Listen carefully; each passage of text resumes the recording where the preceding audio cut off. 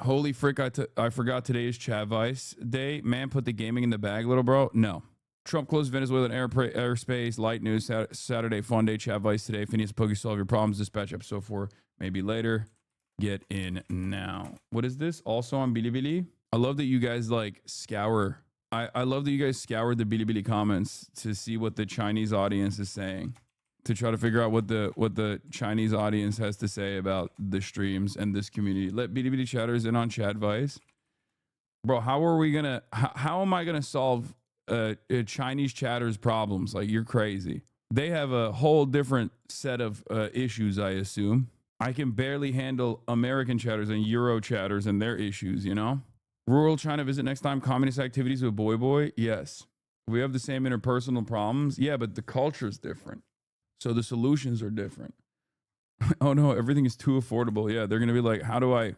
Like, the hardest one would be South Korean Chadvice. You know what I mean? That'd be even harder than... I'm going to be honest, that'd be even harder than solving Chinese chatter problems. Like, South Korean Chadvice would be insane, you know? It's like... I guess South Korean Chadvice is almost like American Chadvice, but in the future, you know? American Chadvice, but 10 years advanced. Because we're heading in that direction, right? Bella Hadid and Pedro Pascal, the host. Oh no, I know this is happening. I already reached out to Alana to see how I can help out with this. For the uninformed, what exactly is Chadvice? We did it a couple months ago with Vanilla Mace and Adapt. It was awesome. And it's a long-standing community advice segment where it's basically like chatters sign up, they have issues, they have dating issues, they have financial issues, whatever. Like they have problems that are oftentimes very, very funny and very unique and very interesting. And we sit around and we give advice about those issues. I usually try to do my very best to give good advice, but I probably end up giving bad advice. And then my guests actually kind of carry every single time with good advice. Yes, funny. It is funny. It's fucking hilarious. People come in with like the craziest shit. How can you Chadvice something like this? Introducing iPhone Air Apple. iPhone Air Apple. iPhone Air Apple. What is the fuck? What? I don't even understand what the joke is here. Oh, is this it doesn't have the... Oh my God. I just realized the Korean one doesn't have this because this is seen as like a slur. The pinch in Korea is considered anti-male. Oh my God, that's crazy. The pinch in Korea is considered like a anti-male hand signal. To say that you have a small wee-wee is considered like a slur. They need to, dude, Korea needs to, first of all, abolish mandatory conscription, okay? Or at least like make it so that women also have to serve. I don't know, one or the other. Probably abolishing mandatory conscription. Like, you should probably stop that. And then also no more U.S. military troop presence, move towards unification. You know, just like, this is crazy. It's getting out of hand, man. I mean, I know people get mad at me for saying this, but I feel like you got to get the U.S. out of there. You got to start working on, tackling some of these material problems that are taking place. Abolish K-pop next. I mean, K-pop can stay. It's fine. You know, whatever. It's just artistic expression. It's just... Explain the pinch. How do I start? The gender wars are incredibly polarizing in South Korea. Many youth in South Korea call their country, literally, they call it hell. Okay? Like, the common way to talk about South Korea, especially amongst the youth, is that they're living in hell. Okay? Hell Joseon. And basically, there's a lot of misogyny. A lot of misogyny in South Korea, unfortunately. And I think some of that comes from material inequities paired up with this incredible work, this incredibly demanding work structure where you're spending most of your life aggressively studying for entrance exams to get to some high level, to get to the best possible educational institutions, only to then get to the you know, one of the 3 companies that basically run the country, to have a shit ass job where you basically work yourself to the goddamn bone. And that is if you're lucky, because one of 5 companies owned by basically 2 families or 3 families are responsible for the entirety of the Korean economy. And in that neoliberal hellish nightmare, you also then have to serve in the Korean army. And I think a lot of people's brains get bricked in that process. And they're looking for a reason as to why they have so much pain and so much anger and resentment. So they basically take it out on women. They just suspect that it's the women that are responsible for all the pain and torment that they experience. There's also just a lot of unexamined misogyny as well from the patriarchal constructs that both exist in the United States of America, but maybe highlighted a little bit further. The expectation is that women also have to do all of these things, but then simultaneously take care of their family and the family of the men. Anyway, in this endless back and forth nightmare, the gender wars have been really gender wars have been extra highlighted. And basically the men's rights movement there is pretty poppin'. Like, we kind of laugh at, the incels here, and they laugh at the incels there too, but the incels there are kind of right policy sometimes. And one of those things was, I think, like, women or just people that want to make fun of, like, South Korean incels started saying, like, you have a small penis, and did this, like, this pinch emoji. And they were able to successfully make that a slur. They were the men's rights movement was able to basically make this pinch emoji that implies that you have a small penis, like you have small dick energy, into a hate symbol, which is why in that image that we just looked at, the Japanese and Chinese version does not features the pinch emoji, like the 2 fingers holding the iPhone Air, but in South Korea it does not. And before someone says, like, well, plus there's existing stereotype for Asian men. Yeah, except it's Asian women. Like, it's Korean women that started the pinch thing. It wasn't, I don't think it was like Westerners. Like, I understand what you're saying. Like, I get it, but it's not like this is an internal thing. This is like a South Korean thing, right? Yeah, the 100 Thieves emote had to be changed in League of Legends base. There's been a couple different, like, high profile incidents like that. But yeah. Recently, which Korean president did that? The one after, the one or before the rioting back earlier this year, if they sign it? Well, the one where the rioting was taking place is literally like an incel president. He was a men's rights guy. He's also apparently a wife guy, which is strange, but he literally was the incel president. Like, he ran on, what is it, like abolishing the Department of Gender or something? Like, there's just so much. I don't want to get into it any further than I already have. I think Korea is a wonderful country. It's just been so aggressively destroyed by first Japanese imperialism and then American imperialism. It feels terrible. And it's just one of the most, like, fucked over countries on the planet. But because they have K-pop and LG and Samsung and Hyundai, people are like, no, everything is great. Look at DPRK. It's so much worse. And it's like, yeah, it's to varying degrees of fucked. Korea has been destroyed and fucked over to different degrees, basically. Yeah, it is unfortunately a capitalist dystopia, maxed out. Like U.S.'s Wonderland? No, it's not. I think if you were to spend any time in this broadcast, you would recognize that the United States is certainly not a wonderland either. But there's varying degrees of hell that people experience in these different countries. And I think, like, South Korea is basically the future of America. That's why I say it's kind of like, we'll have the flashy things. We have the flashy things. We have our treats. Have you visited South Korea? No, but I plan to. But also I will say, like, it's a wild set of circumstances, because it's like, even the most like centrist kind of progressive liberal instantly is like considered a communist by the right-wing South Koreans. It's crazy. And they have the American brain rot. Like right-wing South Koreans have crazy American brain rot, dude. It is nutty. They'll be like, oh, you're pro North Korea, you're communist, you need to literally be thrown in jail. I mean, the guy, the previous president straight up tried to do a fake coup, and they were going to do it through, they were going to facilitate this fake coup through the idea that like North Korean infiltrators had actually taken over the country or something. So, you know, they did fight it off.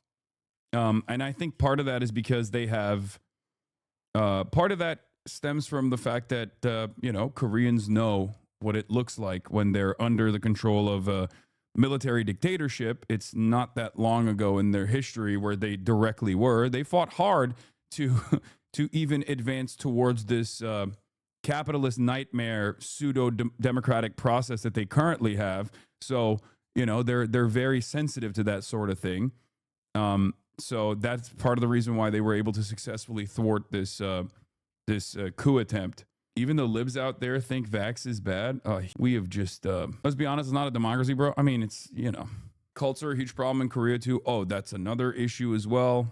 Yeah, it's a big problem in Japan too. It's a big problem wherever the Americans have any sort of control over the governance. The more I do, the more I see about, the more I learn about like Japanese cults and South Korean cults, the more I understand why China is so aggressive with their approach to any sort of anyone that comes out and has like anyone that comes out and has any sort of tendency in that direction. They're like, no, we're not doing that. What has the U.S. got to do with cult formation? It's not necessarily just the United States, but I think it's it is.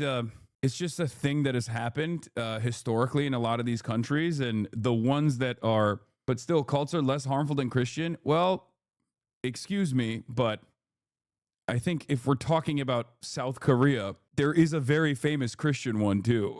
So what do you mean? Yeah. As a matter of fact, here's another like blowback style situation, but like the Unification Church is, you know, partially or almost directly responsible for the Shinzo Abe assassination. It's a Korean cult that like made its way to Japan as well, and it may or may not have had a direct connection with the KCIA and the CIA in general. And it's like one of those ways in which you know, America has played a role in funding some of these cults. Okay, so that one, for example, is like, you know, it's direct American involvement, or at least like indirect American involvement. And as far as blowback goes, off branches of the Moonies have actually basically gained foothold in American in domestic affairs as well. And what I mean by that is, you remember the church where they like fuck their guns, where they marry their guns? That's a different branch of the Moonies, basically. You know the gun church where they have sex with their guns? Rod of Iron Ministries. I mean, you should know. I talk about it all the time, but that's like a fucking American Rod of Iron Branch Ministries. This one. Currently shortened as the Sanctuary Church, originally known as World Peace and Unification Sanctuary Church, is a schismatic offshoot of the Unification Church established by Hyungjin Sean Moon and Kookjin Justin Moon. Both of them are sons of Sun Myung Moon and Hak Ja Han. Their father was the founder of the Unification Church and its leader until his death in 2012. The group exalts the AR-15 semi-automatic rifle in its ceremonies, believing it represents the rod of iron mentioned in the book of Revelation. Proudly, I didn't know about this. Also, here, I mean, I'm going to blow your fucking mind, but sushi in the United States of America was almost entirely dominated by the Moonies. The Moonies are responsible for sushi in the United States of America. They brought sushi to the United States of America, and not only do they bring sushi to the United States of America, I think they still have almost like monopolistic control over all the distribution of all the distribution of the fish that people use at sushi restaurants, I think, or one or the other. They have like still a tremendous amount of control over the distribution of sushi grade fish. Anyway, 80% at one point, not sure anymore. Yeah, this is the cult that we're talking about. This is an offshoot of the Moonies, offshoot of the Unification Church, which the American CIA had full knowledge over. I mean, the guy that we're talking about, his father literally came and spoke to Ronald Reagan, delivered a speech, like all this shit. The KCIA played a role in this. And it's not an accident that they end up operating within South Korea and also within Japan as well, in spite of the fact that the Japanese are unimaginably racist towards Koreans in general. And that's part of the reason why after Shinzo Abe was assassinated, the assassin's wishes were actually met, because the public was like, why the fuck do we have a Korean church operating in our boundaries, stealing money from our Japanese, our big, beautiful, my favorite Muslim propaganda farmer? Yeah, this is propaganda, just an accurate reflection of events. Things that you didn't know about prior to coming to this broadcast that you found out about, that's propaganda. Yeah, if you're fucking stupid, I guess it is. Yeah, Muslim propaganda at that. Christian cults over the world are nearly all CIA's fault. The CIA is directly responsible for evangelicals dominating South America too. There were some thriving left-wing Catholic moves before them spreading there. Yes, the CIA will use anyone and everyone to destabilize. But yeah, inshallah, one day you will also say the Shahada and join. If you hate America so much, why don't you go and live in another country? That's cool. Hassan, this dude stayed in China for 14 days, streamed 12 days, 15 hours a day, and we still can't figure out a sexual orientation. That's so funny. But yeah. Where was I? Speaking of which, this is part of this is the other dangerous side of Chadvice, the sadder side of Chadvice. These are the people that need the Chadvice the most, but they're probably not going to get it because they don't come in here. The Andrew Tates of the world. I talked about this briefly yesterday. Before I get into the news, I'm going to briefly bring this back up. Andrew Tate says, let me make this loud and clear. If you're a straight man with a girlfriend in 2024, you're gay. Lots of people, for good reason, baffled by this, but I watched Nick Fuentes explain why they all say this now, and it's because they think modern dating practices are feminine and think that women should submit to marriage almost immediately. It's a proxy argument for tradwifery. I don't think that is like, I don't think that that's the case. I mean, that's part of it, but I also think that the initial assessment of these guys are preying on the vulnerable youth, the vulnerable and insecure young men, in an effort to string them along and basically force them into alienation from every other person in their lives, until the only reliable source of news and community comes from the men's rights spaces that they operate in. That is what their goal is. It is, ironically enough, it is not dissimilar to the cults that we were talking about beforehand. It's the same as like identify predatory people, identify vulnerable members of the community, and they work tirelessly to separate them from their friends and family, and they constantly feed them a bunch of nonsense and tell them like the only way that you can actually win favors, or the only way that you can achieve your goals, is if you actually succeed within this community. And slowly but surely they isolate them further and further from normal people.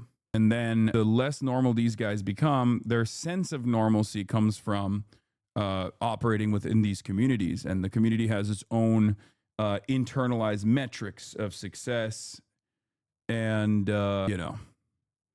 the communities itself have their own internalized success metrics, and people just like operate within those confines. And ironically enough, they move further and further away from normalcy in that process, and it makes it virtually impossible for them to ever have a healthy attitude about interpersonal relationship and communications ever again. And it makes it really difficult. It makes it really difficult to snap them out of it the further they go down that rabbit hole. Anyway, I had a talk with my MAGA pro Pinochet dad at Thanksgiving. I asked him when he migrated to New York City from Chile, if he would have a better life, if he had free buses, childcare assistance, and better wages. He said, absolutely. And I welcomed him to the Mamdani era. Nice. Did something happen in South Korea? Not anything, like nothing new. Oh yeah, the Bradley Martin is full tilt, getting radicalized and is like hanging out with Nick Fuentes. Is devastating situation. Directly a consequence of Israel shit. By the way, like I watched it unfold in real time. I watched it unfold in fucking real time. Let that be a lesson for all of you. Let that be a lesson for all of you. Pro-Trump guy thinks Donald Trump is sincerely going to end all wars, realizes that Donald Trump is deeply invested in Israel, and starts going, what the fuck's going on here? Like, these guys are, maybe these guys are not so wrong about what they're saying about Israel, and then they move on from Israel to, maybe these guys are not so wrong about what they're saying about Jews in general. Pair that up with the notion that this environment of censorship, this environment of enforced censorship, is actually at the behest of Jews, right? Which again is not my assessment, but it is the way that a lot of these traditional media outlets basically communicate the exact same thing that fucking Nick Fuentes is communicating when they say Israel is for the Jews and all Jews love Israel, and if you speak out against Israel, you're anti-Semitic, and if you're anti-Semitic, you must be censored and you must be fucking cast aside. And people basically put those puzzle pieces together, and of course, at the end of that is being open-minded towards whatever the fuck rabid anti-Semites are saying, open neo-Nazis are saying. Also proves your point that this kind of bigotry and racism is more attractive to right-leaning people than your anti-imperialist, anti-Zionist message.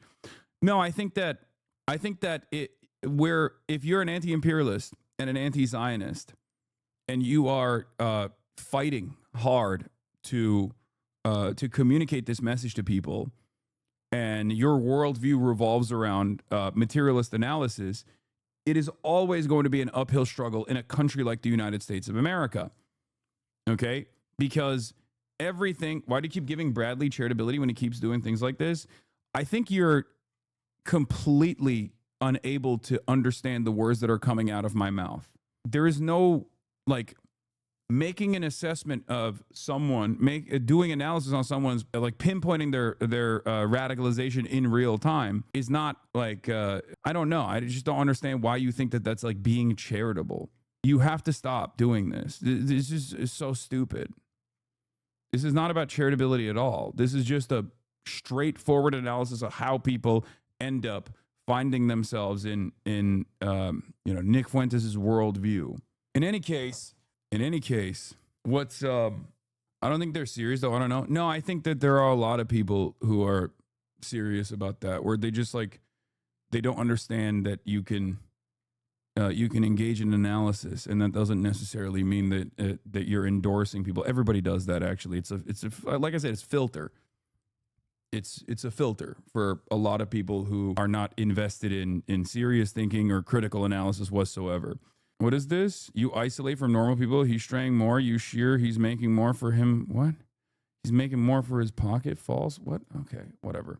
Why don't you talk about your country of origin, Turkey, and the corruption and dictatorship under Erdogan? I have.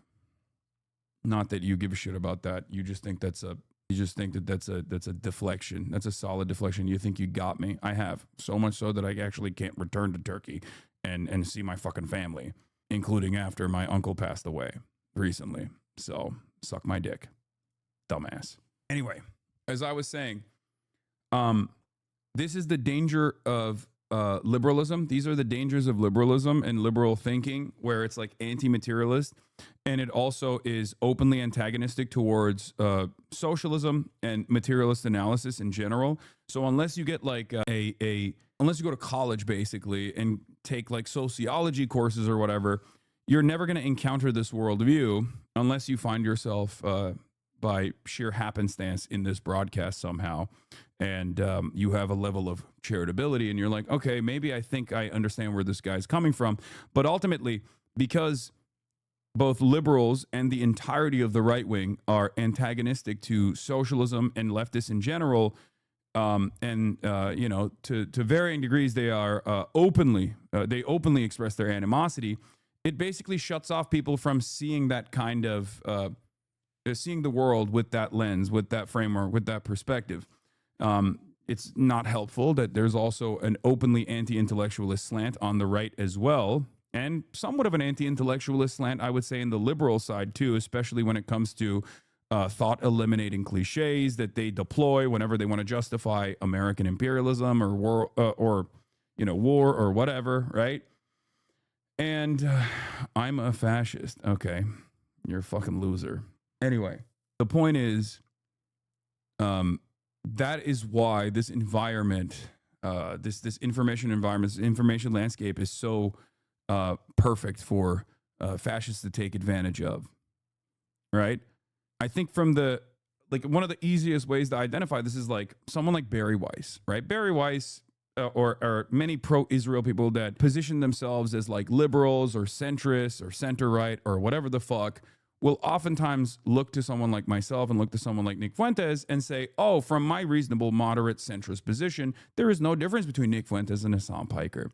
And what they fail to recognize is that that doesn't actually make me look bad. That makes Nick Fuentes seem like a more normal figure in American politics. So if you actually do care about anti-Semitism, but you end up bracketing off anyone that is anti-Israel with the same like anti-Semitic, Holocaust revisionist, Holocaust denying brush, then what you're ultimately doing is you're saying, well, if you have any sort of anti-Israel thoughts in your mind, or if you express any sort of anti-Israel sentiment, you're an anti-Semite. And it makes people go, okay, well, I am anti-Israel, so maybe I am anti-Semitic. Anyway, apparently the Afton-Bain election is in 3 days. A collab virtual, of course, could be good. The left does a dogshit job of combating Zionists and Zionism, which leads to normies not understanding why/how Israel does what it does. No, I don't think so. I think the left has done a pretty remarkable job of combating Zionism. I think it's actually crazy to say that right now. Crazy to say that at this very moment, especially considering that the attitude against Israel, in spite of decades and decades of multi-billion dollar propaganda and influence peddling operation, it has completely failed. And the overarching sentiment is anti-Israel, even in the United States of America, one of the most heavily propagandized countries on the planet. So I think that they've done a fantastic job. The left has done a fantastic job. The issue is, there are still always going to be people that take advantage of the domineering narrative. When Jake Tapper and Nick Fuentes are saying the same thing, which is all Jews care about is Israel, and Israel is the Jewish state. Israel must remain the Jewish state. And if you actually criticize Israel, then you're anti-Jew, because both Jake Tapper and numerous other liberal figures say this exact same thing. And Nick Fuentes says it as well. So if everyone is saying that, then people are obviously going to understand that that is the reality. They're going to think that that is the reality. That is what is being communicated from liberal outlets. The difference, of course, between Nick Fuentes and Jake Tapper is that Nick Fuentes says that and then says this is a bad thing. It's a bad thing that Israel is for the Jews and all Jews care about is Israel, whereas Jake Tapper is saying that's a good thing. He uses that as a defensive position, right? And for the longest time, due to how controlled the media narratives were when it came down to issues that are pertinent to American State Department goals, that worked. There was an environment of suppression. There was an environment of self-censorship. I myself have engaged in that self-censorship in an effort to make sure that I don't get fucking censored or dominated or lose my platform. Having said that, however, now that people actually recognize that Israel is a criminal enterprise and an evil country that is doing a metric ton of violence and also is doing its very best to dominate the lives of everyday Americans and control flows of information in the United States of America, all of a sudden people have a negative opinion on Israel. So now they're leaning in the Nick Fuentes direction. But ultimately, they have been taught that everyone has been taught in the United States of America that no matter what, Israel's for the Jews. all Jews are Zionists, all Jews care about is Israel, and that if you criticize Israel, you're anti-Semitic. If that's what liberals are saying and that's what the Nazis are saying, why the fuck would any normal person ever encounter my position? That anti-Zionism and anti-Semitism are totally separate things, and that in many instances, anti-Semites are unironically utilizing anti-Zionist rhetoric to dominate the discourse and take advantage of the discourse to present an anti-Jewish slant, an anti-Jewish sentiment, and foment anti-Semitic opinions. You're not that special, little bro. Normal people are well aware of this. What? First of all, I never said I'm special. Secondly, I don't think normal people are aware of any of the things that I just mentioned. I don't think normal people look at Israel and think, oh, it's a violent country. And it's a violent country that's totally separate from Jews in general. No, they see it as like the Jewish nation state. They see it as the Jewish state, and it actually creates animosity towards Jews. The point is, for years and years, these dumb dipshits kept saying anti-Zionism is anti-Semitism. And now that anti-Zionism is the norm, it has made anti-Semitism the norm. That's the simplest, most reductive way to put it, okay? That's it. The Zionist right has no idea what to do about the rise of MAGA's overt anti-Semitism and criticism of Israel embodied by Nick Fuentes and Tucker Carlson because it's never understood anti-Semitism or why Israel deserves critique. I think liberals don't get it either, if we're being real. I think Zionists don't understand it. They don't. I agree with the first part, but the effect this has is the legitimizing of Tucker and other dipshits, but I don't believe in the slightest that it's making people more anti-Semitic. No, I think there's nascent bigotry in the hearts of many Americans, right? Especially towards a group of people that they've never like personally encountered. There's not that many Jews in the United States of America, and they live in Florida, New York, Los Angeles for the most part. So many people in the heartland have never actually encountered a Jewish person.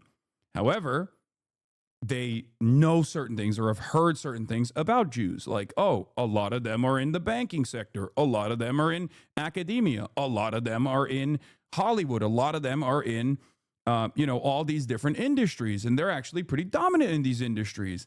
And ultimately that goes from, there is a higher percentage of Jewish people in these sectors to Jews control the media and Jews control the banks.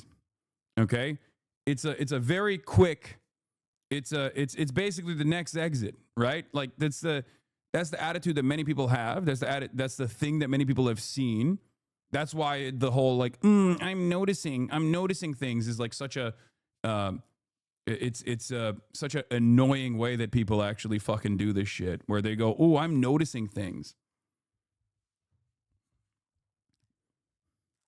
The point is, Jews are not a monolithic group of people, just like no one is actually a monolithic group of people. They don't have a monolithic understanding. If they did, there wouldn't be billions of dollars poured into trying to break the minds of young American Jews and turn them into wonderful, loyal soldiers for Israel. Okay, if that was the case, birthright wouldn't exist, right? They wouldn't have to do birthright. Automatically, every Jew would be, growing up as a ultra Zionist from the start. There would be no such thing as an anti-Zionist Jew. It doesn't work that way, right? The problem is there are plenty of Zionist Jews that turn around and say, no, you don't understand. If you're criticizing Israel, you're criticizing Zionism. If you're saying you're anti-Zionist, you're criticizing all Jews because all Jews are Zionists. Well, you're a fucking idiot for saying that. Not only is it untrue, but you're also a fucking moron for saying that, because everybody that hears that goes, okay, I guess I'm anti-Semitic then. Like people don't understand how quick that turn is for people, especially once they, decided Israel is bad, once they realize that Israel is bad. Anyway, where was I? All right, let's get into Venezuela. The problem is Zionist Jews are pushing anti-Semitic stereotypes. Oh, 100%. Tell me if like Jews control. Like this is the person, Sarah Hurwitz literally is a speechwriter for the Obama team, okay? She wrote many of Michelle Obama's speeches. She is a liberal in every sense of the word, but she's also incredibly pro-Israel. Okay, she's incredibly pro-Israel. She is a prominent Jewish person in American politics, right? So when you hear her say shit like this, what the fuck is the expectation from the average cornbread, Iowan who has never really encountered a Jewish person? They hear stuff like this and they basically go, oh, okay, so I guess Jews do control the media. I guess Jews do control the banking industry. And I guess Jews are, dominating American politics. Hollywood, right? Because like you made us do that. I don't, it's like, I guess I would just gently push back on the idea that Jews have power in America. I think we have tremendous status. I think we have, we've certainly achieved like tremendous professional and cultural achievement. We certainly have achieved, wealth and like professional success. But I don't necessarily know, we're 2% of the population. So if the majority turned against us, I'm not totally sure what we would do, right? Like I'm just thinking about like power in very kind of practical ways. We definitely have power in Israel, like as a state, right? But I don't necessarily think Israel is like the most powerful state in the world or all powerful. I think it's often kind of deemed the source of all the world's problems and kind of, whereas like this is a state the size of New Jersey. It's not. I know we think it's very important. I certainly think it's important in the scheme of the world's thing. Like I would probably focus more on like China, Russia, Iran. I think the obsession with Israel is it's sort of, it's a reflection of very old historical ideas about Jews. But I think you know, I certainly think you're right. Like what you're alluding to with like, there is this trend in history to say there is this disgusting thing and Jews, you have to do this disgusting thing because you can't do anything else. We're not going to let you do anything else. You're going to do this disgusting thing. And then when you do it, we're going to call you disgusting. So, okay, you can't, centuries ago, Jews were not allowed to be in guilds. They were barred from many professions, but they were allowed to do money lending, which was considered disgusting. And so they did. And people said you were disgusting money lenders. And they developed skills in finance. And so they became quite accomplished in finance and banking. And like part of what she's saying is not untrue, and then part of what she's saying, especially because it's still paired up with like a pro-Israel sentiment, is also ridiculous. Okay, if she were to say like, oh, Jews have been pushed into like Jews were not allowed to tend the land or own any land, so they were pushed into like banking because they were allowed to do usury as opposed to like Christianity and Islam considering usury to be a sin or whatever. Like there is a historical assessment here that's not untrue, right? Like Jews are pushed out from other sectors, and then they get into sectors where they make do, and then people turn on them, and then shift the blame and responsibility over to like Jewish domination or whatever the fuck, right? Like that assessment is not necessarily untrue. That assessment is not wrong. It's just that when you tie that to like a pro-Israel sentiment at a time when everyone is anti-Israel, then it comes across like you're saying that Jews are dominating these sectors and it's good, and we're going to use that power to keep cutting pro-Israel propaganda, which is how people see it, how a lot of people see it.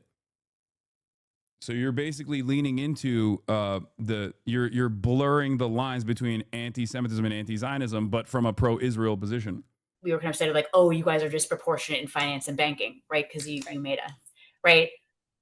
Decades ago in America, Jews were pushed out of the more kind of classy art forms of like theater and publishing and told, you guys, there's vaudeville, which is kind of like, crass down market. Like that's the only thing Jews can do.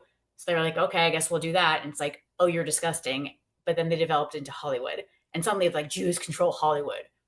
Right. Cause like you made us do that. I don't, it's like there is something to it that's a little bit cruel. This idea that like you've succeeded in this thing that we forced you into, and now we are going to condemn you for that. And that I just feel like, yikes. For sure. But look, we are not a powerless people, right? We have power in Israel. We have nuclear weapons and an army. Whatever. Yeah, this is pretty funny though. Yeah, it's everything that Sarah Hurwitz has been saying is basically Norman Finkelstein's entire life's work. Okay, like Norman Finkelstein has written extensively about virtually everything that Sarah Hurwitz says, whether it be like the way that like Holocaust education is paired up with pro-Israel sentiment, all this stuff, like weaponizing the traumas or the horrors of the Holocaust to justify Israel's violent existence, all this stuff. Like She basically just says it out loud over and over again. And I think for the longest time, if you were to have these conversations, especially in the rooms that she's having these conversations, no one would fucking bat an eye because no one would really hear about it or no one would care about it. And the reason why no one would hear about it or care about it is because either people just didn't know anything about fucking Israel or thought Israel was a force for good because that's all they learned. But now that people don't think Israel's a force for good, doing this kind of propaganda unironically foments anti-Semitism. Because people go, what the fuck? What is this like high profile Jewish person saying right now? You know? I sometimes get this weird gaslighting where people say, oh, okay, Sarah, you're saying that college kids can't criticize Israel. Well, look at you censoring free speech. I'm like, I would love people to be criticizing Israel. I would love them to be having a debate. But, you know, No, you won't. From water to water, Palestine shall be Arab. That's not criticism any more than from water to water, Israel shall be Jewish is criticism. It's eliminationism. It's that's not. Yeah. Liberal Zionism and the extent of liberal Zionism, which is totally avoiding that is what Israel is doing currently. Water to water, all that will be Jewish is literally the Likud charter. And what Benjamin Netanyahu time and time again said is the initiation of the Eretz Israel, Greater Israel project. That's not a criticism. You know, Jews are, Israelis are Nazis is no more a criticism than Palestinians are terrorists. Those are just Anyway, I can't get over the Sarah Hurwitz video. She was a speechwriter for the Obamas, but she sounds exactly like some genocidal settler in the West Bank, and people in the audience applaud. Yeah. What is this? Yeah, here's one more Sarah Hurwitz video. New Obama speechwriter, former Obama speechwriter Sarah Hurwitz says she went looking for Israel's original sin and came up empty. Okay? Another crazy fucking take. You have this chapter in the book called "My Search for Israel's Original Sin." Mm-hmm. So, can you talk a little bit about what is Israel's original sin and your and why you wanted to search for it? So, you know, my first book, I was talking to a Jewish communal leader, telling her about the chapters on ethics and God and Shabbat, on and on. And she looked at me and she said, and the chapter on Israel. And I had this long thing about, like, no, and it's distracting, la, la, la. And she looked at me and she goes, well, that's a cop-out. And the truth is it was. You know, I felt a lot of anxiety about Israel. It seems so complicated. And I hate to say this now, but I think on some deep level, I had a feeling that there was something probably fundamentally problematic about Israel's founding and existence that if I did enough research, I would discover and I would not be able to defend. And that you would be part of the general agreement. Exactly. Like I was actually, which is just, I'm so embarrassed by this now. It is such a painful thing to admit. Sarah, this is what we're dealing with. I hear this all the time. So You're just saying it out loud from people who otherwise just say it quietly or in small. As I did the research, I was like, you know what Israel is, Dan? Okay, I'm going to say something shocking and wild. Brace yourself. It's a country. It's a country. It was founded like so many other countries in the mid-20th century. Countries founded in war, partition, bloodshed. I'm sorry it's not pretty. I really wish it had, come about in unicorns and moonbeams. That would have been beautiful. I mean, look, this is how a lot of nation creation came about in the mid-20th century in the wake of World Wars I and II. Countries were partitioned, divided up, and in ways that were, I think, problematic in many ways. I'm not saying this is wonderful and great, but I think what struck me is that so often I think we educate our young people to think that Israel is exceptional. It's unlike any other nation, but it's actually completely unexceptional in its founding. And I think we have done a huge disservice to our young people. Every country does genocide, guys. It's just how it is, except this one is doing it right now. And also doing it with unlimited funds from the United States of America. So what's the problem? Well, that's the problem. It's happening currently in real time, and we can see it, especially after reading endless amounts of books about how wrong that shit is, okay? Ironically enough, partially as a consequence of like all the Holocaust education, which is something that she also personally recognizes, okay? Because remember, the whole Sarah Hurwitz saga started when she openly stated that a big problem with Holocaust education was that it was very successful in early on in terms of defending Israel's existence. But then people started seeing Israel doing a Holocaust and were like, well, isn't this kind of the whole point of never again? And she's like, oh, no, it's bad now. right? That's the reason why everybody knows who the fuck Sarah Hurwitz is, because she went viral for that take. She said the quiet part out loud. When we have failed to educate them about how Israel is a country, and we have failed to normalize Israel for our young people. We have failed to say, like, here's a bunch of really unpleasant facts about how Israel was founded. And also, those same facts apply to these other many, many countries. Let's go through those as well. You know, I wish every young person could understand that, yeah, there's some really tough, hard stuff in Israel's founding, as there was in the founding of many other countries at the time. And I think also there are certain things that Israel is doing that's just like not something that happens now. You know what I mean? Or has happened in history books that people genuinely consider to be disgusting. Like, you can't have a liberal society and have liberalism be in defense of like individual rights, whether it be, you know, private property rights, but also individual rights of like, equality and civil liberties, and then also maintain a fucking apartheid state. Like, you just can't do that.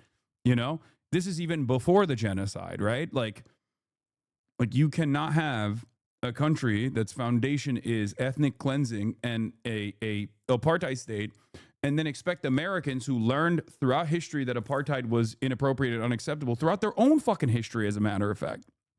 Like Jim Crow, separate but equal arguments no longer work in America, because Americans, whether there are still, existing racial wounds and racial inequities in this country, Americans, by and large, assume that, you know, Jim Crow is a thing of the fucking past and that it's not good. It's a bad thing, right?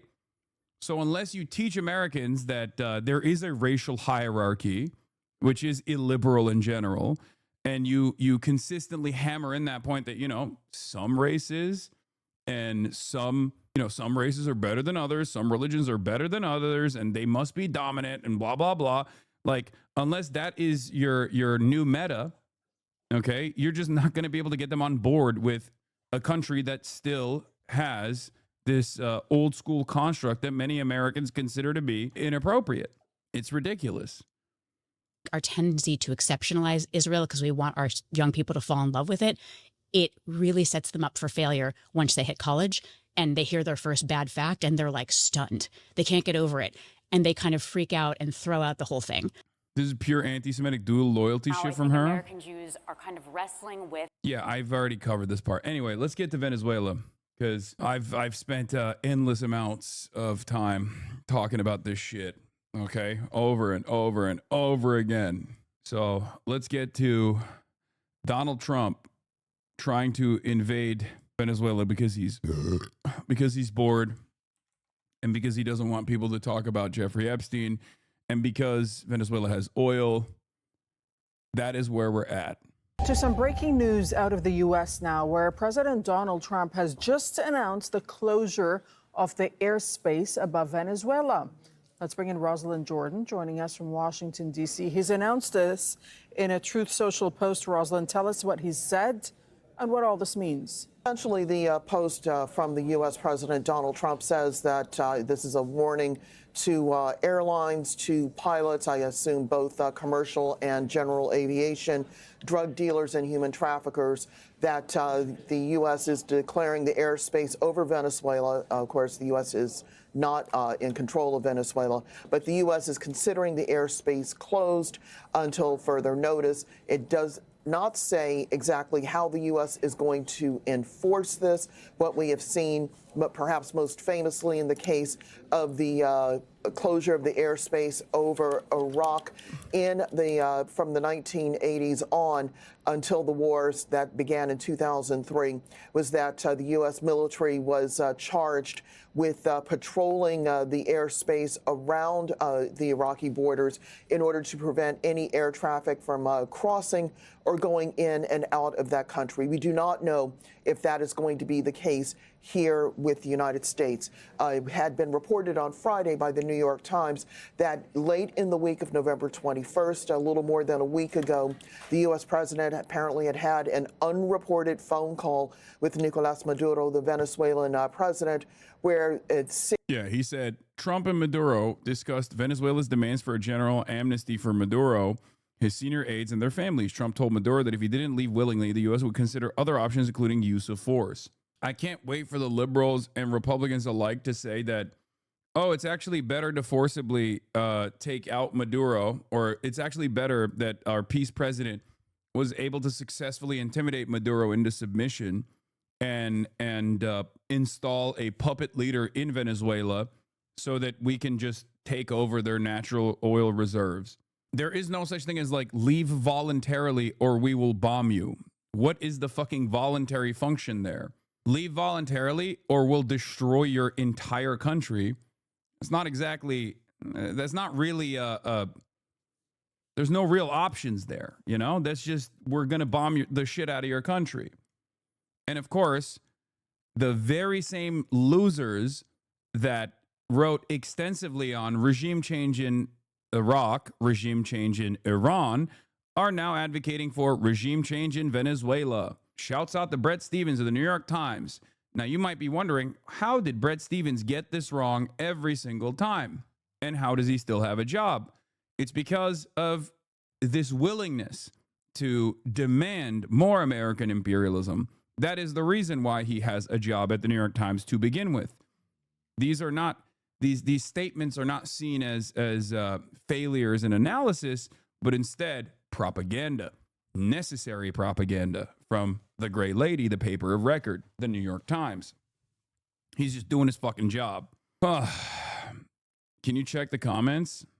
U.S. military intervention is a horrible idea. I'm not really sure what kind of military action Brett is envisioning. Airstrikes, that won't work and could cause a rally around the flag effect. Limited ground invasion of Caracas and its immediate environs. This isn't Panama City. Too big and a result of very risky for U.S. soldiers. Full-scale invasion, not with 15,000 troops.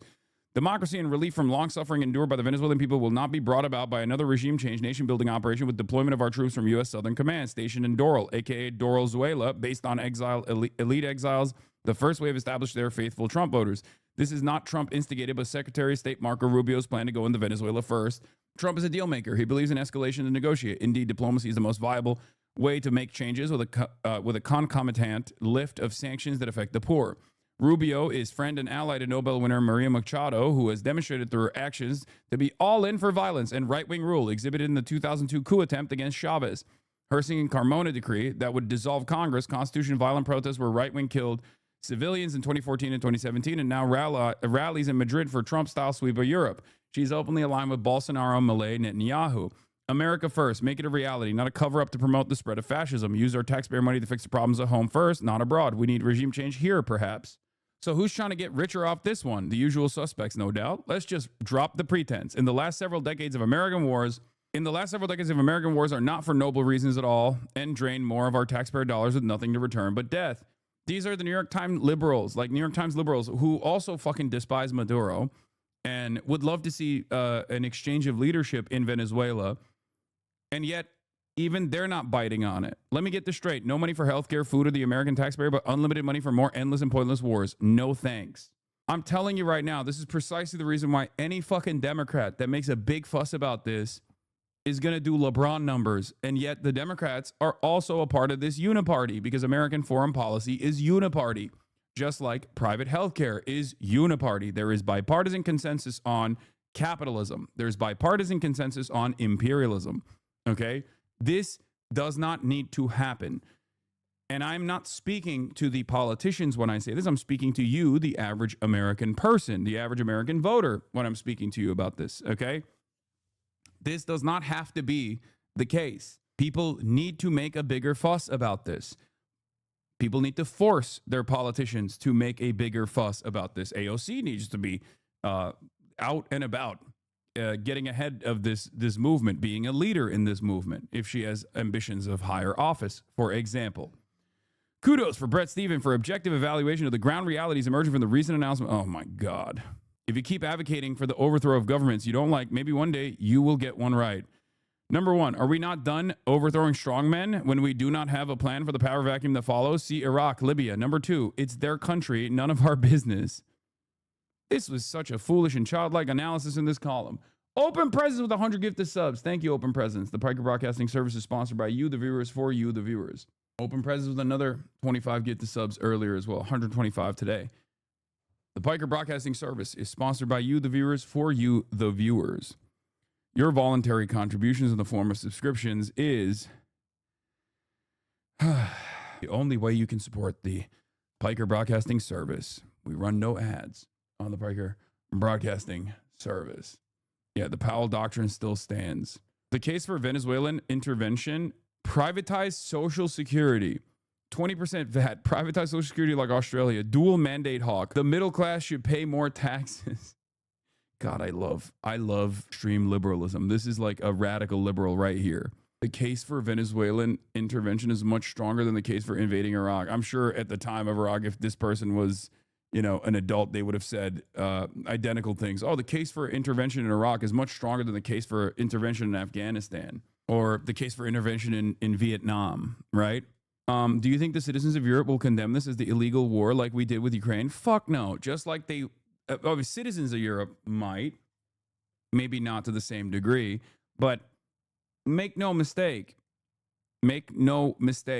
Just like when Israel started as genocide or accelerated as genocide after October 7, and it took 2 fucking years for Europe to ever make a fuss about it at all. And even then it was marginal. And very quickly they snapped back to their previous formation, like Germany immediately started sending weapons back to Israel as soon as this so-called ceasefire was implemented.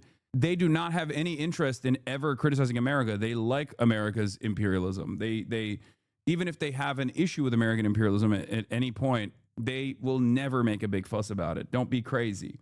They do not give a shit. Okay? Anyway, let's continue. According to those who were sourcing the story, the two men were talking about perhaps having a face-to-face meeting here in the United States and were perhaps discussing ways to try to reduce tensions between the two countries. The U.S., as our viewers know, has been very angry with Venezuela. It blames Venezuela not just for fueling what the U.S. calls an unprecedented migration crisis, but also by fueling the fentanyl addiction crisis here in the United States by efforting the trafficking of that illegal substance into the U.S. territory and resulting in the addiction and deaths of hundreds of thousands of Americans. The U.S. has also long been very unhappy with Nicolas Maduro being the president of Venezuela. The Biden administration had considered his reelection in 2024 to be illegal. The Trump administration has continued that posture and has strongly signaled that it would like to see Maduro removed from power. So, Rosalind, what do we think this all means? I mean, and especially considering that over the past few weeks, there's been... we want to tackle the fentanyl opioid overdose crisis in the United States of America, so we're just going to bomb a country that has nothing to do with it. This is cool. An increase, I would say, in the number of military personnel in the region. Well, it's probably not a good sign for the Venezuelan government, if I were to speculate. It is worth also pointing out that on Thursday and Friday, the U.S. Defense Secretary, or Secretary of War, as he likes to call himself, Pete Hegseth, was on board the USS Gerald R. Ford, which is the aircraft carrier that has been deployed to the Caribbean Sea in international waters, but not far from Venezuela. Part of that military show of force to perhaps intimidate the Venezuelan government from carrying out what the U.S. says are illegal criminal narcotics activities. But this is certainly part of that context. Does that mean that military action carried out by the United States is imminent? We can't say that, but certainly it's one more piece of circumstantial evidence that the U.S. is trying to put very overt, very blatant pressure on the Venezuelan government and not just use diplomatic language to try to change course in that country. What kind of debate has all this sparked in the U.S.? Because, again, over the past few weeks, we know that the U.S. military has killed more than 80 people in boat strikes as part of what Donald Trump and his administration are describing as the anti-drug trafficking campaign. Well, there hasn't been much in the way of public uproar, but there's been a lot of uproar on Capitol Hill. Congressional Democrats and a few Republicans are very disturbed by this campaign on trying to deal with drug trafficking that traditionally had been carried out as a law enforcement action with the U.S. Coast Guard basically interdicting these vessels allegedly carrying narcotics and then arranging for the detention and then transfer to U.S. officials for prosecution, as opposed to carrying out these strikes without notice, without any legal authority on these vessels. And in recent days, you've seen more people, especially on Capitol Hill, but also in the legal community, raising very serious questions about whether the U.S. is carrying out war crimes by basically targeting people without any due diligence and basically acting as judge and jury rather than going through the long-established, decades-long process of arresting and then prosecuting people for criminal behavior. Rosalind, stand by for just a moment, because as you were saying, the U.S. has been rapidly increasing its military presence in the Caribbean. Since August, more than 10,000 American soldiers. Do you think China has any interest in intervention? I mean, ironically enough, a lot of these initiatives, or the domino theory by dismantling Venezuela and then kicking up a wave of destabilization through tens of millions of people displaced in Venezuela that will go to all these other Latin American countries, is directly done to extract all the oil with no regulatory control or no kickbacks to the fucking Venezuelan population whatsoever, but also to move South American countries away from aligning with China. Having said that, however, I don't think China will do anything about this. Who knows? Maybe they will, but I just don't see China doing anything about this regardless, because China notoriously does not engage in proxy wars with the United States of America, even if it's an ally or at least like a regional partner that that they would benefit greatly from aiding, or at least like leaning into. No, China does a lot internationally. It's just not their policy to intervene against America in these proxy wars. At most, they will offer some support to Russia. Russia is much more hands-on in terms of the direct intervention that they engage in. But Russia is also not China and has a lot less capacity to do so, especially because they're currently fucking waging war in Ukraine. Never did you forget Vietnam? I mean, are we really? You think China now resembles China in the Vietnam era? It's like saying, oh, what about Korea? Yeah, I'm talking about modern People's Republic of China, okay? The established hegemonic superpower. Not hegemonic, but like the established superpower challenging the hegemonic superpower of the United States of America. Soldiers and fighter jets have been deployed near Venezuela. This is the largest deployment of U.S. forces in the region in decades. The U.S. Navy's largest aircraft carrier, the Gerald R. Ford, has arrived in the southern Caribbean, and this is the largest ship of its kind in the world. You think South America would try to intervene? I feel like completely dominated Venezuelan oil reserve. You mean South Africa or like South America? Would try to intervene. None of these countries have the capacity to intervene against the United States of America. Don't be crazy. Saudi Arabia? No. At most, you'll see posturing against American imperialism from other Latin American countries, but I don't think they will actually. I don't think they'll actually militarily engage with American soldiers. I mean, that's crazy. With its own air wing of more than 75 fighter jets, helicopters, and early warning aircraft. And a Navy destroyer carrying guided missiles, helicopters, and Marines has also arrived in Trinidad and Tobago near Venezuela's coast. Venezuela has put its armed forces on high alert, deploying thousands of troops and a reported 5,000 Russian-made missiles across the country to counter the buildup. And now, what we hear in the past 30 minutes or so is the U.S. President Donald Trump announcing the closure of the airspace above Venezuela. Rosalind, was this expected at all? And do we know why now? It was not expected. We don't know why. We are trying to reach out to sources across the U.S. government to find out exactly what is happening.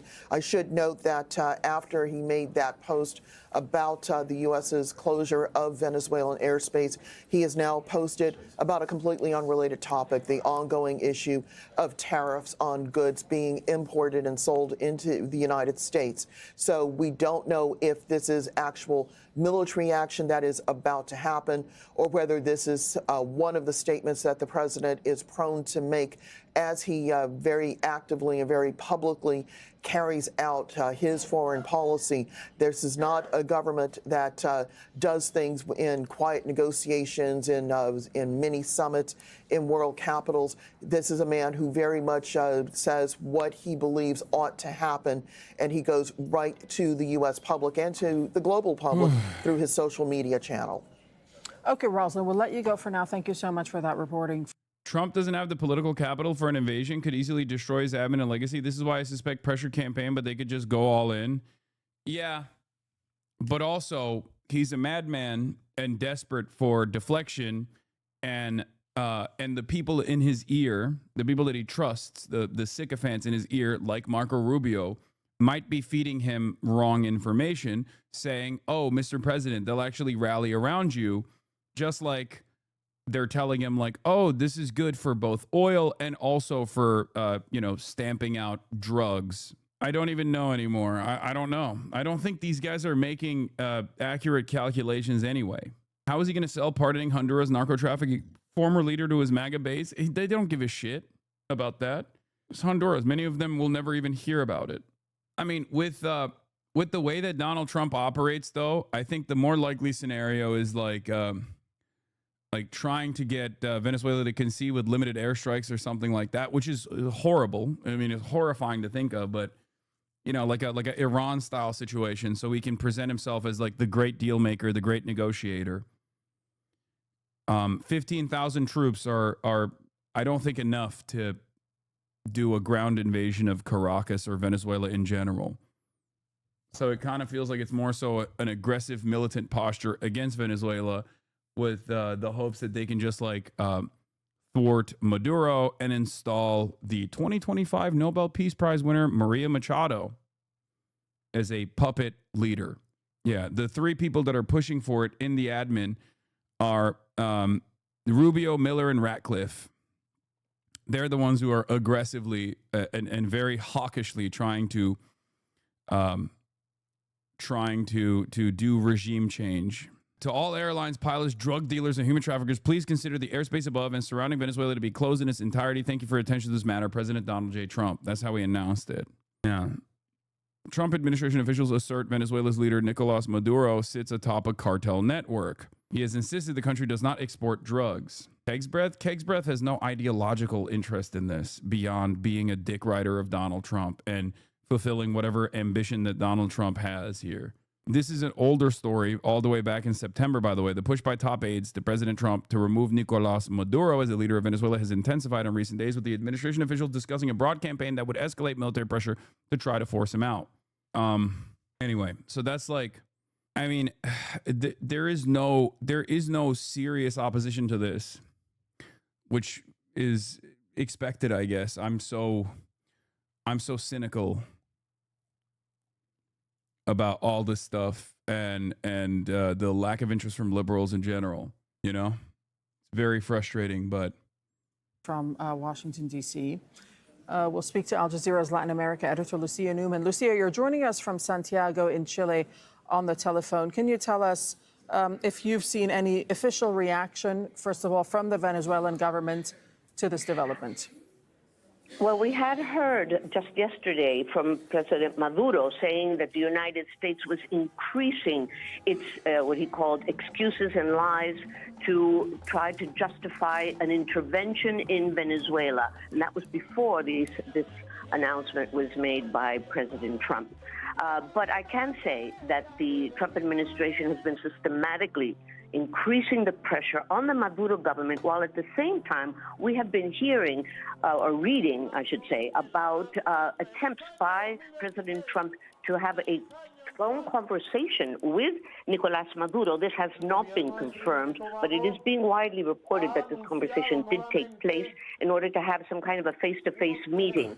Again, this has not been confirmed, but so he's sort of going hot and cold. But what clearly this very week on Monday, he declared the so-called Cartel of the Soles, a narco-terrorist organization, which he says is led by Nicolas Maduro. And then the White House said that Not even the New York Times is buying what Machado is selling. This is from 3 days ago. Opposition leader Maria Corina Machado faces criticism that she is exaggerating threats posed by Venezuela's leader to justify U.S. force to overthrow him. I have no doubt that Nicolas Maduro, Jorge Rodriguez, and many others are masterminds of a system that has rigged elections in many countries, including the U.S., Ms. Machado told Bloomberg News, referring to Venezuela's president and the head of its National Assembly. Yeah, not only are they actually shipping metric tons of fentanyl into the United States of America, they're also rigging the American elections. Mr. Trump followed over the weekend by amplifying unproven assertions that Venezuela interfered in the 2020 election. I hate how stupid American politics is, by the way, that you can just be like, Venezuela is doing white genocide in South Africa and also rig the 2020 election. So big, beautiful President Donald Trump lost. And Donald Trump will be like, that's true. This is the truest thing that anyone has ever said. We have to destroy Caracas. Ms. Machado and other opposition leaders have also argued that Mr. Maduro simultaneously heads two different drug trafficking organizations threatening U.S. national security. The Trump administration has similarly sought to link Mr. Maduro to both groups. The Trump administration has designated those groups, Tren and the Cartel de los Soles, as terrorist organizations. Trump officials have also claimed that the United States was in a state of armed conflict with narco-terrorist drug cartels to legitimize the strikes on 21 boats, which have killed at least 83 people since September. But the administration's own intelligence agencies, experts on Latin America's drug trade, and other Venezuelan opposition figures have rejected the idea that Mr. Maduro wields control over two groups or is weaponizing them against the United States. While experts agree that figures in the Venezuelan military have been involved in drug smuggling, some doubt these organizations are even transnational drug cartels. JCS chairman and Trump's top advisor, Dan Kane, is on a tour of the region right now. He started the task force base in Puerto Rico. He then met with the president of Trinidad and Tobago. Hexed is visiting the Dominican Republic today to strengthen security cooperation. Can this even be called manufacturing consent? It's too stupid. I think at this stage, because Americans are so invested in whatever the fuck's going on in their immediate lives that they don't even care about this shit, is my point. They will care if American troops are invading Venezuela militarily, or like on the ground, and then returning home in body bags. Okay, at that point, some people will start getting mad, but most people are against this. The overwhelming majority are against this, but it doesn't fucking matter. That's my point. Just like the overwhelming majority are against giving weapons or any money to Israel, and it doesn't matter. We are at a stage at this point where you don't even need to manufacture consent anymore because people have just completely checked out of the process. Yeah, you can just kind of do whatever the fuck you want if you're America. And even Americans are just not going to mount a significant opposition. I saw some TikTok comments making fun of Maduro. The U.S.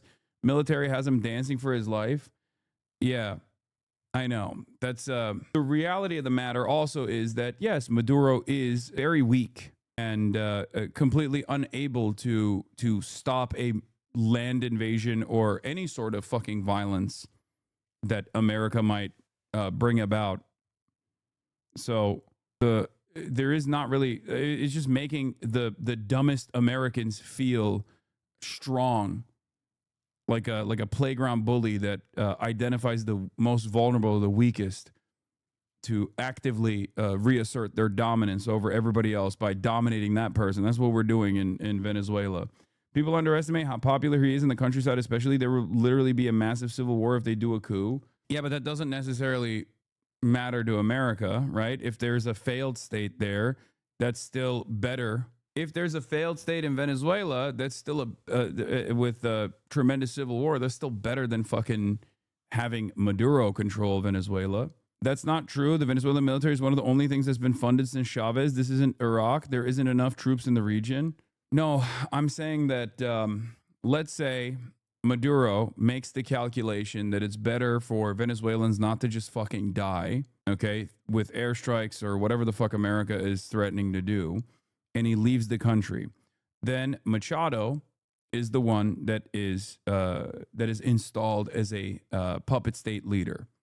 This will be an incredibly far right government that is entirely invested in selling what remains of the natural resources of Venezuela to European and Western capital for pennies on the dollar, with none of those funds going back to redistributive policies. There will be a lot of anger and resentment from the remaining Chavistas. There will be a lot of anger and resentment towards this initiative, because at the end of the day, even if people hate Maduro, at least in my experience, from what I know with what the failed coup that took place in Turkey, and from everything that I've read about how the domestic population responds to direct Western intervention, people are going to be very frustrated with the Machado administration. She will have a hard time securing all of the national forces to thwart whatever kind of instability that happens, and the country will be permanently destabilized. So even if there are Venezuelans right now that are like, I don't fucking know anymore, I hate Maduro, maybe American intervention is good, I think they will change their minds when America is dropping bombs on their heads. Not the Venezuelans that live in America right now, even though the Venezuelans that are living in America right now are very thankful for Donald Trump for offering them TPS, but now they've very quickly learned that they were simply a pawn in a political game, because now they are identified as threats to the fucking state. Just like the American Venezuelans, like the Venezuelans living in America, very quickly realized that Trump is just going to sell them out on a moment's notice to push for whatever kind of reactionary white nativist anti-immigrant sentiment that he wants to foment. The Venezuelans that are living in Venezuela still, that hate Maduro, will very quickly realize that maybe American domination isn't a better overall. At least that's usually what happens when countries actually get invaded. I'll give you an example from the opposing side. There are were plenty of people living in eastern Ukraine that identified as ethnic Russians, that found themselves to be Russian, that were sympathetic to Russia, that did not actually mind identifying as Russian. A lot of those attitudes shifted after Russia invaded eastern Ukraine and blew up their fucking apartment complexes, killed their parents, killed their grandparents. All of a sudden, they were no longer as pro-Russia as they used to be. That's just kind of how it goes. So just remember that. Especially, like, even amongst people that identify as ethnically Russian, for example, they have a very different opinion once the invasion is actually implemented. People always have buyer's remorse. Things that they think that they want, they very quickly find out they do not want at all once those things are implemented, and it's implemented in a very violent way. Yeah. Maria Corina Machado, the far-right U.S.-backed Venezuelan coup leader who won the Nobel Peace Prize, promised a massive privatization if Trump can put her in power. She vowed to sell off $1.7 trillion of Venezuela's oil, gas, gold infrastructure to U.S. corporations. It's crazy that she's worse than Guaido. I don't even know how, but I feel like the Venezuelan opposition to Maduro has gotten way more overt. It's wild. Buyer's remorse for invasions is pretty high. Yeah, from the domestic population, yes. Yeah, Machado met with IMF, oil and investment groups last month, and she went to the America Business Forum as well, and basically talked about an imminent invasion as a positive, and like sold it to American capitalists as like, this is going to be a fantastic business opportunity for you. These guys are not even hiding it anymore. It's like this is the type of shit that people like myself used to say, and then every liberal would turn around and go, isn't that a little conspiratorial, sweetie? Even with Juan Guaido, they used to say this shit. Liberals, whenever I said Guaido did not even take advantage of the legal limited time frame that he had to actually assert any sort of control over Venezuelan politics, because he spent every waking moment petitioning Israel and America to literally militarily invade Venezuela, liberals at the time would turn around and say, oh, how dare you say that? Well, Maduro's really bad. He's really violent. He's eating babies or whatever the fuck, right? Now they're just openly saying it. They're saying the quiet part out loud. This is the type of shit that like leftists would say in their analysis, and then liberals and right wingers would go, "Oh, why do you hate America? You're just making stuff up. You must be a conspiracy theorist."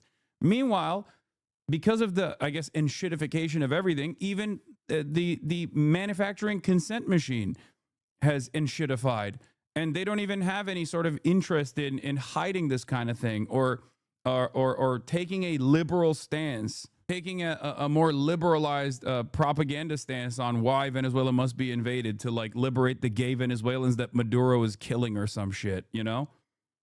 And this is amazing, super exciting for me.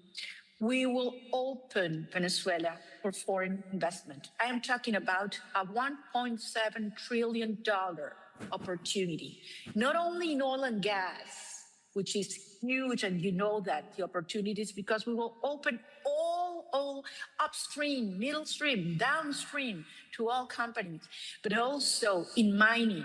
This will help the Venezuelans for sure. You don't understand. This is going to be so helpful to the Venezuelan population. You don't get it. Yeah. The Venezuelan population of Chevron, Exxon, Shell, British Petroleum. Those are the Venezuelan constituents that Machado thinks about. In gold, in infrastructure, power. We have our grid right now has a... Like, this is the type of shit that used to be discussed in cigar smoke filled rooms, okay? In back rooms. This is the wheeling and dealing that used to take place in secretive back rooms, okay? Not at the American Business Forum where Joker face ass Nobel Peace Prize winner is just straight up saying like, "Oh, please come." She's not even saying my people yearn for freedom at this point. She's literally saying my people yearn for privatization. I will sell it to you. I will give all of it to you.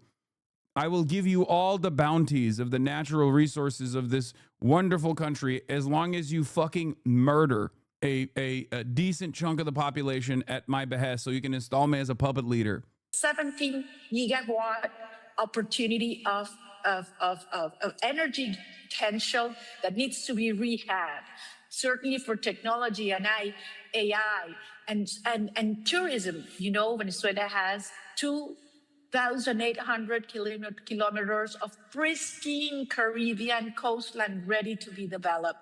So this is going to be huge. We will bring rule of law. We will open markets. We will have security for... This is like, this is unironically like the reason why America was invested in the Batista regime in Cuba, no matter how cruel or no matter how awful it was for the Cuban population. She's basically saying, we're going to do the exact same thing here. Please install me as a puppet leader. It is fucking crazy. Foreign investment and a transparent, massive privatization program that is waiting for you. U.S. government-funded Venezuelan coup leader Maria Corina Machado promised this massive privatization and fire sale of $1.7 trillion of her country's assets at the America Business Forum in Miami, Florida. Donald Trump spoke after her at the same event. Isn't that fucking nuts? Are they maybe also interested in a future dispute with Guyana? I mean, that stuff is, that's just icing on the cake, right?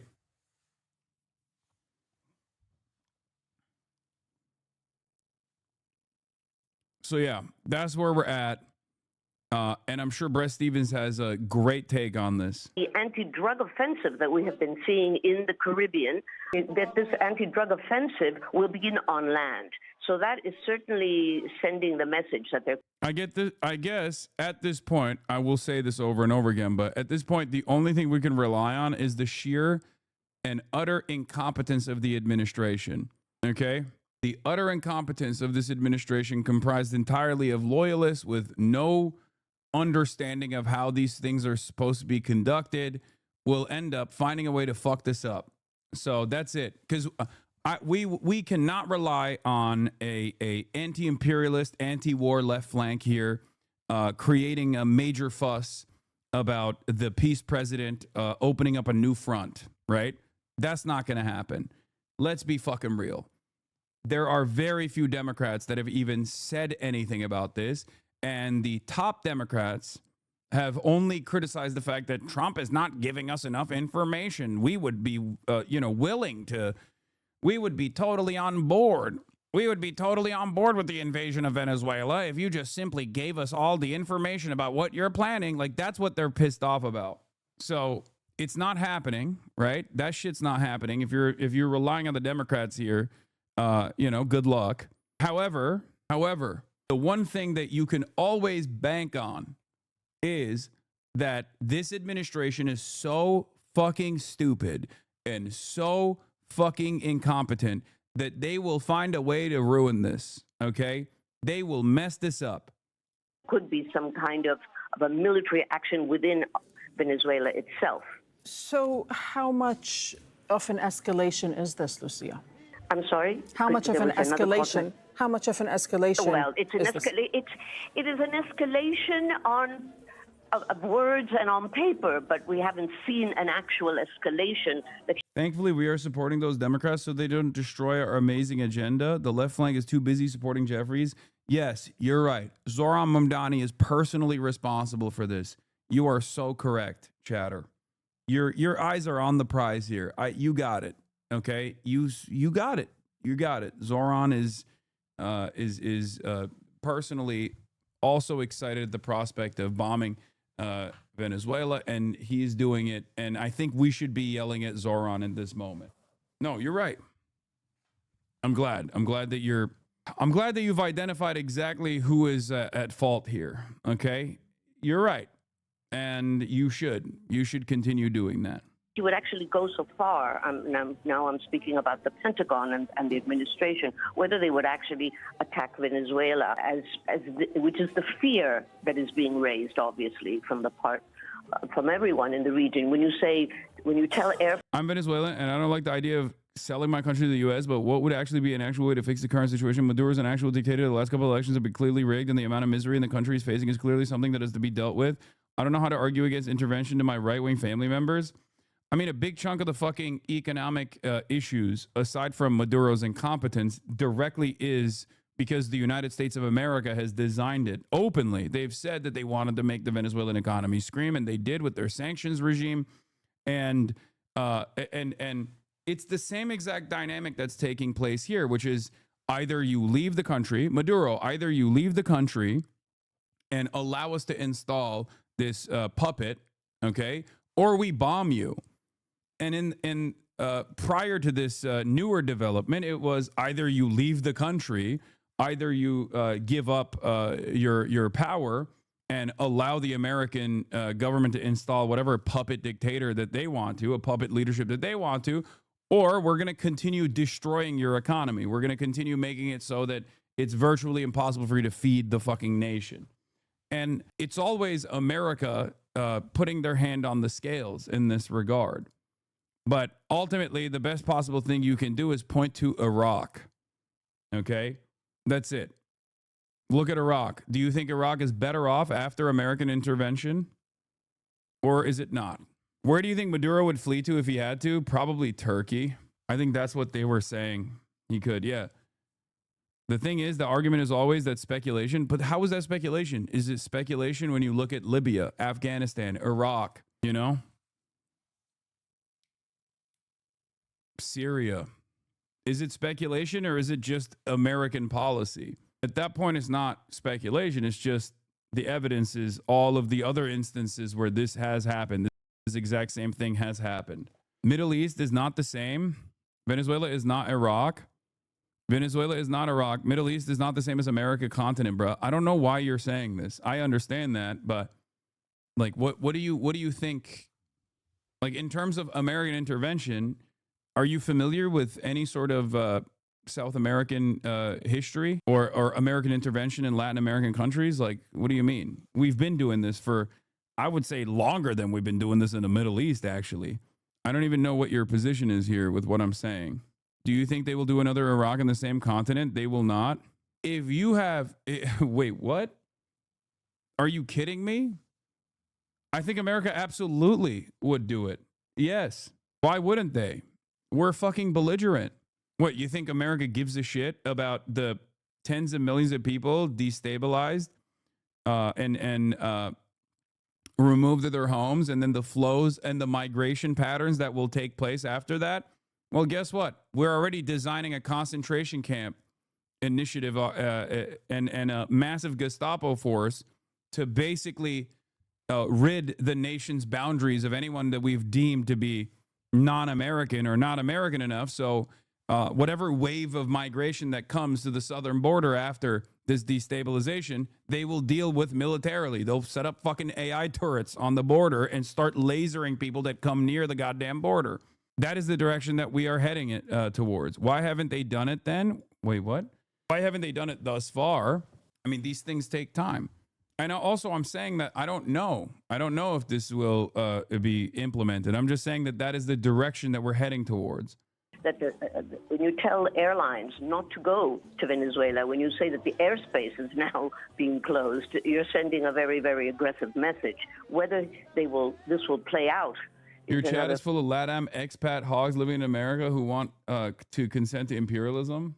I mean, sure, I kind of understand that mentality, except many of them and their positions on U.S. soil is now in serious contention, right? Because if you are a Venezuelan who suffered due to the sanctions or due to like whatever your parents' political position was under the Maduro administration or under Chavez or whatever the fuck, and you escaped to America, right? And America was like, oh yeah, we'll give you citizenship. You have to recognize now, especially that like America is not exactly a safe haven for you, right? Like no matter how hard you dick ride America, America seemingly wants you to hop off that dick. America seemingly wants to purge you of its national boundaries. They're very open about it. They're like Venezuela in this last election cycle became the #1 ops for the Trump administration. Fentanylzuela must be freed by America. Yeah, exactly. Just like Iraq. I am one of the 40 leftist Mexicans that watch this. So no matter how hard you tried, no matter how much you thought, oh yeah, we're just like the Cubans. We're just like the Cuban Americans. Like we are, advocating for, Yankee soldiers to come and destroy Venezuela in an effort to destabilize the nation, install a puppet leadership so I can just like go back and forth between Venezuela. It'll be wonderful. There is no example of that actually taking place and being a successful becoming successful at all, especially in Latin America. Matter altogether. But this has been going on now for a long, long time, and it's unclear whether the administration is willing to actually go into Venezuela or not, but it is supposed to put very, very strong pressure on I'm a Venezuelan who had to return after TPS was ended, and I have people here telling me Trump loves and wants what's best for Venezuela. People here are brain broken. What do you say? What do you say? There's fucking hogs everywhere, including in Venezuela. There's hogs in America. There's hogs everywhere. There's always going to be people that go, no, this is awesome.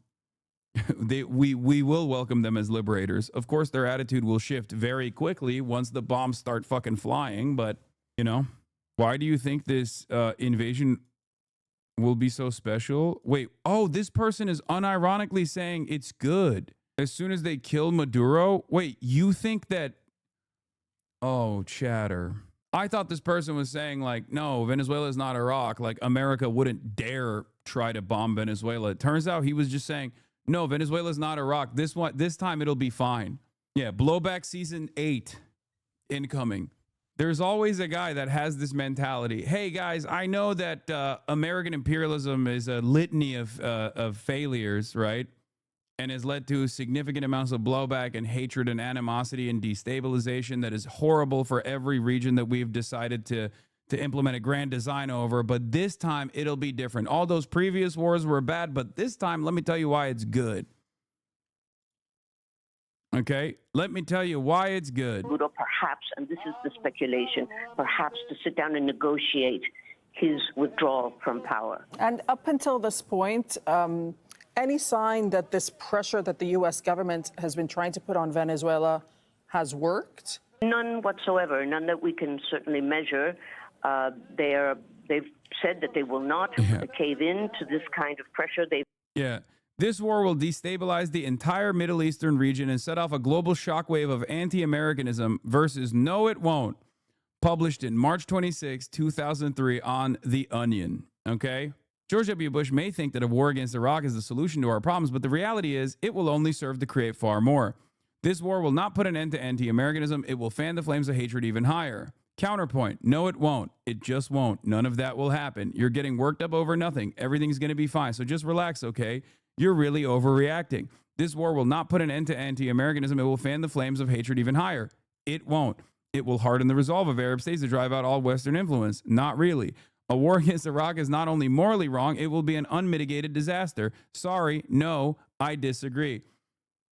Give Bob Scheffer a column in the New York Times right now, because ironically enough, at the time, The Onion was making fun of this fucking asshole and many others like this fucking asshole.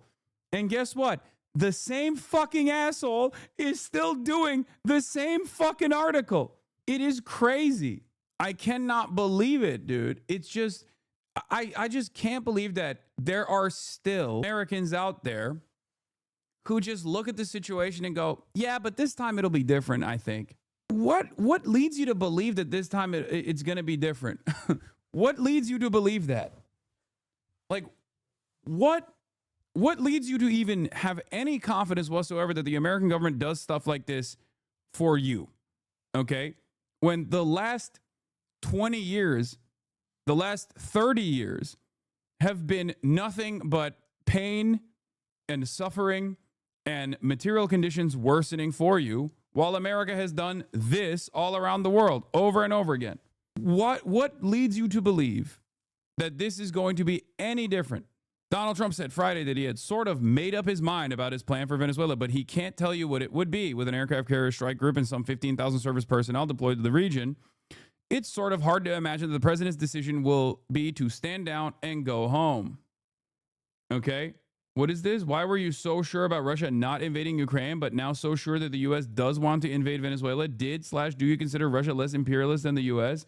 Brother, the very same reasons as to why I think it was a fucking spectacular failure and would cause unimaginable pain is the very same reason why I'm saying I hope America doesn't invade.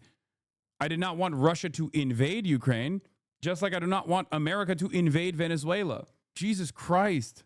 I can't believe people still hold on to this fucking thing, especially when every other thing that I've said about Ukraine has literally happened.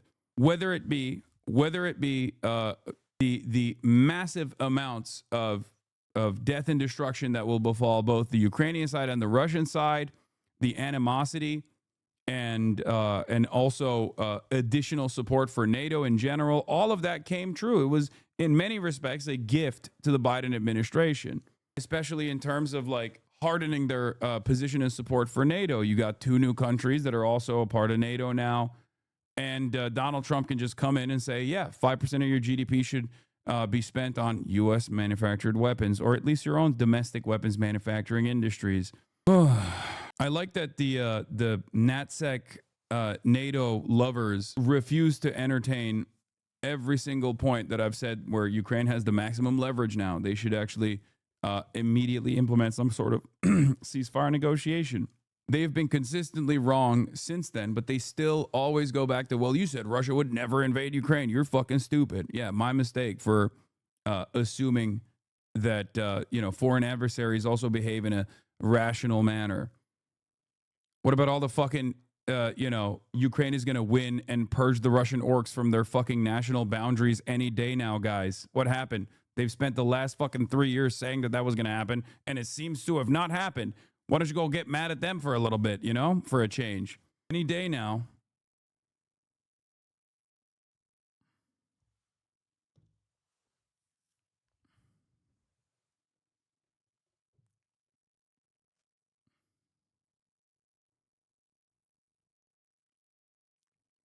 Manhattan Institute says, yeah, the irony is also, I think, like, it was a miscalculation, and that there is, people who cope on the pro-Russian side, or at least like on the campus side, will say, no, Putin never had an ambition to like take over Kyiv, right? And he actually just simply wanted Eastern Ukraine. That's cope. That's bullshit. Okay? I do believe that Putin was also misinformed and thought that it would be much simpler to overtake Ukraine. maybe a little bit more difficult than taking over Crimea, or just like marching over and just like militarily annexing Crimea, but it would be a successful military operation, a successful special military operation nonetheless. Maybe it wouldn't be 2 weeks, maybe it'd be a month, but it was very clear that Ukrainian defenses were far better than they had previously assumed, that they were not able to immediately implement air superiority over the entire country, for example. Okay? You may be shocked to hear this, but everyone in Venezuela I know is tired of waiting and wants U.S. military action as soon as possible to end Maduro once and for all. Their problem isn't the United States. They want America to intervene. The problem is 26 years of socialism. Thank you, Danielle DiMartino of the Manhattan Institute. Mr. Trump, my people yearn for bombs. I am, of course, in New York, but my friends in Caracas are demanding Tomahawk missiles take out their apartment complexes immediately. Thoughts from a friend in Venezuela wanting regime change. I really wish something would happen soon. I can't sleep from thinking about it, waiting for the moment, and I get frustrated that nothing happens quickly enough. And if there is change, the days will be incredibly difficult, but after the storm, there will eventually be calm. This is just one opinion, not suggesting 100% of Venezuelans feel the same. This guy's in his 20s, a student from a poor background. His family and neighborhood used to support Chavez and Maduro, but now barely any do. A couple of people in his extended family are still Maduro voters. If Trump heard that Maduro is bigger than Arnold Palmer, do you think he'd resolve this conflict with a bit of Kirk diplomacy? No. If you are wondering why anytime America's invested in like destabilizing a foreign country, a foreign adversary, the only voices that you hear are expats or people just like living in America that are demanding more and more bombing of said country. This is part of the reason why America actually brings a shit ton of people from said country that they want to destabilize. It's always the same, whether it be Cuba, whether it be Venezuela, whether it be Iran. My people yearn for freedom. Freedom at the end of a American Tomahawk missile. Reached out to their closest allies, that is Russia and China, for help, but both have been rather lukewarm and certainly have not come out publicly to say that they would stand up and by Venezuela's side, especially militarily, if there were to be increased military action around and inside of Venezuela. Has Venezuela taken any sort of preparatory action in case this were to escalate? We know that the U.S. has amassed more than a dozen warships and thousands of... Here we go. I very much appreciate and respect the determination by President Trump to deal with the drug caliphate countries that inhabit our backyard, chief among them Venezuela. For over a decade, Maduro has controlled a narco-terrorist state that is poisoning America, and he has created alliances with international terrorist organizations like Hezbollah. He is an illegitimate leader who has been indicted for drug trafficking in U.S. courts and maintains control of Venezuela by a reign of terror.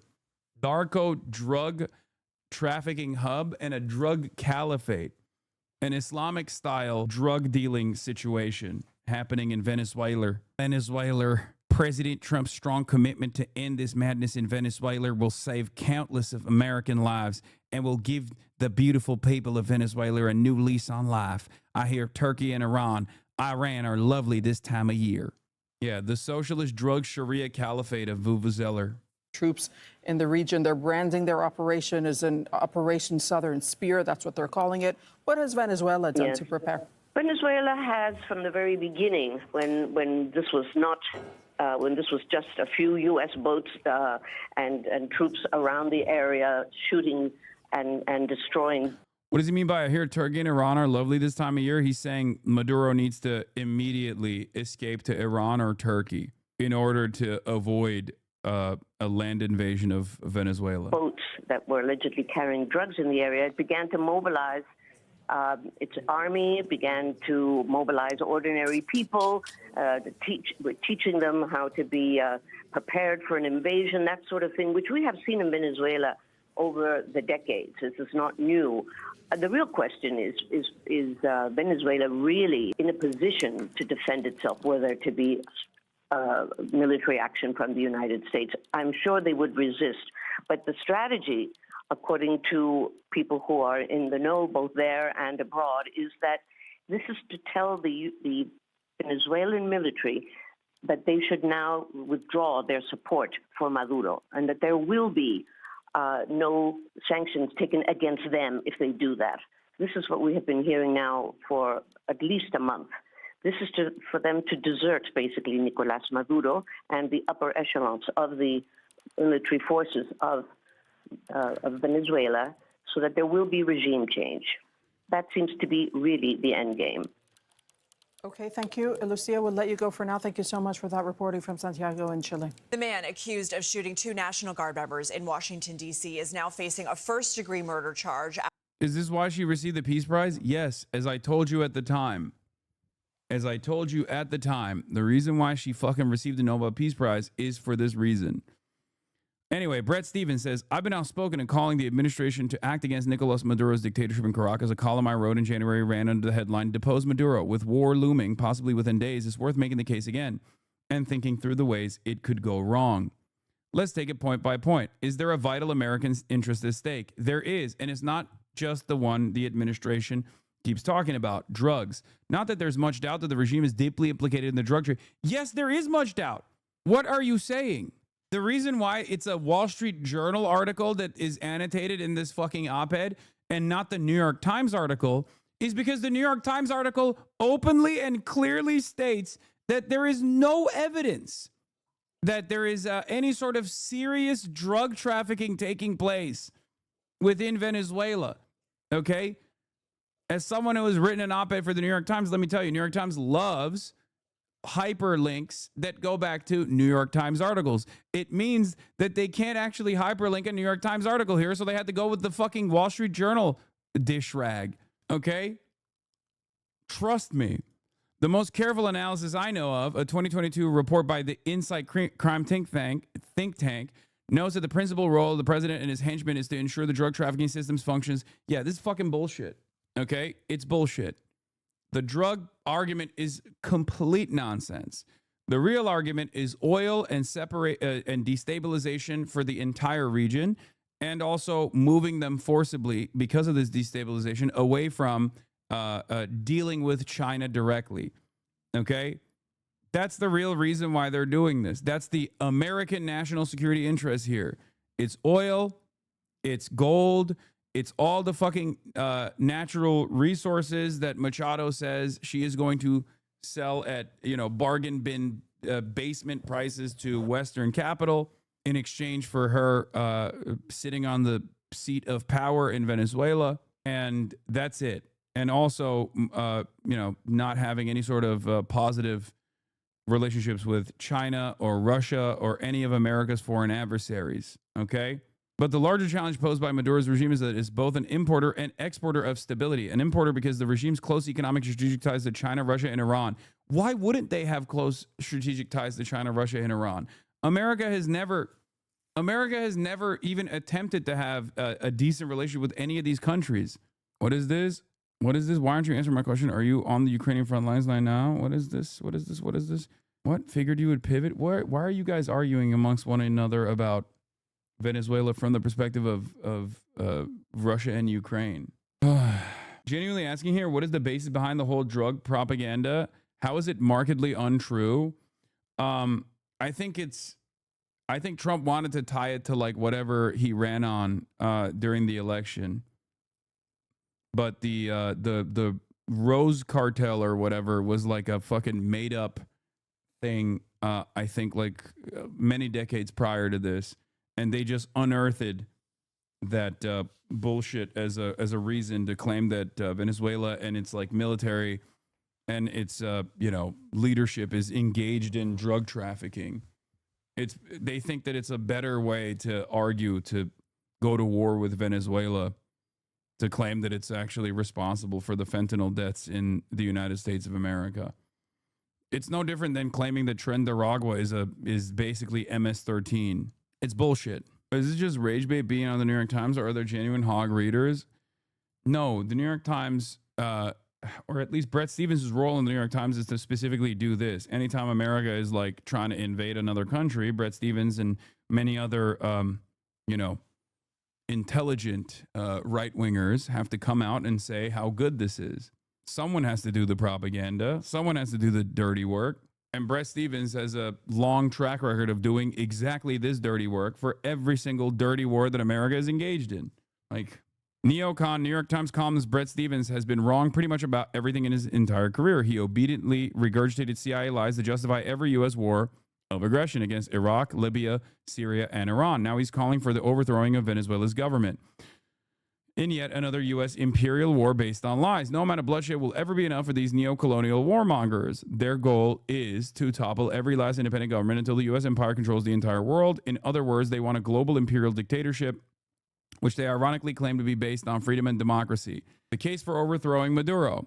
20 years on, I don't regret supporting the Iraq war, Brett Stevens says. The Syria opportunity. Israel had the courage to do what needed to be done. Yeah. Opinion, how to choke Iraq. Bomb North Korea before it's too late. Bomb Syria, even if it's illegal. Bombing Iraq isn't enough. By Bill Kristol. American bombs made Iraq stronger, by Ronald Steele. To stop Iran's bomb Iran. John Bolton. Look at the many familiar names and faces. The connection between the Fort Bragg cartel and the Department of War. I mean, this is actually a good article. Yeah, Bill Kristol, ironically, is way more woke now than all of these other guys, which is the weird thing here. But yeah, old Bilbo Kristol. I just received information that Venezuela is days away from developing a nuke. Yeah. Anyway, the alleged National Guard shooter now faces a murder charge, U.S. attorney After says, one of the soldiers died. one of the two National Guardsmen that he shot succumbed to her wounds and died. So there's that. Investigators executed a search warrant at the suspect's apartment in Bellingham, Washington State, about 80 miles north of Seattle Thursday. The Afghan national served with a CIA-backed unit during the Afghanistan war. Authorities are still searching for a motive behind Wednesday's ambush-style attack. 20-year-old specialist Sarah Beckstrom died from her injuries. 24-year-old U.S. Air Force Staff Sergeant Andrew Wolf remains in critical condition.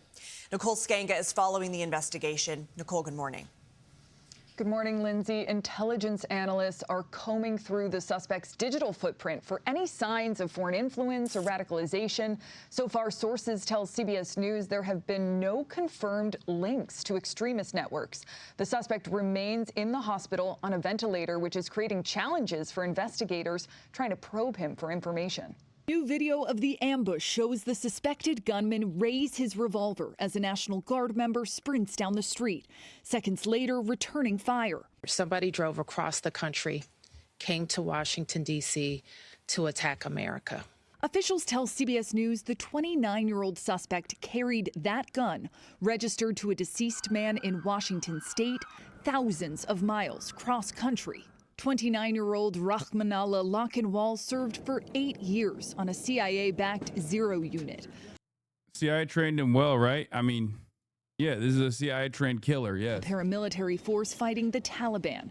U.S. and Afghan officials tell CBS News he suffered from PTSD as a result of his experiences. There are certainly many more charges to come. The suspect now faces first-degree murder charges. West Virginia Governor Patrick Morrisey. I can tell you that there are a lot of people that are very, very angry about what's happened, and they want to make sure that justice is done. And do you believe the death penalty should be pursued? Look, I think when people commit the most grievous of crimes, that the death penalty should always be on the table. CBS News has obtained this photo taken when the alleged gunman first entered the U.S. in 2021 through a Biden-era program dubbed Operation Allies Welcome. But he was granted asylum last April. In Washington, dozens of emergency vehicles processed downtown, carrying the body of 20-year-old Army specialist Sarah Beckstrom in the pre-dawn hours Friday, as National Guardsmen line the streets to salute one of their own. It's a tragedy. Marcy Vaughn worked with Beckstrom at a West Virginia behavioral health center. Her coworkers will tell you that she had a great sense of humor.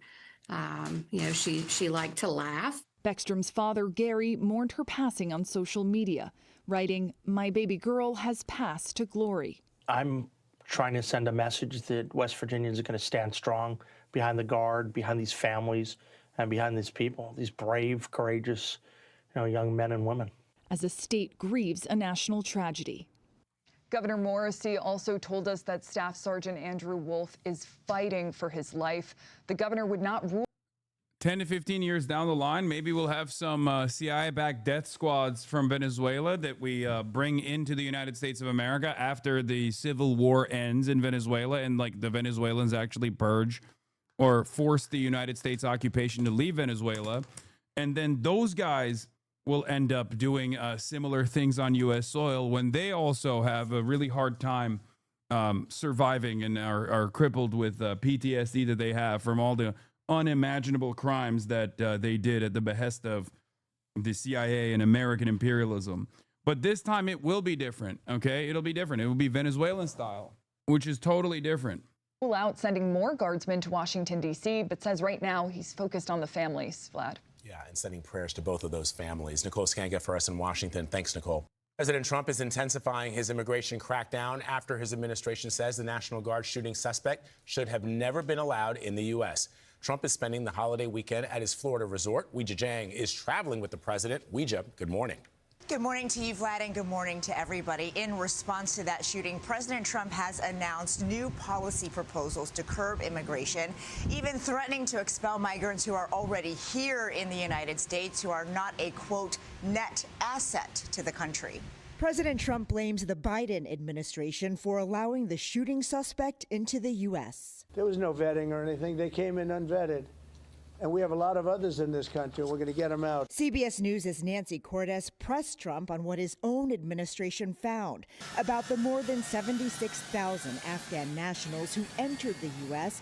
after the chaotic end to the Afghan war in 2021. Your DOJ IG just reported this year that there was thorough vetting by DHS and by the FBI of these Afghans who were brought into the U.S. So why do you blame the Biden administration? Because they let them in. Are you stupid? Are you a stupid person? Because they came on a plane along with thousands of other people that shouldn't be here.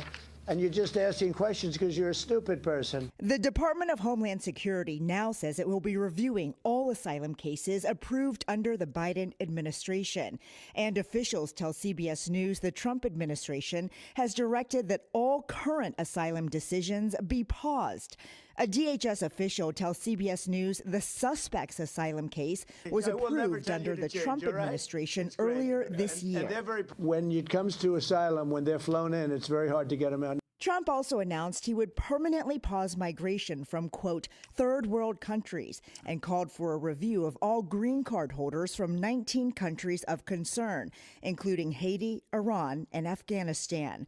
Sean Van Diver is an advocate for Afghan migrants. This shooter is solely responsible for this period. My number one concern is that all these 195,000 Afghans that came here during the last administration are going to be painted with the brush of this man. And in a new announcement, President Trump says he is canceling all executive orders that former President Biden signed using an auto pen instead of his hand. Trump, without evidence, claims that when the auto pen was used, Biden was not involved. Biden has repeatedly addressed the attacks on his use of the auto pen, insisting that he was the one who made decisions when it came to executive orders, pardons, and legislation. Lindsay? Weijia, thank you. They've literally asked Trump why he pardoned the BitConnect guy after the BitConnect guy gave him like after he was involved in his like cryptocurrency rug pull, and he just straight up said, I don't know, this might come as a surprise to you, but I don't know anything about the guy. Same time, he's also, or not BitConnect, sorry, Binance. I apologize, I fucked it up. The Binance guy, not the BitConnect guy. So for him to be like, yeah, Biden was using the auto pen for pardons is really funny. also going after former President Biden's executive orders and pardons signed by the auto pen on Truth Social. He writes, I am hereby canceling all executive orders and anything else that was not directly signed by crooked Joe Biden because the people who operated the auto pen did so illegally. Joe Biden was not involved in the auto pen process, and if he says he was, he will be brought up on charges of perjury. Thank you for your attention to this matter. Yeah, and you look at just the sheer volume of the auto pen, 88%, I believe, were auto pen. He will be brought up on charges of perjury is so Like, I don't think that's how it works, you know? What do you mean you're going to bring him up on perjury? You can see it here, signed by AutoPen. 846 out of 958 total documents. 82% signed while Biden was in D.C. And as the Oversight Committee, James Comer's Oversight Committee has looked, you know, he wasn't even present a lot of times the AutoPen was being used, which is why it's of course a startling frequency that it's used, but that's not really the point of it. What the point of it is like, was it actually authorized? Yeah, the Constitution does not say anything about an AutoPen. It says things about the President of the United States signing things, but it doesn't say anything about a machine. Yeah, famously, Trump loves the Constitution. From the network that brought you for the last 8 months, why due process is bullshit and the Constitution can suck my dick, comes President Trump, the defender of the Constitution, is actually constitutionally defending the use of the AutoPen. Machine that is designed to make an imprint that looks like the president's signature doesn't say anything about that. And so it really does raise a lot of very important questions. And obviously the pardon thing, you know, we'll get into all of that. But there are actually cases where the AutoPen signed documents, part of the signature was, you know, as president hereby sitteth in the throne of the White House or whatever. And it turns out when you go back and you look at his calendar, he was not even in Washington, D.C., or he wasn't even in the United States when these things got signed. Right, and to be clear, you know, it's interesting because in the estates and wills and estate planning sort of realm of this world, there is never and also with, by the way, judicial orders, you cannot imprint via a vehicle your signature. Like, it requires your actual hand, right? And judges' orders have been ruled vacated because there was a stand. Yeah, but I wonder why they have an AutoPen to begin with if that's the case. Maybe it's because it's the equivalent of clicking on a DocuSign. Perhaps that could be the case. Like, why the fuck would they even design an automatic pen that is a robot arm that perfectly crafts the signature of the president? I wonder why. Used instead of the judge's signature. But to your point about the AutoPen here, that the issue is not the use of that. The issue is whether the delegation of executive authority was in fact authentic, was in fact legitimate. And we know that any president can override prior president's executive order. So this, yes, as long as I think the sort of implementation is beyond just a Truth Social post. So the issue here in the pardons is squarely whether indeed it was President Biden's intention to have those pardons executed. We know the Hunter Biden one, sure, that's in a different pot. But the issue is whether in the cases of the AutoPens, whether Biden's mind was even involved.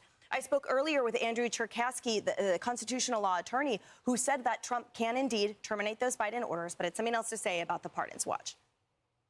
President Trump has absolute authority to cancel prior executive orders, whether it was done with or without a AutoPen. So his decision and the announcement that he made actually is to some degree is surprising. He could have on day one undone any executive order that was done by President Biden. The fact that it was or was not the AutoPen is not even an issue that prevents President Trump from pulling back those executive orders. The more interesting question, I think, comes in when we start to look at the pardons that President Biden signed with an AutoPen.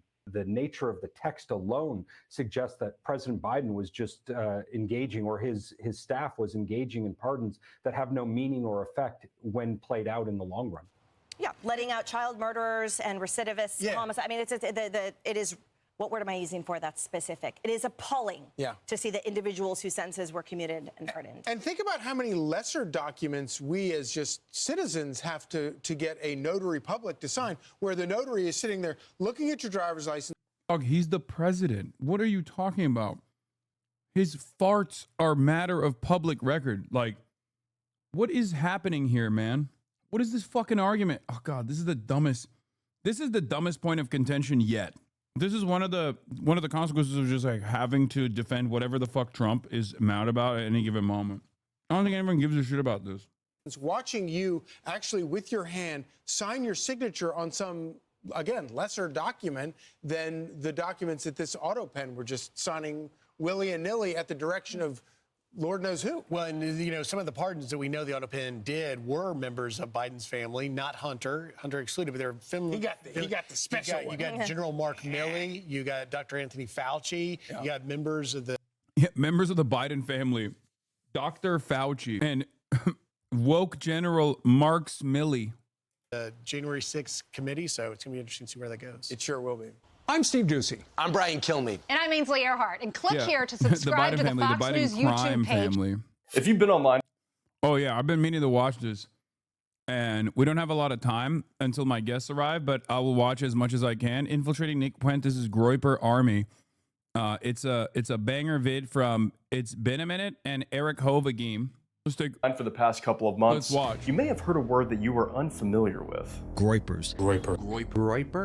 Groypers. Named after a version of the viral Pepe the Frog meme, Groypers are a fastly growing subsect of the far right, led by none other than political commentator Nicholas J. Fuentes. Your best friends in life are the most Asperger's, like autistic, racist people you meet on the internet. Those are your best friends. So, if you're not familiar with Nick's content and ideology, let me lay down his beliefs before we go any further. Nick Fuentes is a white Christian nationalist who says the quiet part of the modern-day American conservative movement out loud. And yet, if she were a little bit more racist, she'd be alive. He is nativist, sexist, Islamophobic, homophobic, anti-Semitic, and a Holocaust denier. And Nick and his beliefs have been quickly reshaping the new alt-right. But what separates Nick from other right-wing political pundits is he can be hypercritical of Donald Trump, the Republican Party, and Israel. But don't be fooled, because it's not for the same reasons that you probably hold. I have a hot take about it, of course. Spoiler alert, it has to do with the Jews in Israel. And we'll be getting to that. Nick also isn't afraid to criticize popular conservative pundits, like Ben Shapiro, Matt Walsh, and even Charlie Kirk. It's a good thing Charlie Kirk. I saw a really funny clip about this from Tim Pool complaining that every major conservative commentator knows exactly why Candace Owens is popping right now and their view counts have plummeted. And it's because she's evil and all the other major conservative pundits are scared to be just as evil or whatever. And it's just because like she's anti-Israel. Like that's it.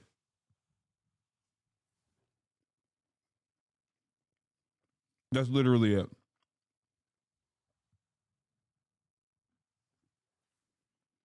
Daughter was born to a rich man in America who lies for a living and is paid by billionaires to do it and wasn't born in Gaza. The spread of Nick's influence isn't slowing down anytime soon, and it seems to be quickly reshaping the future of the Republican Party post-Trumpism, whenever that may be. So today I want to try to understand why Nick is becoming so popular and really try to pinpoint what he is doing seemingly right in the right-wing space.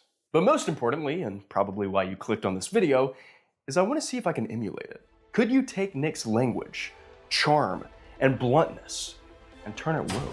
Can I use the Groyper language to convince thousands of young, angry white guys that it isn't actually a Guatemalan immigrant who is the one raising their rent? But you know what they say.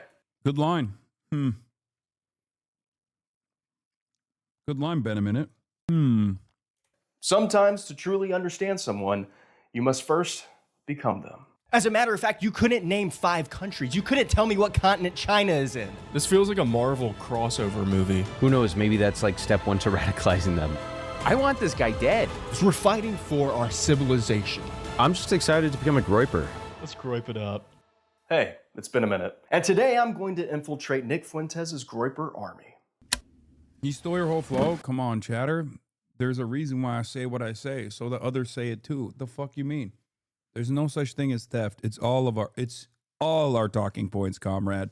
When you're infiltrating the system, you have to wear a mask and you have to assume an identity. It's a spy game. It's tough. All right, well, I think a good place to start in trying to understand Nick is to watch him where most people watch him and where most people discover him. And that's through the clips. Because Nick has been banned off most of the woke mainstream sites like YouTube, his content has been able to find a nice home in the form of shorts, reels, and TikToks posted by fan accounts. I guess the woke apps don't really care as long as the hate speech is short, to the point, and under a minute long. We're putting you in the labubu. I don't know how to say this, but you're going in the labubu. And Gavin Newsom will put you there. Okay, so from first glance, I guess I kind of get the appeal of some of his content. I mean, if I had no idea who this guy was and I just saw this... All you have is your vote. It is the billionaires, it is the oligarchs that make the decisions for all of us. It is the billionaires that make the giant campaign contributions. They make the decisions in the public and private sector that affect all of us. What do we have? We have our vote. I would agree with him. And this is what makes Nick not just unique in the vast pool of right-wing commentators, but also extremely dangerous for the future of American politics. Whether you love him or hate him, Trump and his administration is becoming more unpopular every day. And I don't have a crystal ball, but I don't think MAGA or the new Republican Party can survive without Trump himself. And one day, who knows when, but one day, there will be no Trump. And the Republican Party is going to have to find a new identity post-MAGA. Well, I believe Nick knows this, and is planning and laying the groundwork for what comes next for American conservatives. And I promise you, it's not going to be J.D. Vance. Nick and I can both agree on that. J.D. Vance was created by the fortune created by Palantir. So far, Nick has been able to fill the gaps. Yeah. It's not J.D. Vance. It's Tucker Carlson. Isn't that bad because it makes so much money for every social media company? You got to think about the CEO too. They need a second boat. I agree. Some people on the right are saying that their current infighting is a result of Kirk being gone. He was the one holding us together, etc., which is some wild revisionist history. A big reason Fuentes even has a career was the visceral hatred young right-wingers have for Charlie. I guess it makes sense from a Groyper perspective because he capitulated to them so much on so many things. To them, this role was a legitimizer of Groyper shit that the right-wing powers that be would have fought against if he wasn't signing off on them. Yeah, the difference is Israel. That's it. The difference is public attitude against Israel. For the longest time, when people, by the way, talk about like Nick Fuentes being debanked or whatever, from what I understand, because I saw a clip of him actually explaining the situation, the reason why he got debanked wasn't because of fucking Israel. The reason why he got debanked was because of January 6th, because he got gifted Bitcoin to the tune of $250,000 right before January 6th, as a matter of fact, from a foreign donor. Okay. And then he participated in January 6th. So the administration that was investigating all of the fucking top, actors, top participants of January 6th, saw that and obviously froze all of his fucking assets in the process of that investigation. Then they concluded their investigation. They found that it was like some French hacker who I guess was giving money to, or at least this is Nick Fuentes' statement about it, but it was a French hacker that had stolen a bunch of money from other people, and before he committed suicide, he sent, these gift donations. Kaya, nope. These gift donations to a bunch of people that were quote unquote defending Western civilization from his perspective.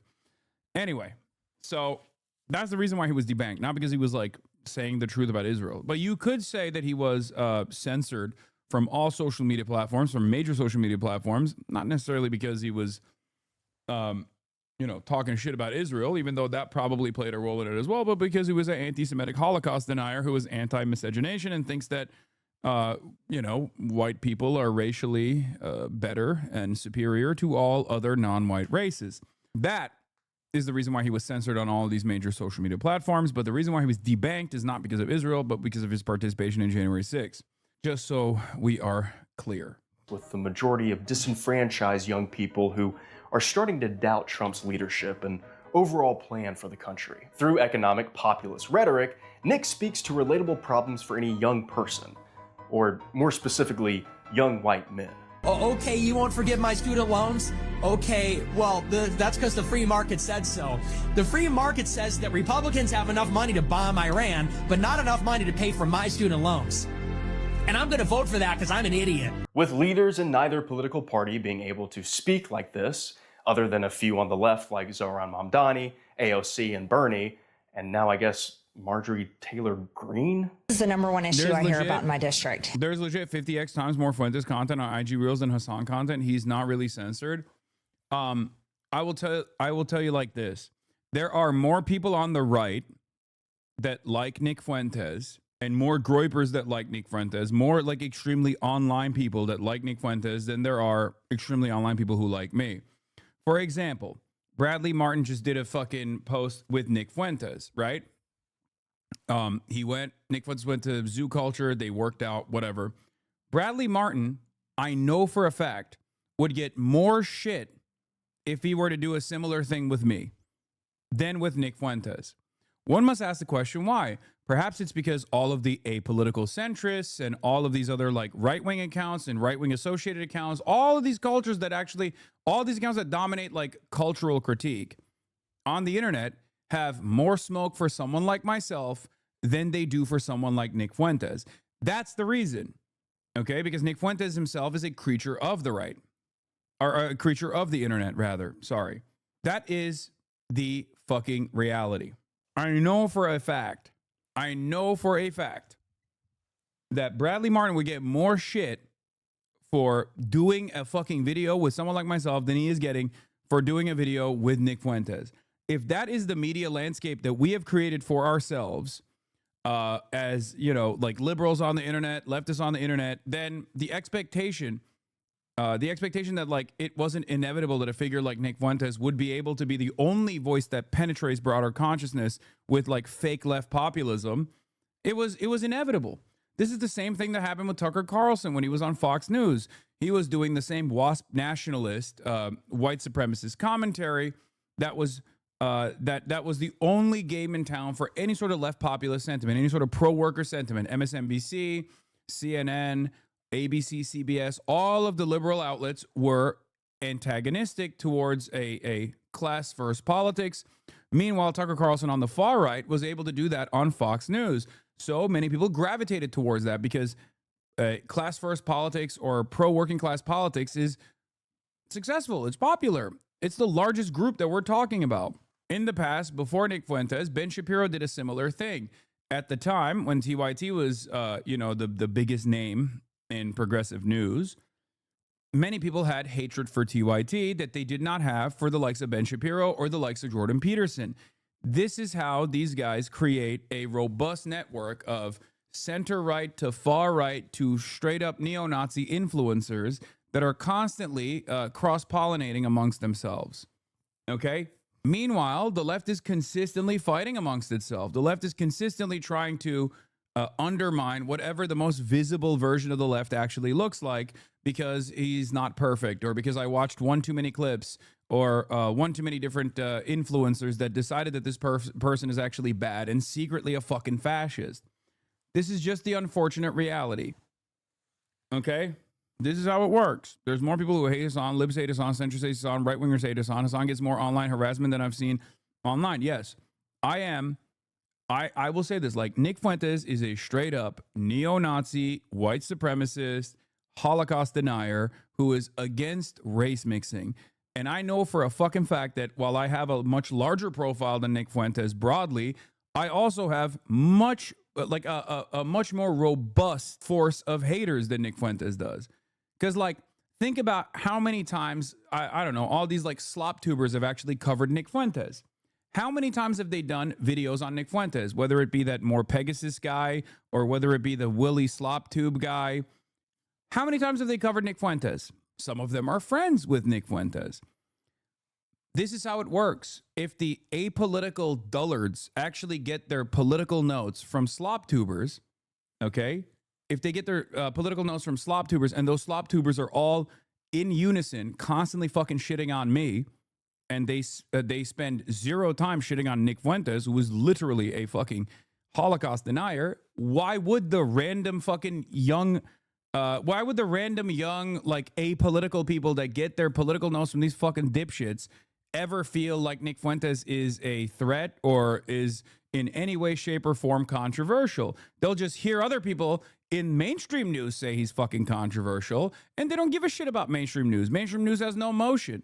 Mainstream news has no motion for people under the age of 35, and especially for people under the age of 35. They are getting their information from fucking slop tubers and TikTokers. And if those TikTokers are spending way more time shitting on the largest left-wing content creator and consistently saying, oh, socialism means he needs to be poor, but I'm saying that as a leftist and I'm not a fucking reactionary right-winger, or any number of different idiotic things that they find to make content around, then of course people are not going to develop any sort of resentment towards Nick Fuentes. He's going to be able to get through that process. Doors open. Women, queer people, and people of color in general don't care about Bradley Martin in the YouTube commentary sphere. That's why the disgusting fuck would get less shit. The online commentary and drama sphere is right-wing. Exactly. That's my point.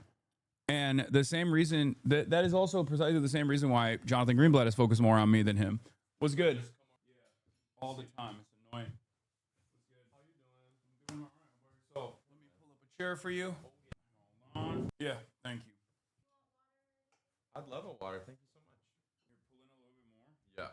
So that I can frame it right for everybody when Pokey gets here too. Oh. All right. We're currently doing commentary on one of my Oh, thank you so much. Appreciate you. one of my Hasanabi heads Yes. that infiltrated the Nick Fuentes Goiper army, but we're not going to be doing politics. Unlock the mics, no politics. Yeah, I just did. We're done. No politic here.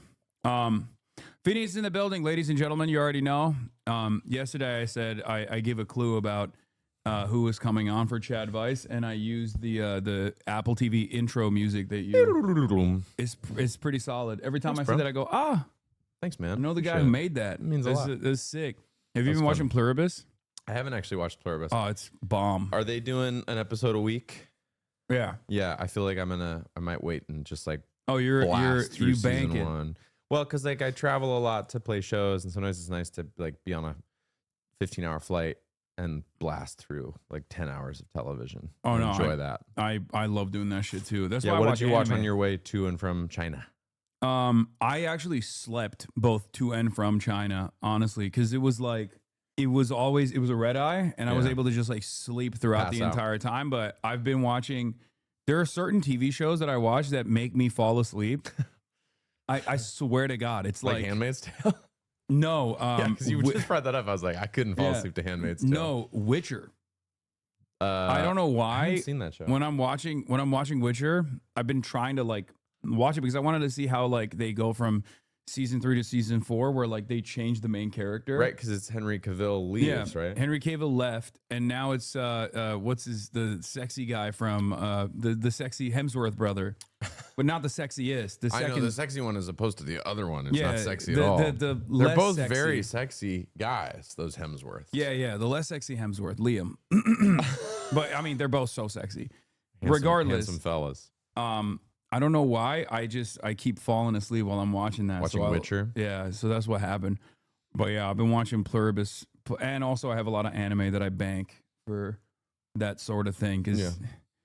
I feel like for the like South American mom that loves telenovelas and soap operas, like because there are unlimited episodes of them. Mm-hmm. For me, that's anime. Unlimited episodes. Got it. But yeah, have you been to China? I've not been to China. Not yet.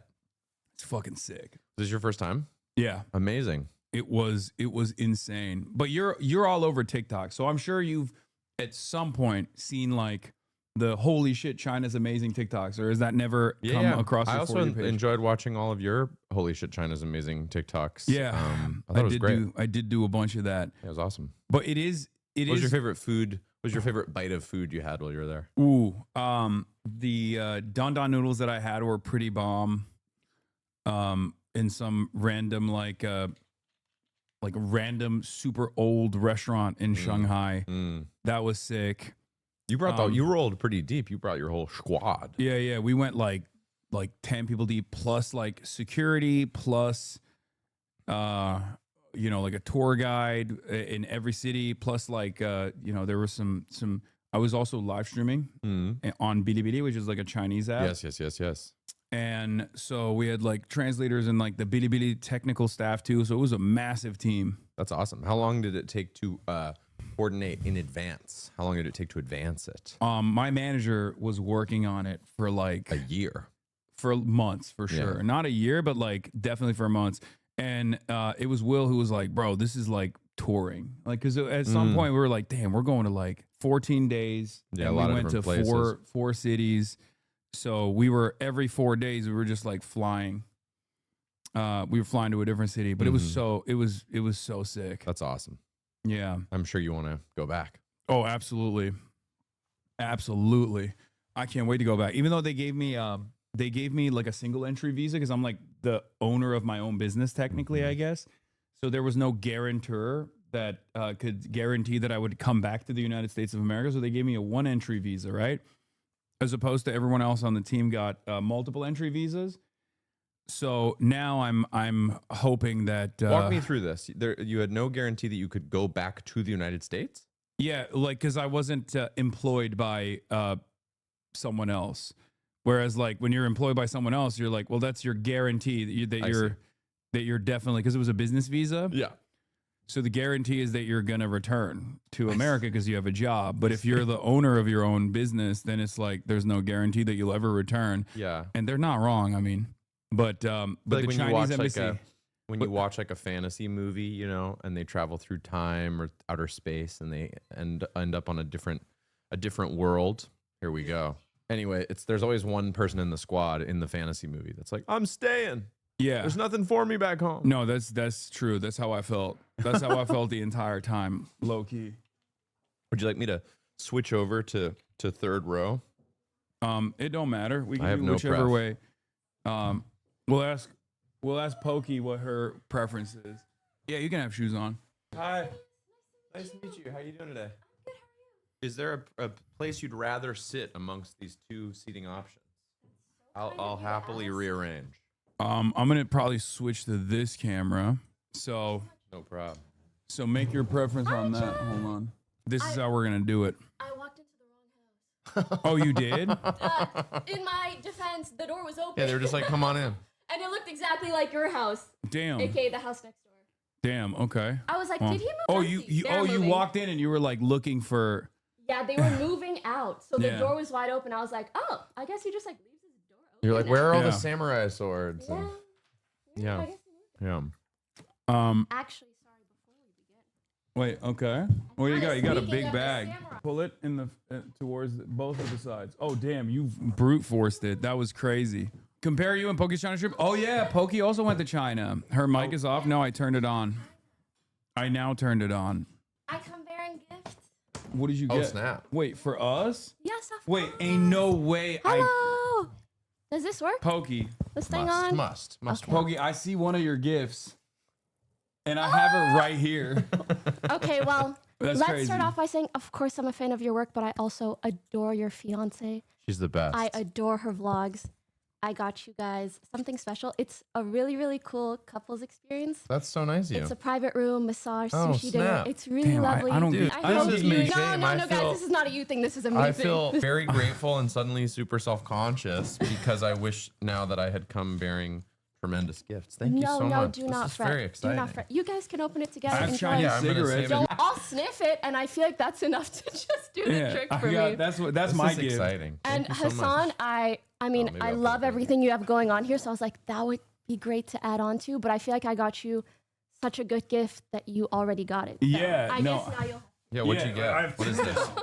It's a mega Labubu, 400 times larger Labubu that is Thank you. That was the- specialty edition Tony Chopper, which you're right. This is a perfect gift for me because I know I you love literally Socialist stole One this Piece. from my nephew. And Well, now your nephew, that can be your nephew's no, but he gift. doesn't fuck with One Piece, so he didn't even care about it. Yo, you got to put him on. He just chose. I've been trying. He doesn't care. He's like a jock. It hurts my feelings. He's like a jock. No, yeah, he How plays old? like football. He's 15. He That's plays a jockey age, I feel like. Yeah, he That plays is true. football, and the only video game he plays is fucking Fortnite and Madden. God, Fortnite. Yeah, but it's just like Fortnite's fine, but like it's just Fortnite and Madden. And I've been trying to put him on like anime and From Software games like Dark Souls, stuff like that. I bought him like a Nintendo Switch with like Zelda, like the specialty Zelda edition Nintendo Switch, and I tried to get him to play Zelda, and he's like, no. What's I the don't- qualm? Why Yeah. not Zelda? What do they got against Zelda? He just doesn't like it. He thinks it's nerd shit. Honestly, and it's I true. think It is he nerd needs shit. a gateway game. You know what I mean? What's a gateway game in your opinion? Like what would do the trick? Honestly, Zelda, that was my That was your gateway. No, I loved that game when I was a child, but I was a nerdy as fuck child. So I'm like, you need something cooler. Like COD, I think is like a cool boy game. Yeah, but he plays then COD Fortnite. sometimes, yeah. What's the in between a Fortnite and just becoming hooked on anime? Maybe Pokemon, but Skyrim. Or maybe he just needs a friend People who will really do the like. gateway. I think Skyrim is. I think Pretty that's good. the right answer. Yeah, and then he gets into like storyline games and goes all in. Maybe. I did a voice in the game Fallout 4 years No ago. way. I'm This so is when I was like jealous. 18, and then they sent me a copy for free as an 18-year-old because I'd done the voice, which was big, you know, a big It deal to really me. was. And I was playing with my friend, and I like those games. But my friend David, who you've met, we spudded together. He's a real like terminal reader, log reader. That I couldn't really quite get down with. Like every time we'd pass by a screen in Fallout 4, he'd read and he'd be like reading all the When logs. I'm really into a game, I You do do that that? too. Yeah, nothing I'm like, I against need to him. explore every corner Yeah. and do every quest. Yeah. See, again, this is clearly the you know, and the developers and the artists and writers are writing all of this great content.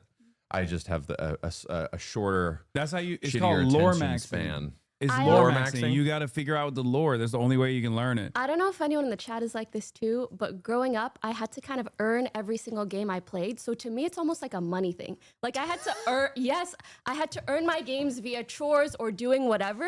So Okay, when I got buy it, a got it.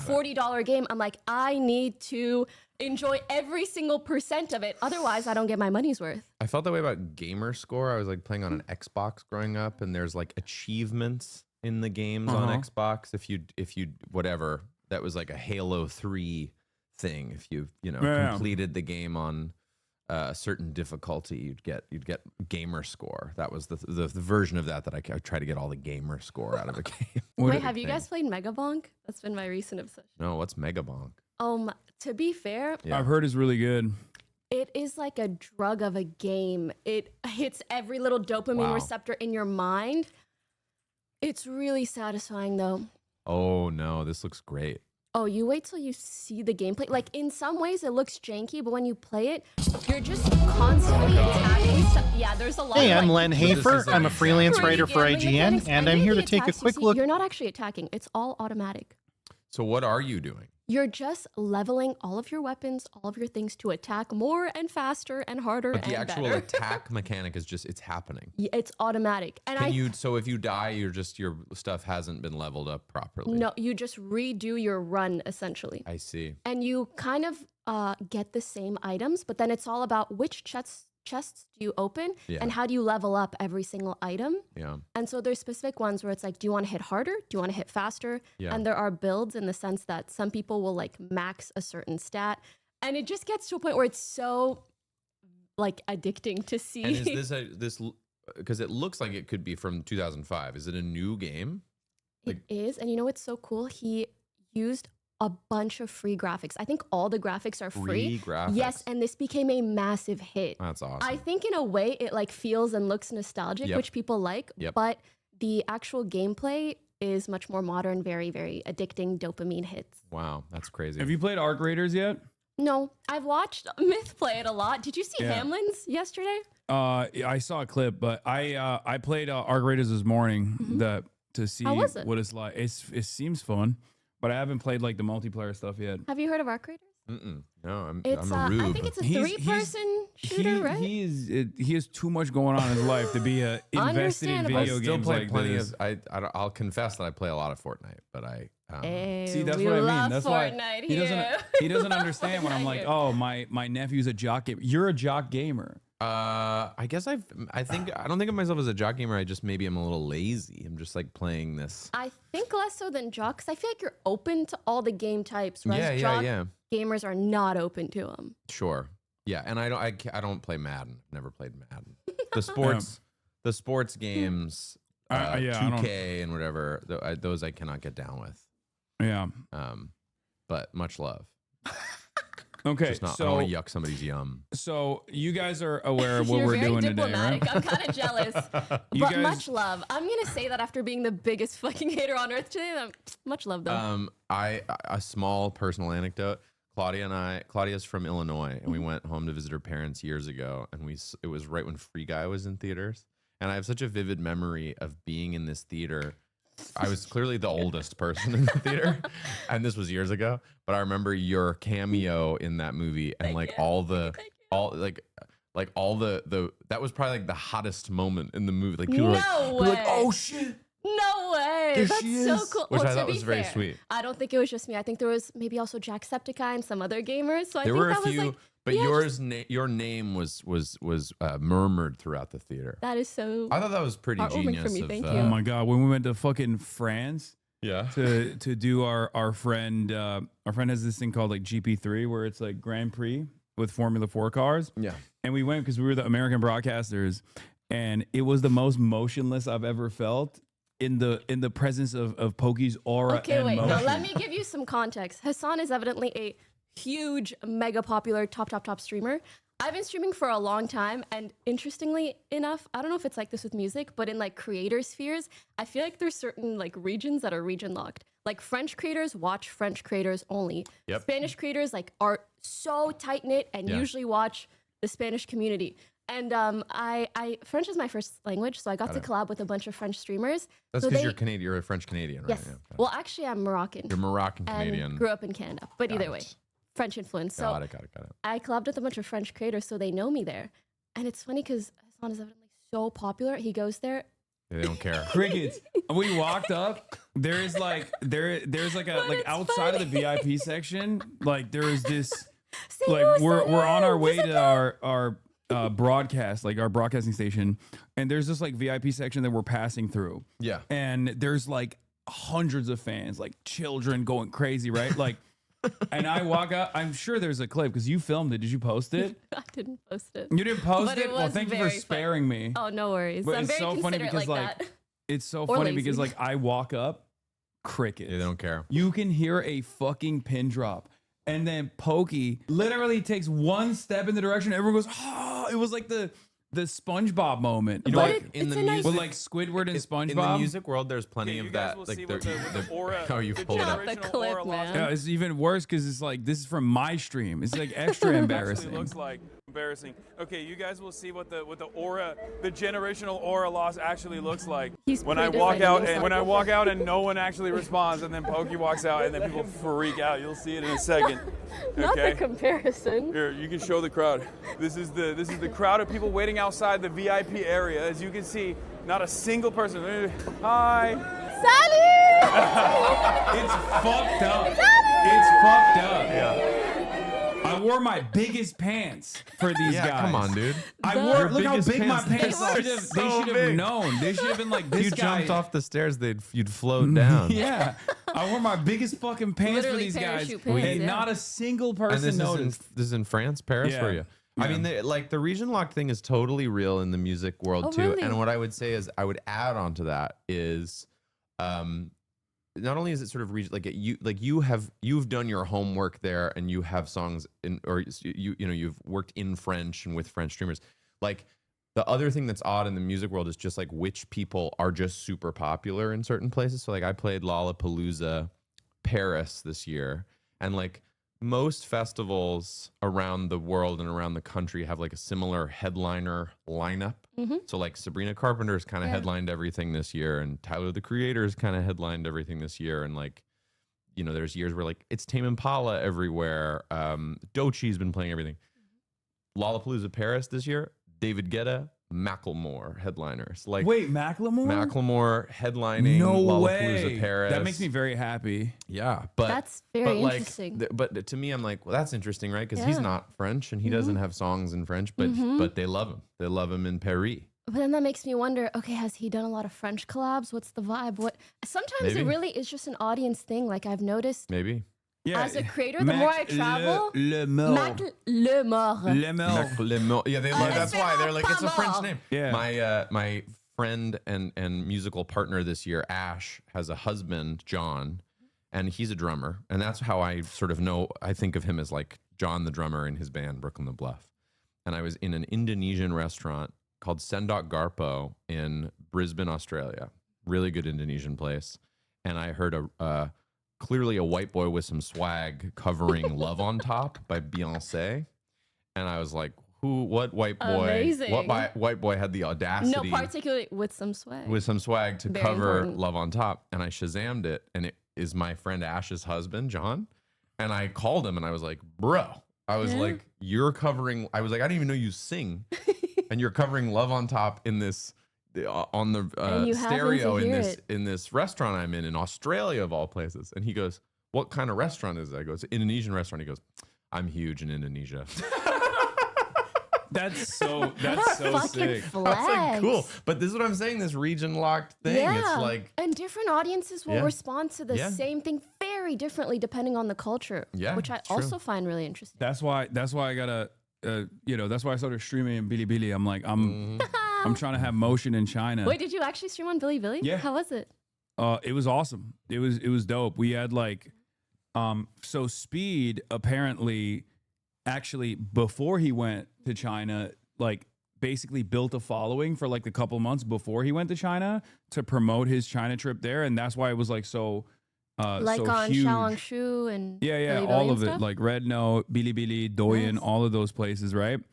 And we didn't do that, but we should have done that. But while I was there, I was doing it, and it was like my aunt is Chinese, and she was like, "Oh, I saw you on Red Note. Like I saw clips of yours going viral on Xiaohongshu." So That's so what I'm cute. trying to do. That happened Build a little Chinese bit market. when I in China when I did a stream with my friend Fauzia. So actually, she's an interesting case of this too, where she was an artist in America for a long time, and then she went to China for a while, and she like blew up there. I feel like there are just certain things that sometimes other audiences appreciate more than in America potentially. But when I collabed with her, there were so many clips on like Red Note and stuff. I was like, oh wow, that's such a good way to explore other markets. Mm-hmm. Yeah. Oh, your mic is cutting out? Yeah, you got to yell a little bit into it. Hello. Okay. I will yell. Wait, did you open the thing? You gotta. Wait, oh, the Yeah, I want to see I it. have two of them. I got the last one from Pop Mart. No, I know. These are The apparently Like, those are not the easy huge to get. Labubu. No, Yes. these are super exclusive. They really are. They are believe super it. exclusive. And they're I don't have so fucking cute. do I have What? a knife here or something? Hold on. Bro, I just gotta- use your hands or nails. Thank you. She's great. That was quick. 1 sec. She's always listening. Okay, let's see. Do you live in LA most of the time, or are you here on work? What are you here for? So LA is home base. Got it. But every year it feels less so. I feel you on that. Really? Yeah. Wait. So what did you think of China? Because you also I went. You went twice, right? Freaking love it. Yeah, but you got food poison the first time. I'm in a very Chinese phase of my life right Yeah. now. Like, I really, really love it. I find it so interesting because in terms of content, Yeah. fashion, tech, sometimes they're just a little bit further ahead. Totally. I went. Huawei, baby. Yeah, I did this like photo shoot. I went to certain stores, all this stuff that I'm like, this is what's going to be popular in America in 5 to 10 years. Right. Oh yeah. And I got to showcase that to some of my audience, which was so fun. That's so I feel awesome. like even for work, it's really good, which is why I really want to go back. Do you have a specific example, maybe tech-wise, that you were like, this thing just blew my mind? I do. I don't know if it'll translate as well to a guy. We'll see. But I mean, I'm sure you've heard of like Instagram boyfriends. Please walk me through it. Well, usually if a girl really likes to take Instagram photos, Oh, yeah. they'll train their boyfriend to be really good at knowing at the angle? good Instagram angles. And Yeah. the thing is, I'm an everybody has. okay, well then I'm an aspiring Instagram boyfriend. I love that for Trying you. my best. You're leveling up to Instagram fiance. Instagram fiance. Let's go. Yeah. Well, there's kind of an art to taking a nice aesthetic IG photo. Right. Not just a person's angles, but like typically what's trendy, what looks good, a little bit moodier, how to make someone look cute and petite, poses, all this stuff. There are girls that you can hire who are trained at just being good at that. Wow. And specifically on like your like taking phone photos, and you just hire them for an hour or two. They take the most fire photos of you, hand them off, some digis, and just dip. Crazy. Like they have a person for everything. Wow. Yeah, it's really You it's can really hire- impressive. Like when you're traveling, you can literally hire a person off. Every app is interconnected. Yes. You have to get Alipay and WeChat. And the Uber is like through those like payment apps. They don't have like any of the American apps, so they have like Didi is the Uber. They don't have Google Maps, so they have like a Chinese version of that. This is dope.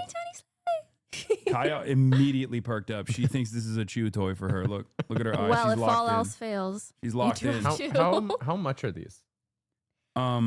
I think this was this is on resale. It's going for like $400. I think. I think when you buy them, they're like 300 to 400. And then Resale, it's is about like- double. Yeah, Oh, 800. okay, 2 my to bad. 3 times, yeah.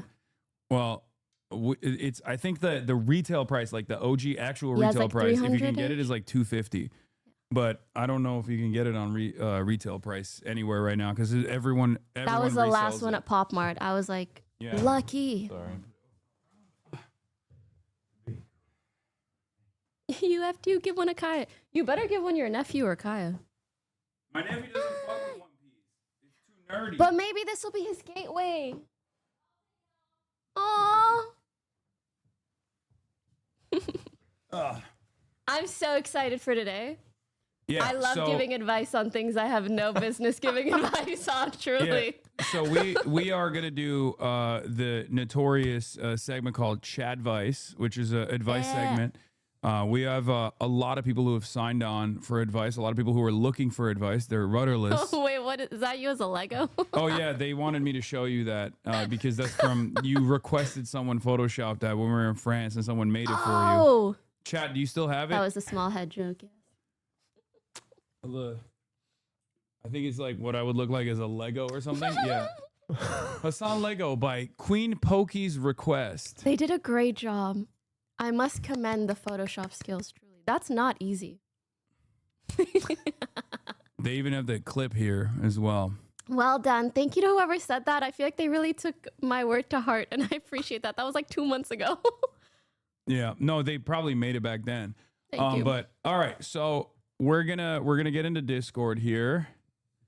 Okay, and people are waiting already. They're waiting and they're ready for the stream, and they're getting pre-screened right now. There's hundreds of people. Obviously, we won't be able to get to every single person, but they're gonna come in with their issues, and we're gonna give them advice.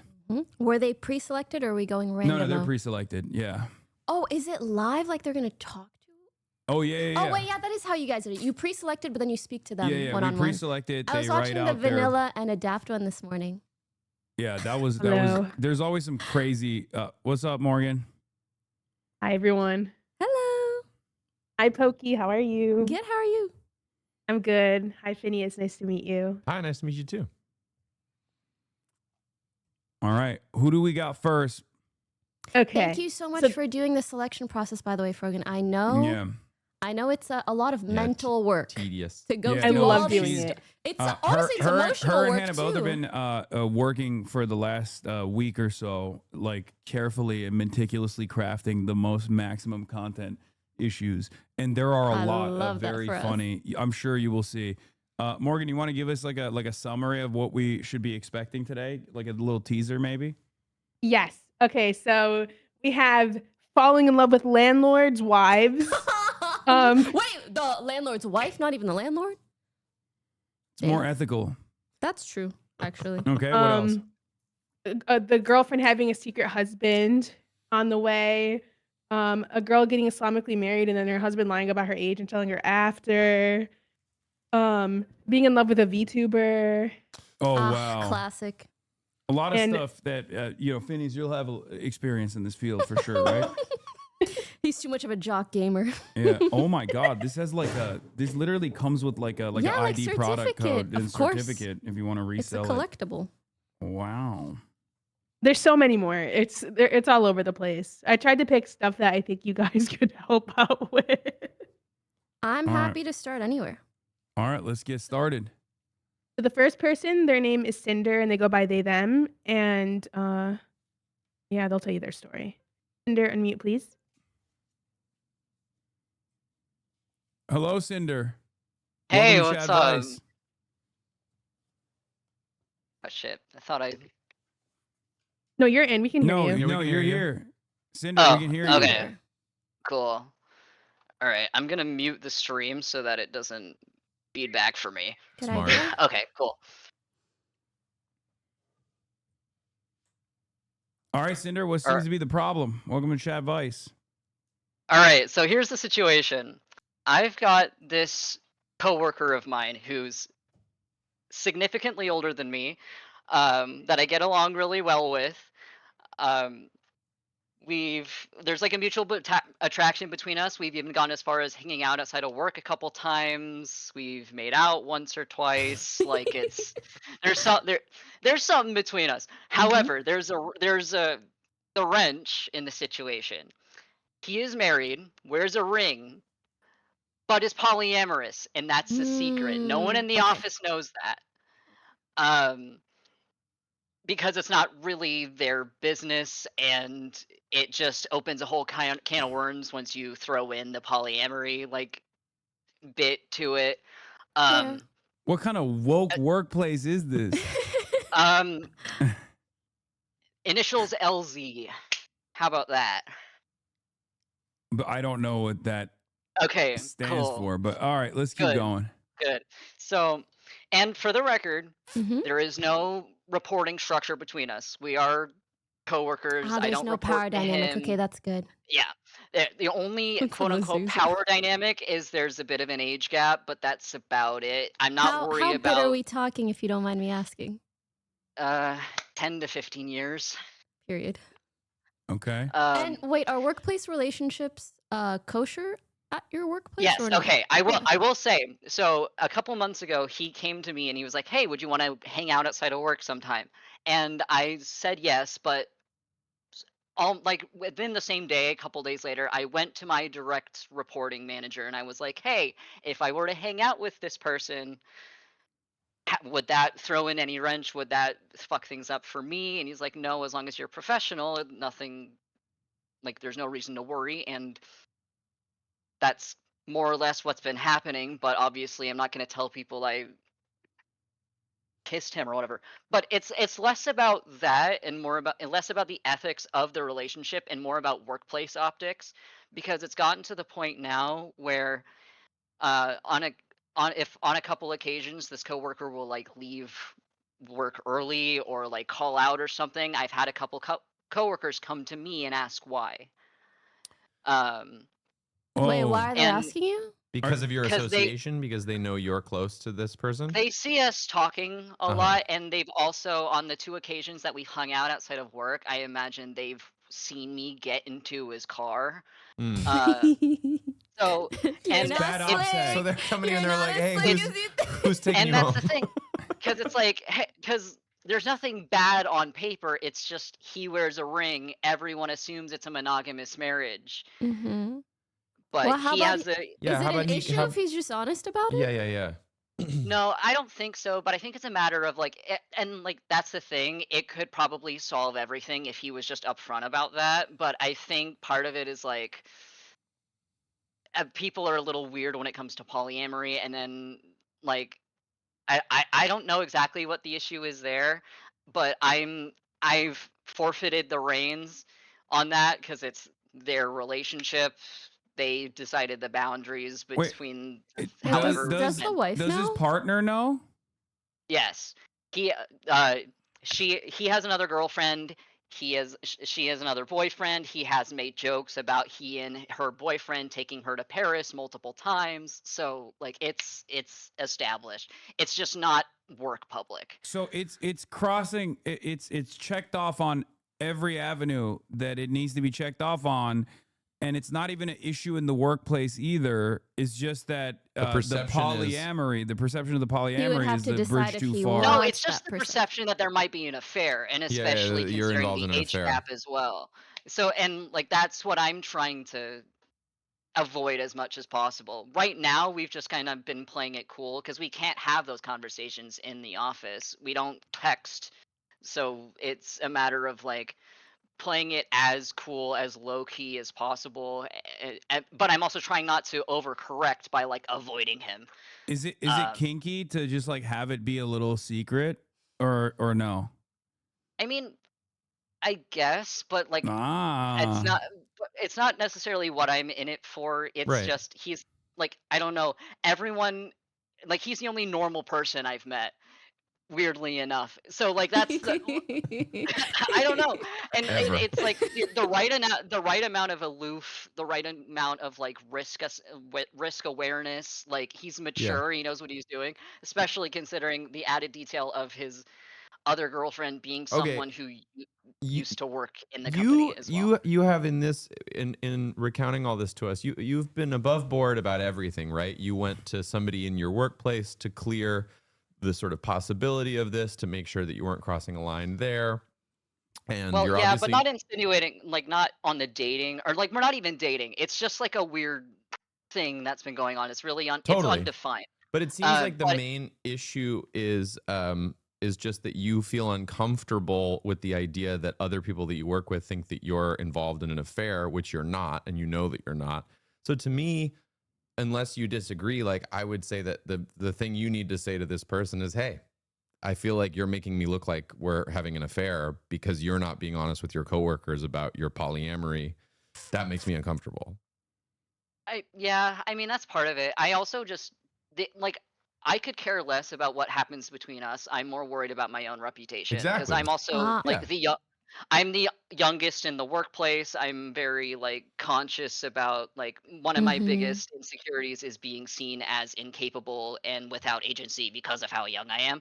And Sure. that's the issue. There is agency. I'm capable of making my own decisions and so is he. So that's less that's less of the issue, and it's more that I'm worried that people are going to assume something inappropriate Yeah. when Well, they're I mean, That's and fair. it makes sense that they would Yeah. assume it because It's this going person on. isn't being transparent about what they're actually doing, which is polyamory.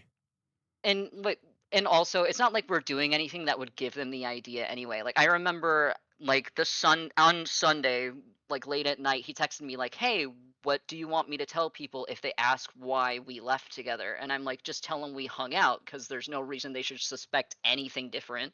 If they do, that's their issue." But everyone I talk to about this are telling me like, "Oh, everyone knows. Everyone's suspecting something," and like feeding into that paranoia. So I'm like, "Okay, well, you don't you're not in the office with me." Like no one my direct reporting manager has been like, people notice change more than they notice occurrence, which has kind of chilled me out a little bit because people are just going to gossip. That's fine. That's not what I'm worried about. But I'm more I'm so reading the chat right now. Are you comfortable disclosing your age? It's totally okay if you're not. mid-20s. Got it. Is this Yeah. somewhere that you'd like to work at long Yeah, term? that was going to be my next question. Hey, Good one. Thank you. I would like to. It's my first step out of the customer service sphere. I've been there for 2.5 years already. It's just a recent development, and people have gone as far as to say like, "Oh, I'm glad you're finally stepping out of your shell and like being more sociable." Like it's gone as far as like these people, my management know that we work well together. So like on occasion that I need training for something, they will pair him with me because we get along. Like there's no reason anyone suspects anything. It's just my own paranoia that someone might Well, I don't know if have it's your Yeah, paranoia. impression. You've said think that that's fair. you've said that you're getting in their car on your way home from work. You've said that other people come to you when this person dips out early. So I don't know if that's necessarily paranoia. I mean, the paranoia would be that they're like, that's a terrible person. They're involved in an affair. They probably don't think that. But in terms of your Yeah. connection with the person, it seems like there's some verifiable proof. Yeah, I mean, I've gone to my direct reporting manager about that in particular Yeah, you're being very because above board. and he's like, "Well, if anyone makes like inappropriate comments about you and this coworker, tell me immediately," because he is like he's aware, management's aware that there's nothing like weird going on. I think the only comment I've gotten is, "Hey, you look a little distracted," and that's about it. So I'm just trying to figure out a way to play it so it doesn't look like I'm avoiding him to save face, but also like I don't know, making things as normal and like low key as So possible, what do you which feel is like kind would of solve all your problems? Or I not mean, I just feel that, like I'm what I'm curious what you want out Yeah. of this. Like, That's a better- yeah, that's a out of the better question. relationship. Is this like a Better long term question. thing? Is it Yeah. a fling? What's Well, they've going said on? a couple times that they don't really care Care what about- yeah, happens. but I need specificity because I feel like Yeah, you're you're either right. invested or you care, That's a or good both. point. Glad you brought I'm that up. Thank you. honestly, I'm only invested because this seems like a plot line I would watch on a TV drama, and Oh it's my fun. God, same. Like, and like I don't know, it's like the drama itself, like outside of what happens in the office, is fun. Like there's some amount of like restraint on both our parts, I guess. It's fun. It's like a weird dynamic. Like, I'm not trying to date this person, and we've both established it's not going to be anything serious, and I'm not really looking for that for anything serious in general, much less with a coworker, because why the fuck would I do that? But it's just, it makes the work environment interesting, especially coming from someone who like keeps my head down. I'm just there to work. I'm not there to make friends. And then to meet someone who's like relatively normal and like also queer, also chronically ill, like a lot of stuff that we have in common. Like, I don't know, it feels nice to know someone in an office like that I can relate to. Okay, But I think that they doesn't need to. mean I I have think they any need to come investment. clean with their coworkers about their polyamory, and the reason they need to do that is because they are bringing their polyamory into the workplace. I think it would be a totally fair argument to be like, I don't talk about that at work, but they're having a thing with you. I would and you're a suggest that coworker. if you guys wanted to go long term. I'm not even saying about them. I'm just saying that general, person yeah. needs to be clear If they're about gonna it. be If doing they're going to be that. doing that with anyone that they were, even if it's you for a very brief time and then you move on with your life, I think they need to be upfront with I their have a coworkers feeling though, about. given the age gap, they might not be willing to do that, especially if they're more senior at the workplace, whether that's like actually directly above you or just been there a long time. I don't know if this is the advice you want to hear, but I really think you got to do a cost benefit analysis. Listen, I love messy shit as much as the next girl. That's why I'm here. But I don't want my own messy shit, you know?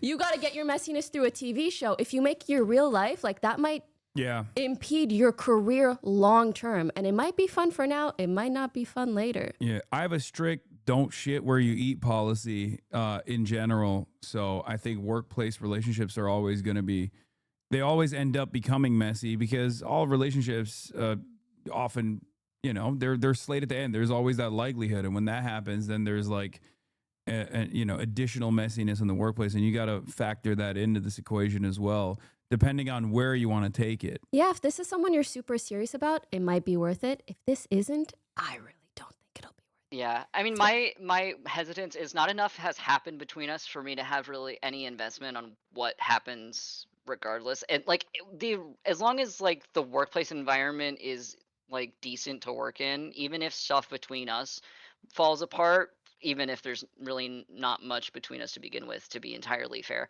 Like, I have no investment in whether or not this turns into something more than what it is. Like, again, as long as my reputation and the ability to work with him is untouched, and it more or less has been because we act like coworkers in the office because there's no reason or ability not to, then I don't know. Like, and on the issue of moving on, I wouldn't act that much differently anyway, because there's no Here's the thing. indication on the outside. Even if the way that you're acting isn't entirely different, it's the vibe. People can sense it. Yeah. People can sense when two people got a little something going on. So even sometimes when you think you're being slick, you're not. And if there's really nothing going on, I don't think anyone would pick up on it, which would in a way protect you in terms of work. Whereas otherwise, if there starts being whisperings of like you being with a married person, that's just not something you deserve to be like as a part of your reputation when it comes to work, you know? Or set up an elaborate lie, and you tell We all are your long lost distant cousins, and that's why we get Yeah. along and kiss sometimes. yeah. Just if you want drama and you want to expand on the drama and the tea, which, you know, if you don't mind being at the center of said tea, you just craft an elaborate lie like kissing cousins, or I don't know. There was someone in the got a chat ring that to it, kissing cousins. suggested that you guys play Pokemon Go together, and you're like going to the international Pokemon Go championship, and he's helping you get there. I mean, that's why we go to barcades. That's a good excuse. We hang out Okay, together. I was just giving you bad advice. I don't think you should do that. Oh, no, I know. Don't worry about it. Okay, all right. Yeah, but it's entirely dependent on where you want to take this relationship and what your level of comfort is. So if you're, you know, I think ultimately what's best is to be truthful to other people, especially if you feel like your coworkers are seeing you differently.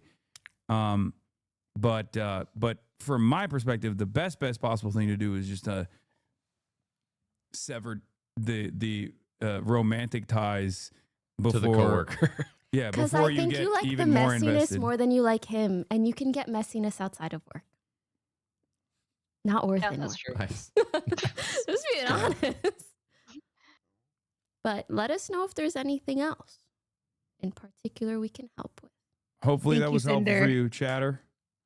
Nice to meet you. I got Nice it. to meet you. Yeah, you too. Have a good one, Cinder. Yeah, you too. We just started off on a just to That was a set the kooky standard. booky one. It's gonna be crazy. Can't It's gonna wait. get Oh, they're crazier than insane. The next one, their name is Bitchard, and they go by he, him. Bitchard, you're online. What's up? Hello. Hello, how's it going? I'm Bitchard. What's going on? What's your problem? Welcome to Chadvice. Is it Bitchard it like with a B? Richard? Yeah, it's Bitchard with a B. That's fun.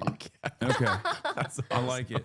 Thank- Is that short for? Thank you. Is the shorthand of that bitch? Like, I was just gonna say. Yeah, A you bitch? can call me bitch if you like. no, it's all good. All right, Bitchard, what's your problem? Welcome to Chadvice. My problem, for a little bit of background, I've bit of a league addiction for 10 years. What I addiction? stopped playing You cut League, off. League of Legends. I knew it.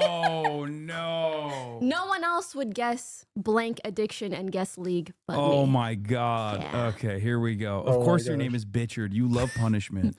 Not someone spamming I Pokés for do. you. Chill, chill, chill, chill. I was a support main too, so extra punishment. Anyway, so I was a big addict for a long time. How many hours a day we talking? Dropped out of college because of it. You Enough to dropped drop out of out of college college. because of your league addiction. Probably 10, 12. 10, 12 a day. Ah, been Yes. there.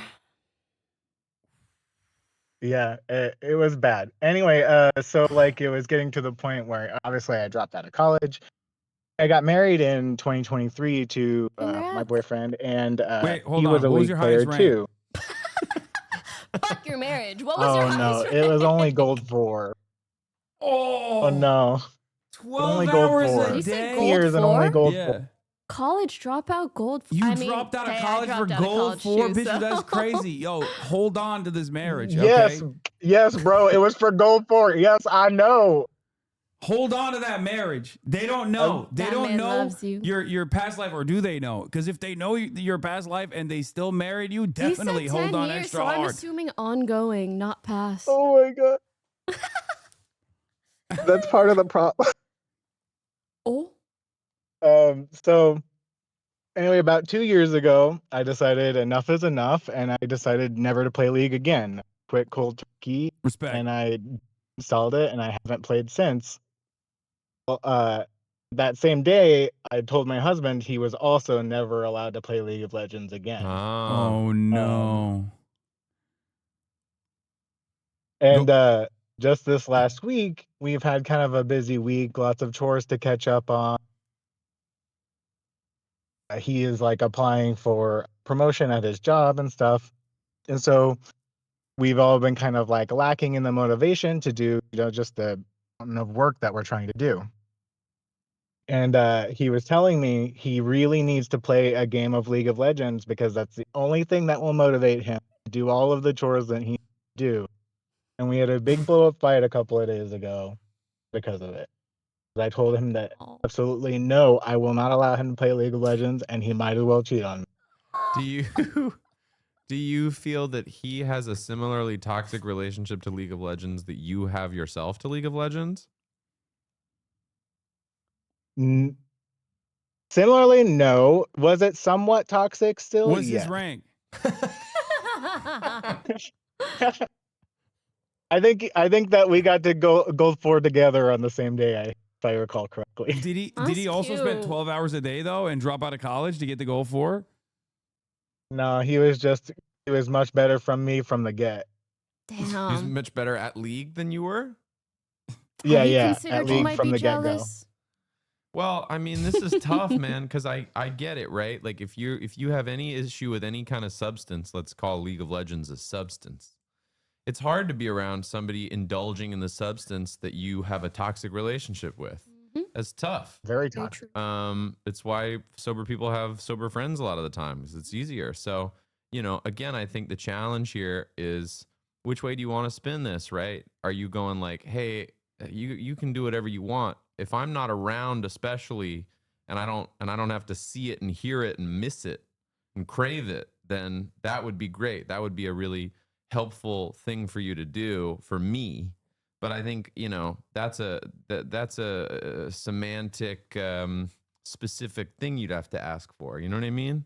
Because otherwise it is kind of controlling to say, hey, I can't do this thing, and so neither can you.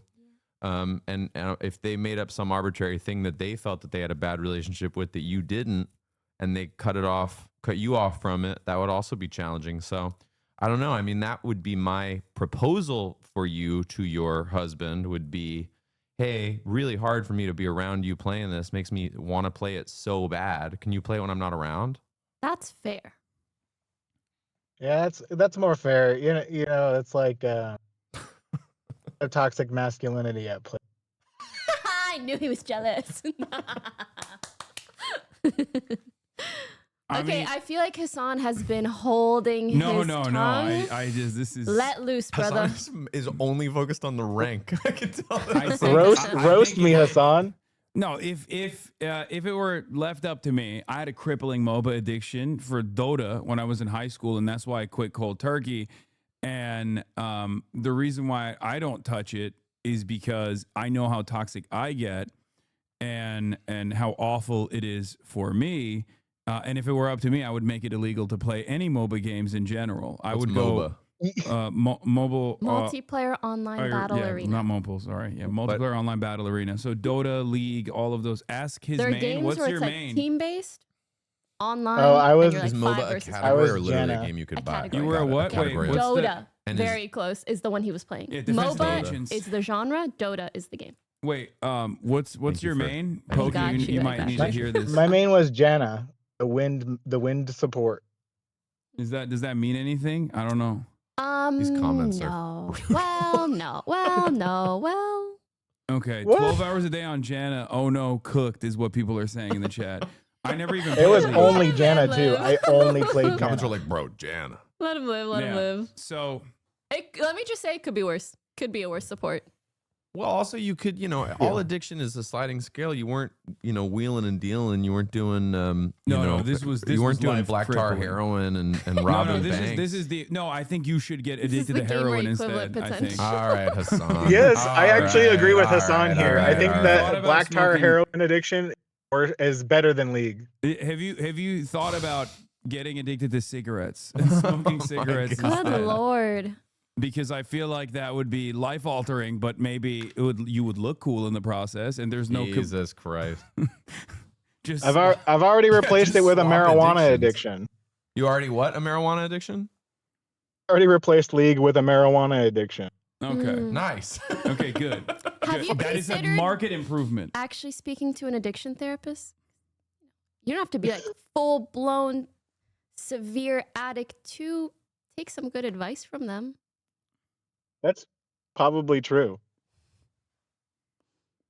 Damn, Dr. I don't Pokey judge coming your in main. clutch. I'll tell you that much. Well, anyway, back to your relationship. That would be the real thing to try to navigate would be, if you could help me by making this easier for me, then of course I don't want to restrict your behavior. I just don't want to hate my life all the time. I also think if you worded it in that way instead of "No, you're not allowed," F you, they'd probably be more likely to do it. Yeah. Because they're your That's partner, fair. they care about you. That's true. Hmm. And Is there any way to he is a self-regulate person. though? Like, He's a person that hates authority as well.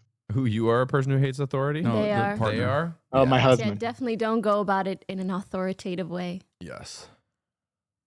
Go, please. That's a good point. They probably, I mean, they obviously love you because they went through your worst, right? Like they were with you That's through true. that. And married them. So That's clearly, true.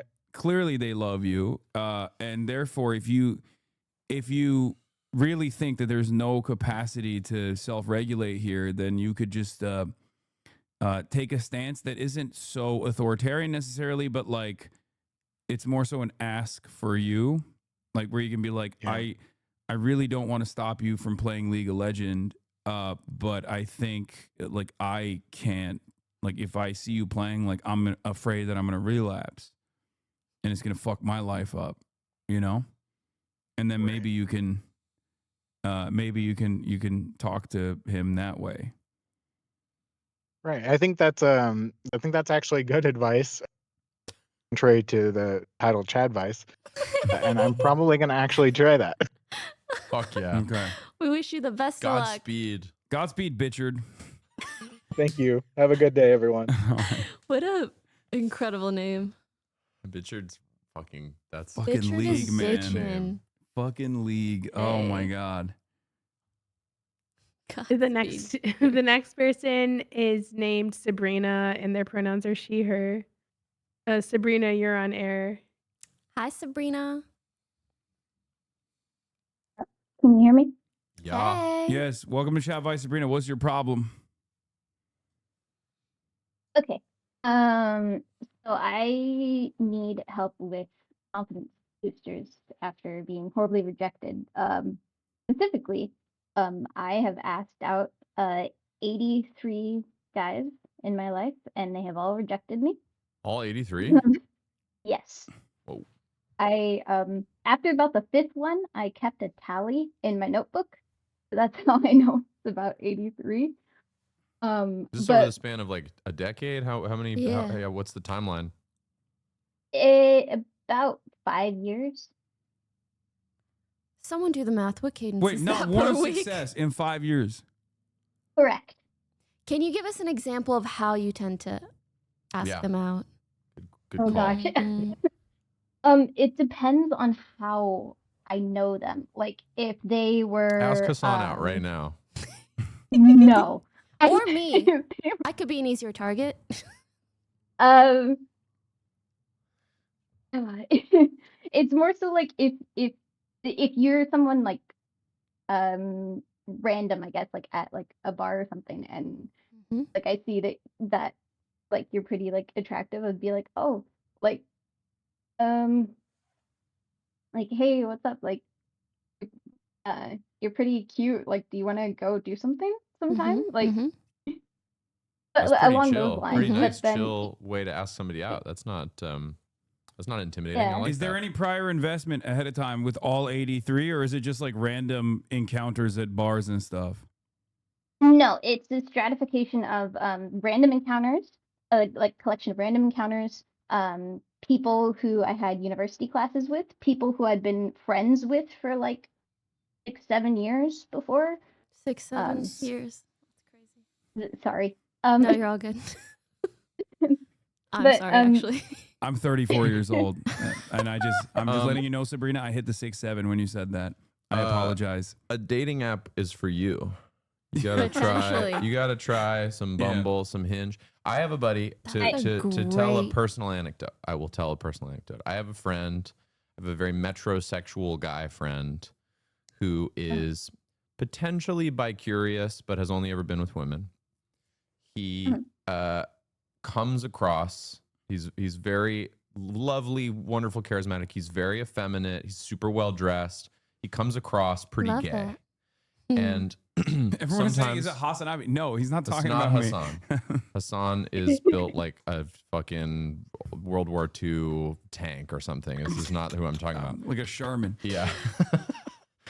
Anyway, we'll go out to some party or maybe go out and grab a drink together or something, and he'll hit it off with a girl. And oftentimes the girl will be like, that was a fun encounter with that gay guy. And he's Okay, very but sometimes those guys are the best to date. 100%. No, I 100% agree. And anyone would be lucky to date this guy. He's a real sweetheart. The challenge is just perception on this. And I told him, like, I was like, you gotta rip Hinge or Bumble, because you can be exactly the same person, but they just know going into it Yeah, that you're interested in women and that you're on this dating app and that you're swiping on their photo or whatever.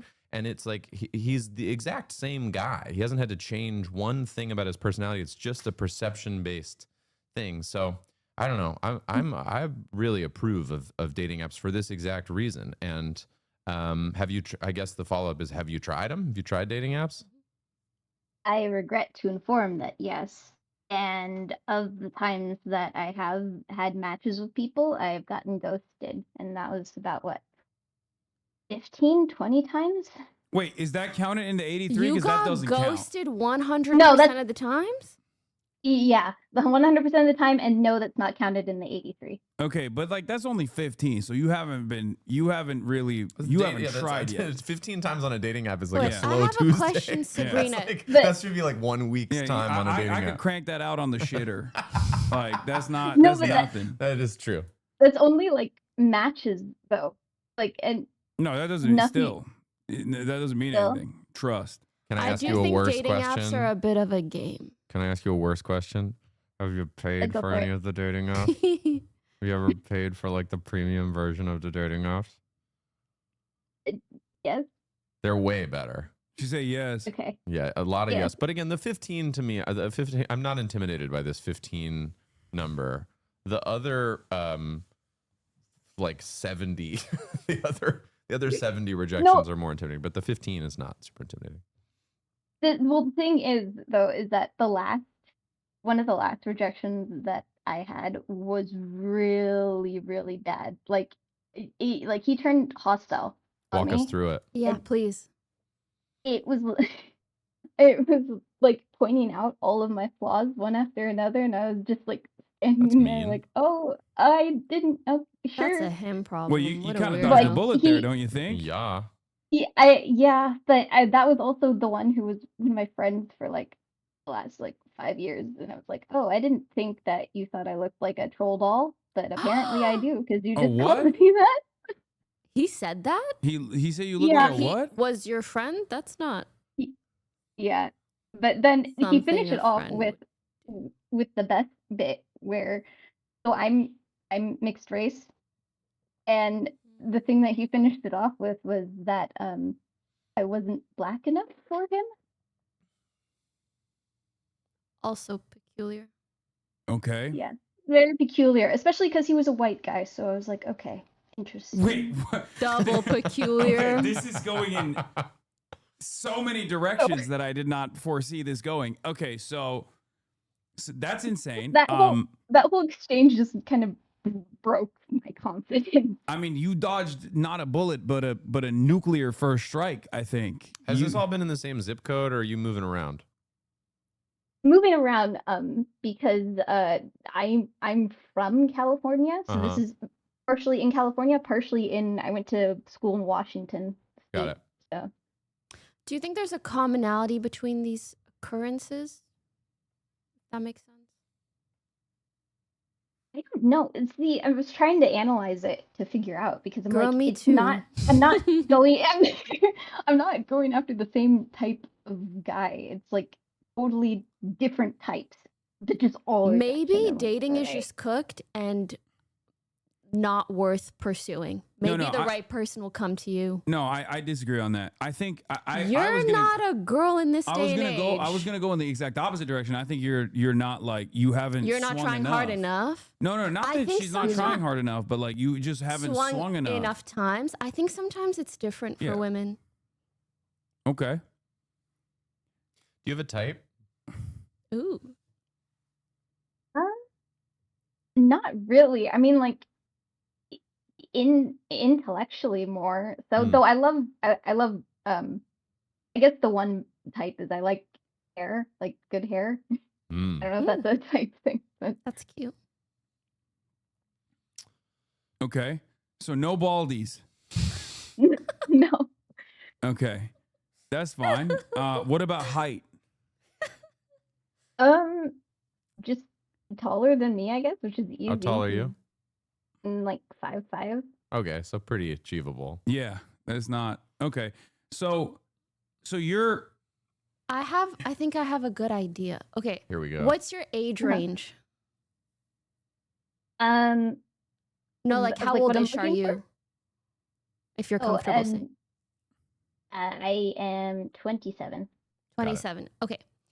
Ladies in their mid-ish 20s in the chat right now, do you guys feel like dating is cooked? I mean, they're on a Twitch chat, so they're gonna say. That's kind of. But It's 100 million. Yes. It's Okay. Flying across the chat. Someone saying I yes, do no feel like white the men. dating market right now is a little bit complicated. So, how about for you guys, if there are any of you in a relationship, what have you found works well for you?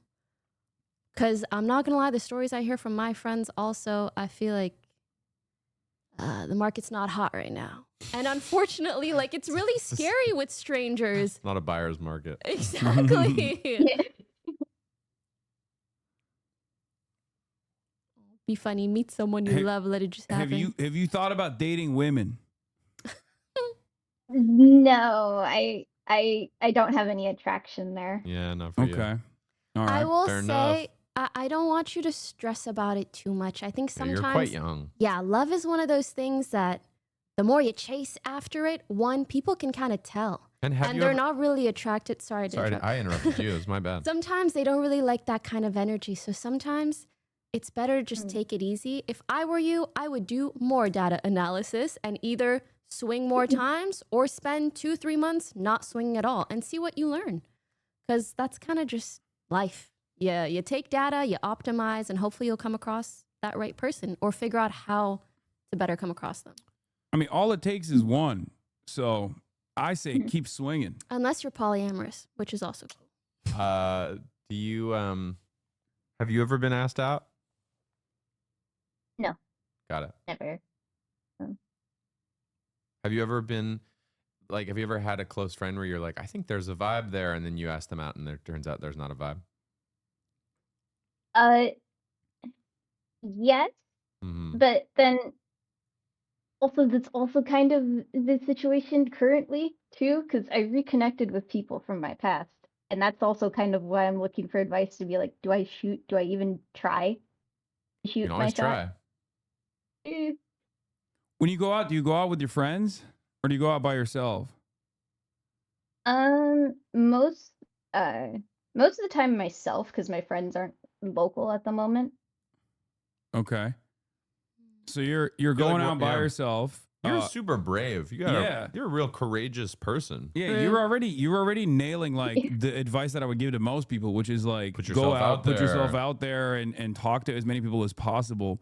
But I also don't think you should just be pursuing people as though you want to date them and just go out there like you're looking for friends. You know what I mean? Because you already have that social courage. And now I think that is the most difficult hurdle to clear Part for of- many people. yeah. Like the fact that you're doing it on your own is admirable. So when in your shoes, if I was going out, I would be not necessarily be so data focused and also Okay. so focused on like achieving a target or something, but just casually going through the motions of being social, and then see where that takes you. Maybe you develop some friends in the local area that you're in, and then you go out with them, and then you end up maybe through that extended friendship circle, you find some new people. You never really know. It's a very chaotic environment out there. But I think that your approach so far, if I were to make an assessment off of the limited information that I have, is a little bit too data driven.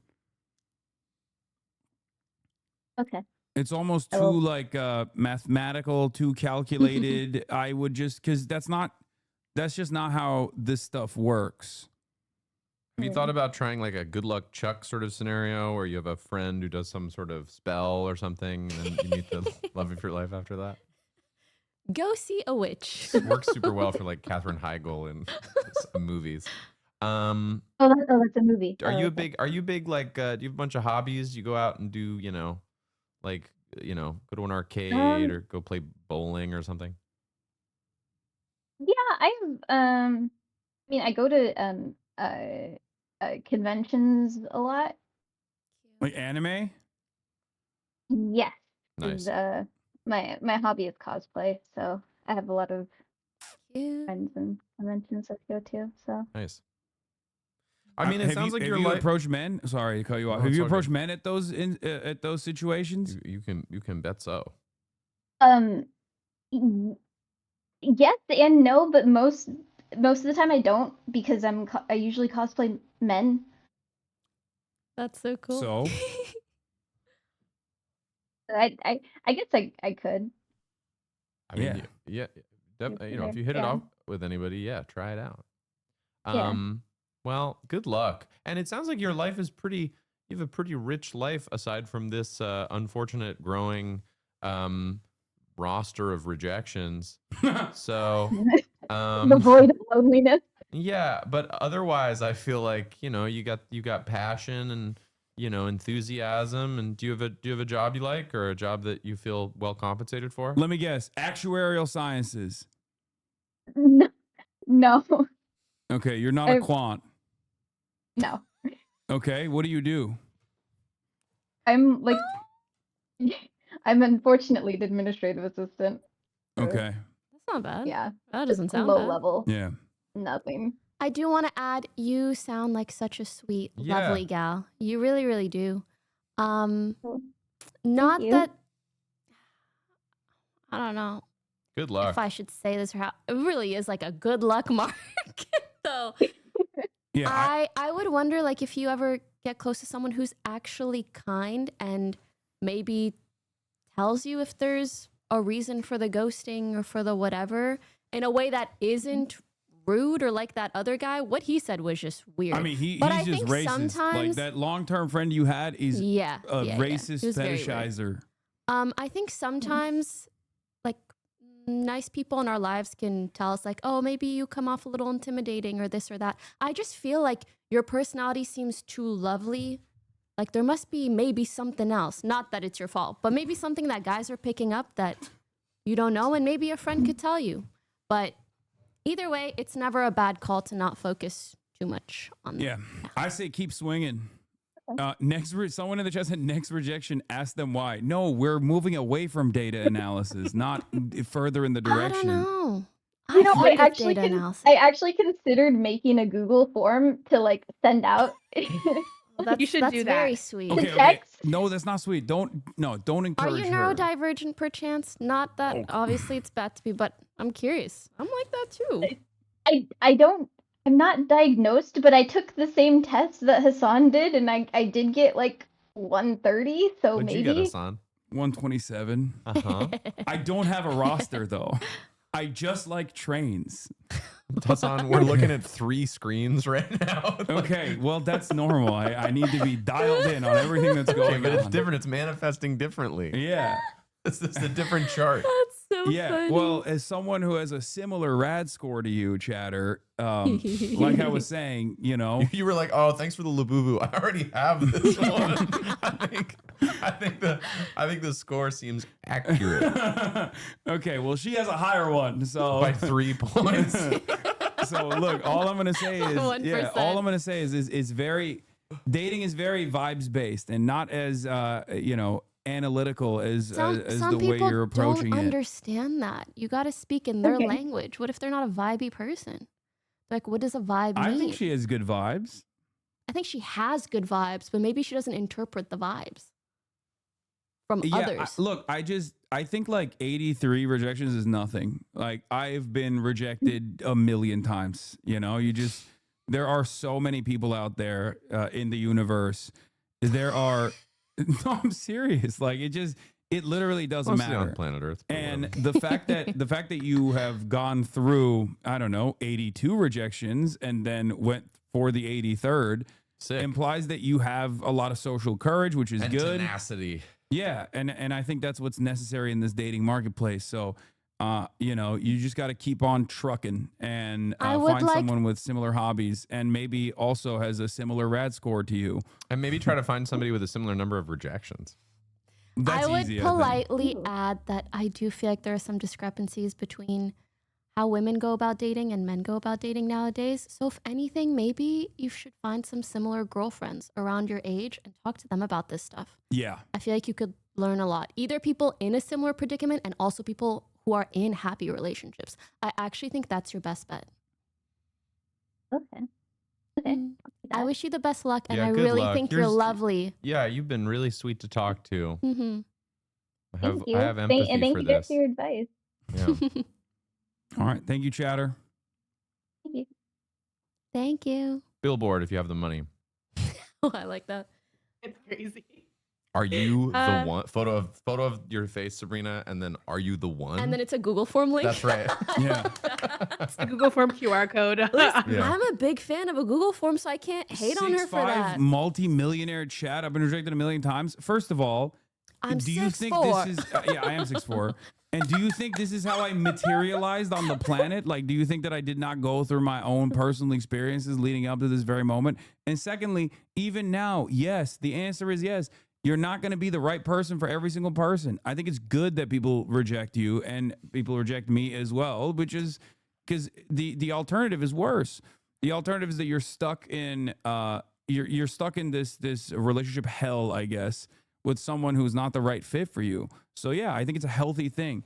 Rejection is healthy. Okay? And it's actually really good if you can get used to being rejected and that doesn't deter you from continuing on with your pursuits. I think it's healthy to get used to rejection in all aspects of your life. Absolutely. Also, career. I feel like that'll get you so far. Oh, I love the saying, rejection is just redirection. Like the thing that's meant for you will be for you. To be honest, growing up fat is the only reason he's not evil now as a man over 6 feet tall. That's crazy.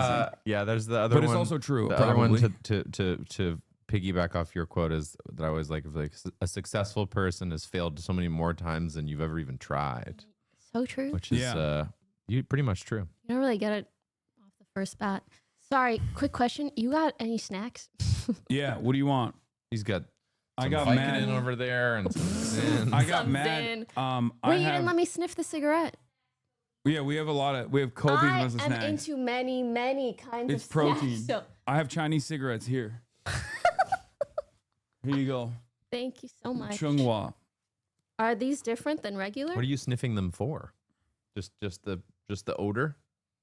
Is this? I don't think that's how a normal cigarette smells. No, that smells like tea to me. We got That's how a normal cigarette questions. smells. Oh, really? Pokey, questions, popcorn. What do you want? There's I mad like love- protein bars and stuff too, different kinds. I like savory, and I want one protein bar. If you have the barbell ones or whatever, I We love got- a I think I protein got bar and a Barbells. savory. Thank you. Yeah, see, I know they. I can they've also said it's order The food. peanut butter ones. ones. I didn't realize I Yeah. can. I ate Wait, before you guys cigarettes too? came. Or 'cause I- these? unlit ones, yeah, which is what they smell like. Oh, me. Do me a interesting. favor and never mention the Built bars in public ever again. The Wait, Built what? Built bars? Why? Yeah, those are Built my bar? shits. Oh, You is can't it find hard them to find? anywhere. Yes. Oh yeah. Do you want to try one of those? They're marshmallow protein bars. They're fucking insane. Like insanely good. Yeah. They're so good. I'll look Wait, at hey, one. can you grab a Built Wait, bar too? Frogan, what kind of gelatin is in that marshmallow, my girl? Oh, I don't know. Ooh. It's not haram I'll if you get, I'll don't get. know, Oh you my know? God. here. You just got fucking halal check, Morgan. God damn. Unintentional. I thought you knew. We haram police is in the building. Hassan, you know you've gotten like 400 subs. You don't I know, even but I don't want to call it out blink. because I have guests here. I'll call it out for you because I Okay. feel bad. Harvuka and then like this Prince Zulu. Prince of Zulu. I think has gifted literally 1 billion subscriptions. that's Thank true. you. Prince of Zulu, thank you for the 700 gifted subs. Kaya, it is not food for you, girl. I'm great. Thanks for the offer, though. I really appreciate you. Someone said, be careful in dating in cons, please. Okay. In cons? Like conventions. Oh, cons. One thing you should never do is date in Hoscord. Chatters. Are you speaking from experience? Hell no. You think I'd ever talk to any of them? Damn. Talks to them all day. There's also an improper power imbalance there because Frogan is a mod. That's true. Mod No, but- versus Hoscord regular. Yeah, no thank you. No thank you. I'd rather talk to a Redditor Are at you that sure you don't want point. one of these? I got two. I'm okay for now. You But never if know, it though. looks really as good, you eat it, if I I'm like, got you. oh my god, I just had like the largest burrito possible where? before I got If- here. Tacos Delta. Nice. I feel like I've heard of that I like place it a lot. recently. Elise, Never had thank you though. for the 10 gift of subs. Thank you. Okay. All Getting right. the Who's next next? person. The next person is named Fur, and their pronouns are she, they. Okay. All right, Fur, you're on air. Hello, Fur. Welcome to Chadvice. What's your problem? Hi. Well, first of all, hi Bookie, hi Phineas, hi Half. Hello. Huge fan. So let's start with this. So my former is important. I'll get back to that later. Owes me over like 80 euros. You can make the conversion to freedom money if you want. It's pretty much around the same. Ever since we went to this trip to Copenhagen in August, which was really cool, we went some other friends. Thing is that he had come from another trip in some other place, and he had gotten his wallet and his passport stolen before coming here. So Like he had his no way. story. Sorry. Go on. Yeah, like he She's basically flying like off this protein I'm an bar. active listener. like he has stuff getting lost, but that's something I'll get to that later. But yeah, it's like an issue. Thing is that like he had no way of paying for anything. You just commented, is this Greta? It's messed up. Oh my god. I mean, honestly, like, yeah, I'll get to that later because it's like a huge thing. Whether or not you're But- Greta Thunberg is the next thing that you're going to get to. later. Like, am I that clockable? I mean, like, both of us are autistic, so maybe it's just like the autistic accent. I mean, who knows? But yeah, not like the the other issue- accent. It's the autism accent that we build. you never know. I mean, English in my first language is just like a mix of 100,000 accents. Anyway, yeah. Thing is that like it's not the first time that he loses things. Like it's probably like around the third time he's lost his wallet since I first met him. Thing is that like ever since I met him, we used to like have like we never really did anything, but it was like kind of like I don't know, like I had a crush on him. He just didn't acknowledge it, but it was like we were friends. Like we had lots of things in common. We used to talk a lot, but it never got anywhere because I am an absolute coward and I am terrified of rejection, just like a lot of people. absolute coward. So cute. Okay. Yeah, at least I'm self-aware about it. It's just that, yeah, but we'll get to Are that. you Dutch? Where are you from? What country? I'm from Mexico. Sorry? I'm from Mexico. I Oh. don't live there right now, but You I have am. such a like European, like a like Danish Dutch accent. We're in Copenhagen. I mean, I learned English They in have Mexico. planes in Mexico. They can travel to Europe. Yeah, like now we're a socialist paradise, so we have everything. I thought maybe Nice. she'd been Yeah. there for a while, is what I mean. Yeah, that's kind of what Yeah. I'm saying. Yeah. Viva la Yeah, raza. like- But go on. Yeah, thing is that like I recently like got over my crush because of the thing about him owing me money, and I got pissed about it. Also, I realized and I found out from other friends that it was like unrequited, so I eventually got over it. Thing is that with this person, like I feel bad about asking for the money back. Like it's not the first time that he's owed me money, but it's the first time that he owes me this much. How much Things total? that- How much money does he owe you total? Right, it's 80. Like before he paid me back some of it, the highest amount he ever owed me was like over 200 euros. Okay. But like he started paying back piece by piece because like he felt way too bad about it. But it's been like 6 months and he still hasn't like answered to any of my texts when I ask him like how is this going. Like I'm aware that he has like financial issues. Like we're both Latinos living in Europe, so it's obviously hard. Like he has some problems with his work visas and like obviously like it's not as easy for him to pay me back as fast as I would want him to. It's just like the ghosting and the not saying anything about it. Like I'm aware that he does this a lot to other people, that he just like doesn't want to, like he basically just doesn't talk about it or like pretends that it's not happening so that people would stop asking him about it. And like it's become like an inside joke in our friend group. Like we have a huge friend group that we share. Do you So still it's have like a crush on him? not anymore, but it's like been really recent that I'm trying to get over it. That's where the problem comes. The thing is that I feel bad asking him for the money, but I don't know if it's just because I actually feel bad about his situation or if I'm still like not really over it and I'm just not realizing it. If I I'm was like- you, I would take this as more of a reason to get the hell over him.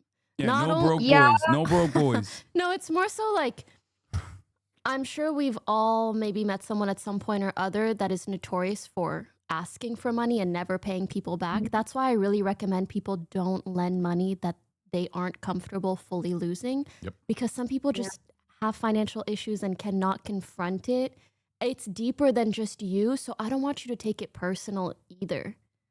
You just realize I'm not gonna get anything from How him. hot really. is this guy? I mean, like, honestly, pretty hot. That was part of the issues. Like, I mean, it's not something that's going to like keep me in there forever. Like, I'm bi, so like I'm usually more like leaded towards women. Like, it's the one guy that I have had a crush on in a long time, which is probably a huge red flag. Like, I was mostly like going out with women before, so like I'm probably like just going to very low fruit probably. But it was like, I don't know, like we were used to be really close. We had a lot of like university activities together, so it was hard to avoid each other, so maybe that's part of it. But like, I am starting to get over it. My issue is, how do I get over the feeling bad about keeping him, like keep asking for the money back? Because like, I don't want to feel like a landlord that's just like harassing him for the money, but also like, it's my money. Do you really need the money back? Like, being serious, like, is That's- that like money you really need? That's the thing. Like, I don't really need it. All Like, right. Oh, then I mean, like, again, like no, you want to keep the conversation going with this guy. That's why you want to have this guy in the back of your mind at all times. And I feel like the money is the way to do it for yourself. I mean, kind of, but also like, I mean, yeah. To me, I'm sorry that this person owes you money. Never a good feeling to be owed money. And yeah, I think to me, if I'm putting on my legal, advice hat, I'd be like, congrats, it's not $1,000 or $20,000. Like, you got off relatively unscathed, considering that you've just told me that you don't really need that money back in the scheme of your life. Yeah. So you've learned your lesson, which is sad. It's sad to learn your lesson that this person that you find attractive and, maybe like their personality is like not a reliable person. Always sad to learn shit like that. But when you said 200, I was like, oh my God, she's in it for $200,000. So I'm happy to know that it's only €200. Well, at least we kind of got. I know that's 340 American dollars, but I'm glad we kind of got to the root cause, which I think is you kind of holding on to this crush and not getting over the crush via him not paying you back, or that being like a line of connection between the two of you. If I was you, I know it's hard to just like get over emotional things on your own. What I love is a well-written closure text. Even if someone's not giving you closure, give it to yourself. I would literally write a big old text, be like, I thought you're pretty cool. Kind of sucks that you're ghosting the fact that you owe me money. Blah, blah, blah, blah, blah, blah. Obviously, don't be mean. But just write it in a way that makes you feel like you are emotionally processing the situation, telling them what you want to tell them, again, without being mean. And then I think just literally hitting send on that feels amazing, at least to me. Whether they respond or not, you're like, okay, well, I know where I'm headed, and they know too. I think the real problem here isn't the money at all. I think you are having a hard time cutting ties with this person because you still have a crush on them, and in your mind, holding on to the €80 or however much remains from the overall debt is your way of staying interconnected with this person. Yes, but then what does she do about it? Yeah, no, I think you should just ghost the person, delete the number, forget about it, start dating some tall, blonde Copenhagen guys. Or girls. Honestly. They're tall. Both genders are tall over there. I mean, like, the issue here is that, like, I probably would love to, like, cut every single kind of tie we have. Thing is that because we are still, like, involved, I mean, we both do, like, university debating, but we are, like, more in the managing kind of part of it, and we are basically unable to fully avoid each other unless we actually quit. This is like quitting a sport. So I probably will like get around to like just send a strongly worded message to vent it, but send a strongly worded message every time you see this person in person, because it sounds like you can't avoid them. Do one of these gestures. Open hand. Give me back my €200. This every time. Yeah, I guarantee you they will start to avoid you. Yeah, or just like, which is their just fault. like hit him with the cold shoulder when you see them, and also next time you see them, have a bunch of studs with you and just be like, You could also this wear is- clothing with money on it. That would be kind of cool. okay. Shirts covered in Pay me my money. Yeah, euros or pay me. Shirts that say pay me. Yeah. Yeah. Dollar bill, Subtle things like something. that. I will say, if you guys have overlap in terms of friends and hobbies and whatnot, just make sure that this strongly worded message is something that you wouldn't mind other people seeing. And it just like really shows him like, hey, you fucked up. Yeah, and, Good I'm point. done with it. Good point. Yeah, your friends in common too, right? You go like, I like that person. They just owe me money, and it's been a long time, and I'm really sad that they're not answering me. yeah, and doesn't so- that suck? yeah, it's pretty. then- Anybody can empathize. Well, the friends already know that he's a bit of a deadbeat. Like they know that Yeah. already. Sounds like it. Like that's what I was gonna say. Like I don't think that like I mean very few of my friends know that I have a crush on him because I never really like told a lot of people. I just like never got around to it. But a lot of people have a similar issue, just not with this much money. Like he just keeps borrowing money for coffees, like pathologically, like it's a thing. So like people, if I told him that, like if I was pissed about it, I'm sure that my friends wouldn't like judge me for it. So that's actually like good advice, actually. What do you think he spent your money on? Like rent or something more flashy? I mean, like he lives on his own, and his family is still like he's from Colombia, and they all live back there. So he sends a lot of money back to them. So like he's You think not. he sent your money back to his family? I like that. I mean, That's kind of like a Robin Hood sort of a thing. That's kind of awesome. He's washing it. It's crossing over, into different jurisdictions. Maybe I should be giving him more money. Who knows? Oh my gosh, honey, no. Somebody commented W reparations. No, you're still doing this. You're still doing it. You're doing it. You want I think your heart is in it, and you need to figure out a way to get your heart out of it. Which, again, for me, strongly worded letter. And from my perspective, go hook up with some girls and some guys out there that are not this guy. Get your mind off this guy. Because you guys kiss one time, right? That's it.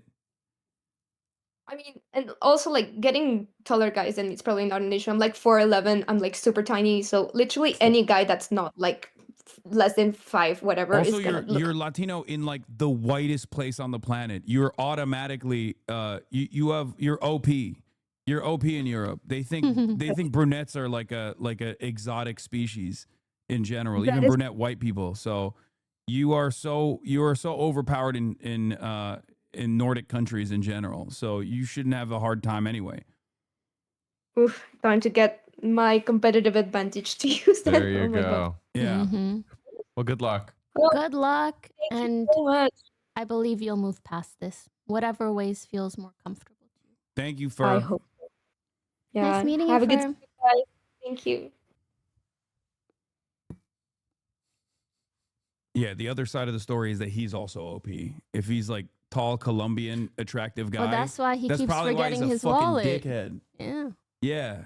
I mean, I'm surprised everybody in the friend group is like, yeah, he does that. And just, I like no the one idea that cares. his family is just like, this fool is crushing. He sends us so much money. Well, he's probably keeping up appearances in other. Yeah, but he's running around areas of his life. Copenhagen, borrowing money left and right.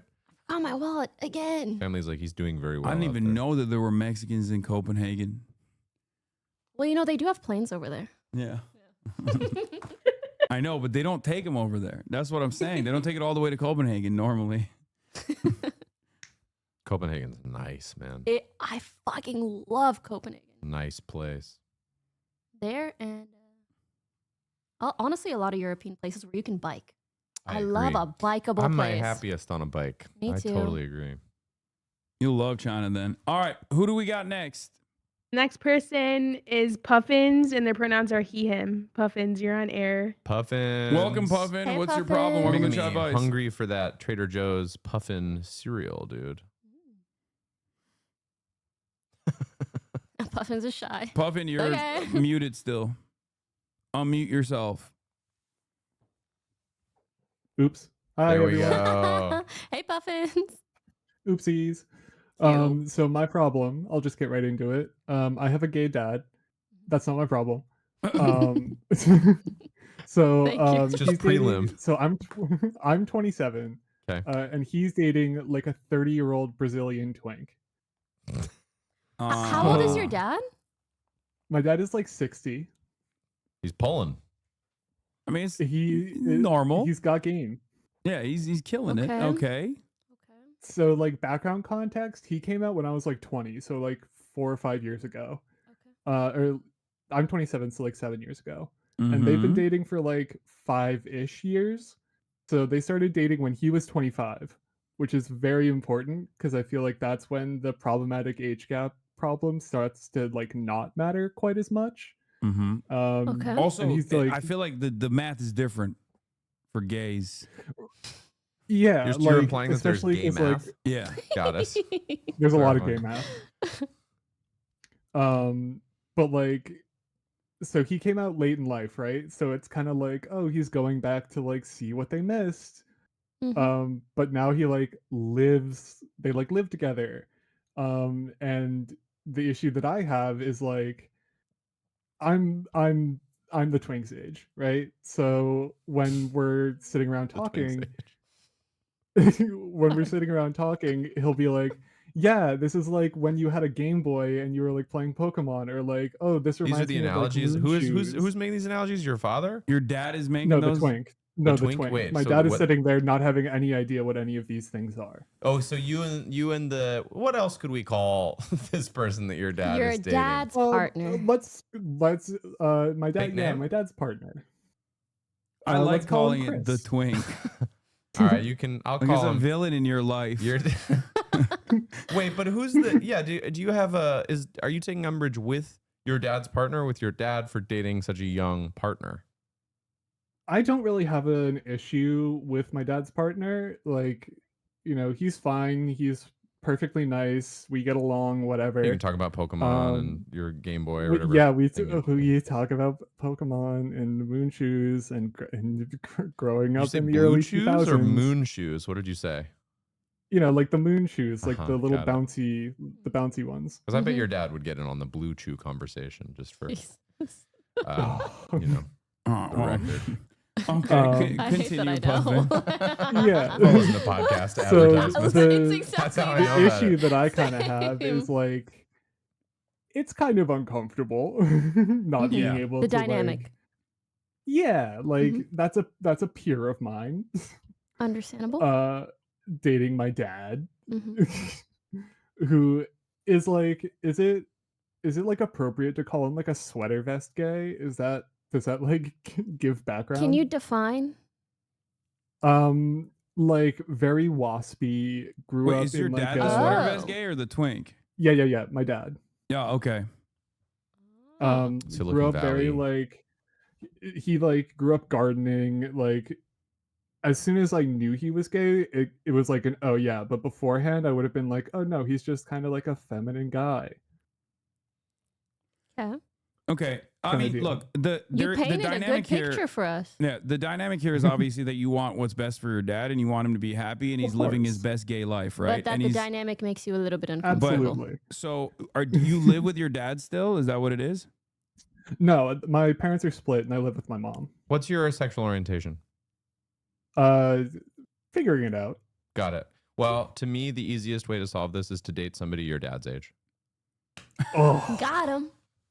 I have thought And about then that. someday you guys will both have to make a truce. They can Yeah, see swap. how he Yeah. likes it. Oh. Give him a taste of his medicine, Wow. his own medicine. That's some good matchmaking. I mean, Oh my I feel god! like But then like, if we go on like a bonding excursion, me and the twink are gonna go to like a barcade, and him and whatever my like old sugar daddy are gonna go to like some weird museum. But that sounds great. Okay, yeah, it's getting a little getting freaky. better and better. It's getting a little freaky. So That's a TV show I would watch. no, my point is like if you're not living with him, but you do see him every now and then, but they're getting more serious. I feel like, I mean, I don't have a lot of experience in this field, but what I would say is like, if you want your dad to live his best gay life, I think for the time being, just letting him do his thing and working through the motions is probably the best thing to do. Even though it's a little weird for you, right? Yeah, you because just I've gotta- like I've voiced an opinion beforehand and like tried to tell him like, hey, I'm worried about problematic power dynamics, and this is a pretty big age gap that you're introducing to a pretty like waspy family that's gonna have a lot of opinions. And what did Are he you say? is So your family the waspy family? both sides are pretty waspy. Your dad's partner's side is also waspy. My dad's partner is very Brazilian. Okay, okay, okay. All right, I'm gathering. But my dad's both of my parents are Yes, white. both of your parents. Understood. Yeah. Yeah, I mean, let him. I think let him enjoy himself, because like at the end of the day, I mean, he is like your dad's partner Making is up for a lot 30, of lost time. right? Like he's 30 years old. It's not like he's a child. Have you ever seen the movie Beginners? No, I haven't. It's one of my favorite movies ever. Actually, it's directed by Mike Mills, whose work I love. But it is, to some degree, sort of about exactly this vibe. Just check it out. Pretty great. I definitely will. I have a quick question. So, is the issue here how you feel when you're around them, or do you have concerns about their dynamic that make you uncomfortable as someone who can probably relate to his partner more, potentially, in terms of your age? A little bit of both. It's definitely like me personally, it's a little bit uncomfortable sitting there and having like his partner try and like relate to me on an age level, like relating to things of like when we were children, like, that kind of thing Like versus trying and succeeding at relating. To yeah, like it's Doesn't weird need to that he try, like just gets relates. it. Yeah, I mean, look, I understand He's being like 1997 was wild. I Been understand there. being with being uncomfortable with this dynamic. I totally get that. It's a little strange. Having said that, Yeah. this would be borderline or completely unacceptable if you were like in your early 20s, as opposed to the fact that your dad is in his 60s, but your dad's boyfriend is in his 30s, and at a certain point, it's like, it's just. You gotta place his level of comfort, especially as someone who's like only recently come out and is going through the motions and experiences. Like, I don't know how long lasting this relationship will be, and even if it is long lasting, even if this relationship is long lasting, I think ultimately by that point it will get less weird for you anyway. It's been I like don't 4 or think it's 5 years so far. Yeah, I don't think it's about whether like this age dynamic is ethical or legal. Okay, clearly it's legal, Legal. right? I think maybe you feel like if you were in your dad's shoes or the other person's shoes, you wouldn't do that. So maybe it's a disagreement of like how you would go about things in a way, or feeling like a disconnect between you and your father. I feel like if I was you, I might, if anything, want to get to know the relationship a little bit better and to know whether or not there is a weird dynamic there or not. If there is, I would talk to my father about that. If there isn't, maybe you'll grow to actually love the relationship and it's actually healthy. It's really, really hard to tell just knowing ages. I also feel like I have a little bit of like some weird reverse prejudice here, where if your dad was 16, he was dating like a 25-year-old, 30-year-old woman, I might be more kind of dubious about the whole thing. But the fact that it's a gay relationship makes me be like, great, cool. I don't know. Well, also, It's so and also weird. because he like recently came That's out. what I'm saying. That's It's not like I'm dumping Yeah. your mom who was my age and I'm just dating a younger, younger lady. woman. Like he's like, I've made a whole big life change, I actually kind of understand Yeah. the game math part where it's like when you have a smaller dating pool, the dynamics are different. But ultimately, I feel like given the age range, like you really don't know until you get to know the relationship. Sometimes it's perfectly normal, and sometimes it really is an unhealthy dynamic. Like how much does it bother you? Like it's like it's really mean- ruining your relationship with your dad? Because if that's the case, then you No. should have a conversation with him about it and be like, Dad, this dude is my age. What the fuck are you doing? No, my dad and I still chill. It doesn't like it affects like holidays because like I live at my mom's and he'll come over and like visit because I can't get to his house because I'm disabled. And he lives on a hill, which is hard in a wheelchair. But he'll like or like my grandmother isn't doing so well, so we like go as a family and visit her, and my mom will bring me there, and like my dad and his partner will also be there. And the like in front of my mom being like kind of like cuddled up and like hands on legs and like sharing their stories of their travels and like going to Europe and all of these things. Like, oh, it's part of it's hard for me to hear in that context, and part of it's hard to see like in front of my mom too. Mhm. Yeah, is your mom loving And all of especially this? like How's your mom feeling about all this? so I didn't learn he didn't come out to me and my brother until a year after he came out to my mom, and Got they it. had done like 8 months of couples therapy Got on it. how to come out to me and my brother correctly. Wow, they were trying their best. That's sweet. So Yeah. they really did do like an immense amount of work, and my mom got a lot of it out in those 8 months. But of That's course, good. there's still some resentment and some like being the divorced wife being like, Jesus Christ, my ex-husband is dating somebody who's as old as my son. Yeah.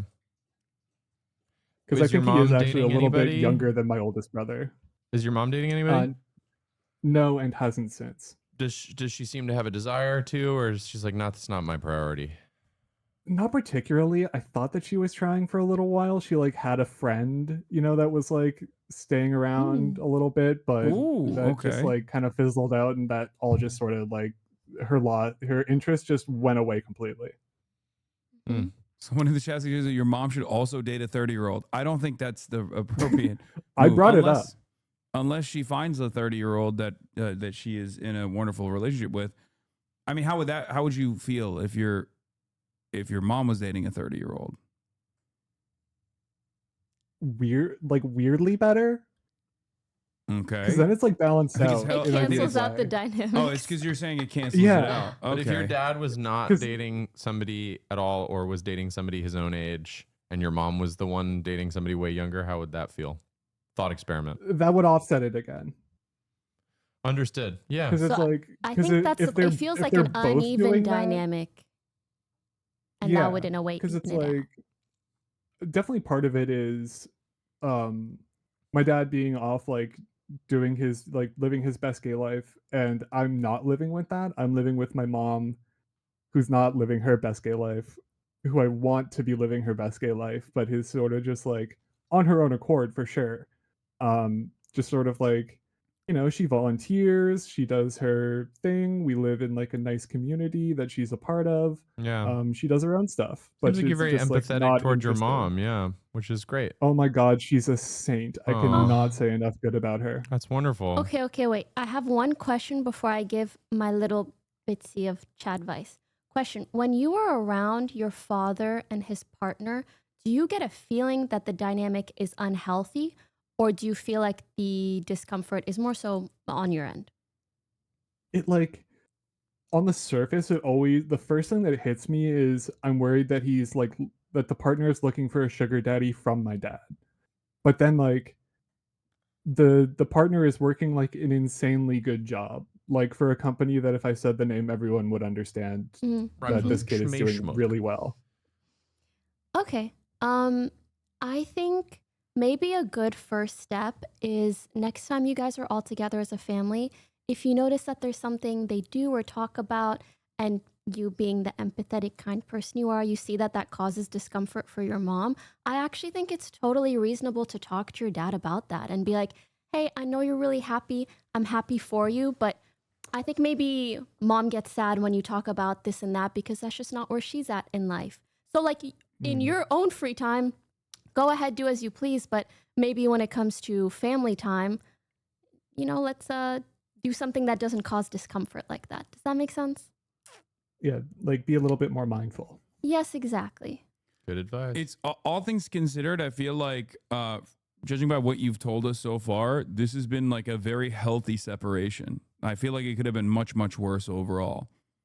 Like from your you parents. couldn't write it out in a healthier way. Yeah. Yeah, like everybody wants the best for each other. So I think if Yeah. there's just like slight discomfort, I'm sure they'd be very open to accommodating and just, as you guys said, being more mindful about what you say, how you act. Maybe your dad's partner starts to dress sort of older, starts to put a little bit of fake gray in their Waspy. hair. Maybe they walk with For like the one or two time you guys maybe get they, together. they sort why of not? talk in a kind of Ooh, a, he takes it as like cosplay. yeah, like a He's Morgan cos- Freeman, Michael Caine kind of. Fuck, you take an acting class. Ask, Like, ask your dad to hook your mom up with a stud, preferably one of the Twink's friends. I've Just brought saying. that up and she is not interested. Okay, never mind. Okay, well, you swing and a miss sometimes. I've been throwing out balls, you know? You miss every shot that you don't take. I agree. Puffins. Okay, well, thank you, Puffin. thank you so much, Puffin. Thank you guys so much. Wish you Have the a great best day. of luck. That reminded me so much of like when me and my girlfriends get together and we're all like, blah, blah, blah, this happened, my dating life, and this guy, blah, blah, blah. And then we'll yap for like 2 hours straight. And at the end, Lily goes, well, me and Michael are good. Like we're all just talking shit. She goes, me and Michael are doing great. So sometimes you just got to know when and where. All right, who do we got on next? I have to go pee while you bring this next person in. All right, Frogan, we're here if you're ready. Oh, sorry, I was muted. The next fret. person is named Steve, and they go by, or he goes by he, him. Steve. Steve, you're on air. Hey guys. Hi Steve. Hey Sam. Hey Pookie. Hey chat. Wait, before you start, did you like the Built Bar? I didn't try Yeah. the Built Bar. Oh, me. You're asking me? Yeah, no, Maybe yeah, you, I'm on- Pokey. I had the barbell one, and it was very good. If you wanted one, Okay. it's really good. Maybe 2 questions from now. I got ahead of myself there. No, Steve, you're fine. Go ahead. Okay.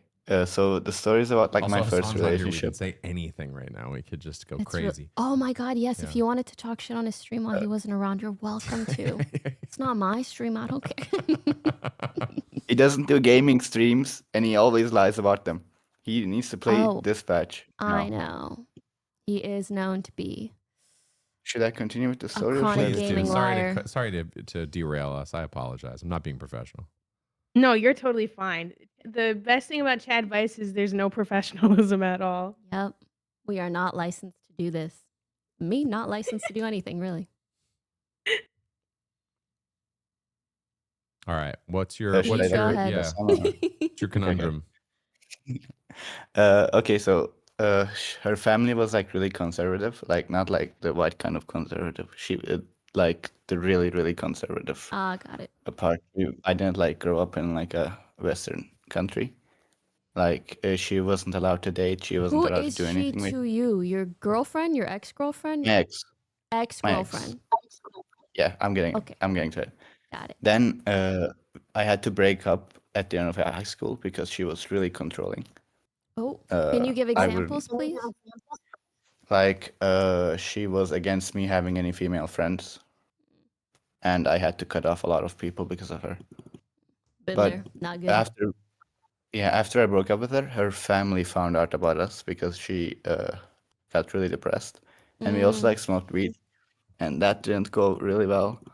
So then she was prohibited from going to uni. Like she was smarter than me. Where are you but from, She Chatter? was basic. Turkey. Hasanabi. What in the educational gatekeeping? Why That's amına so koyayım? odd. Anyways, I felt really Steve bad about is not that. a Turkish name. Yeah, it's not my real name. I'm getting to it. I can't really say my real name. Fair enough. Hadi bakalım. Anyways, her family didn't Silivri stop soğuktur. there. Silivri soğuktur. Çok daha kötü abi. Her family then hired like a. By the way, her father had like connections to the FETÖ movement. So they had some mafia connections as well. Anyways, after we broke up, her family paid a gang to beat me up. But when they came to my house, I had already left for uni. So I didn't get beat up. But they also looked for me in like the country I'm in, but they couldn't find me. Oh my God. Like a year or two passed. This is why we're she going by contacted Steve. me. She contacted me through like Pinterest DMs because that's the only thing she had access to. Pinterest DMs? Yeah, it was insane. I got random DMs on there. Wow. I learned that she's in like a really bad situation with her parents, Sounds like a like really shit one. She's getting abused and stuff. And I'm thinking of offering her to basically run away and come to the country I'm in. But I think the only way she would be like okay with it is like if I dated her, which I don't really want to do that much because of No, No, you should don't not do go that. about Don't do that. relationships in like a saving way. To be Chill, honest, chill not. to be honest, you're all like they're already kind of after you. If I was you, I would help her in the sense of like advice and do whatever you can. But I don't know if you should like take it on as a responsibility because I feel like the mafia is it gonna also get puts you. my life in danger, I feel like. Yeah. But like I'm also like kind of young, and I've like never had like a relationship like that before, so Well, I and don't you even know left if this I'll. relationship because you were Yeah, feeling but like you were being what if I controlled. make it Like, work? to me, that's the What if I root make of it this. work? If you were in a great relationship and then her family found out and then they banned her from going to uni and they sent the mafia after you, it would be sort of romantic. But you already had broken up with this person. This is a big Yeah, problem. This is a that big too. problem in general. Also, you're gonna get in trouble because of her connections, regardless, in Yeah. Turkey as well. Not just like Yeah. because I don't go back to Turkey anymore. yeah, no. I would stay away. You dodged a bullet. It was good. It's just But I also think you just like gotta respectfully be responsible like, because we I Don't gotta let it cut reel you ties back here. life in. too. Like Sorry, I dude. kind of ruined her life too. You got a lot of empathy So- for her. That's sad. Yeah, I super understand.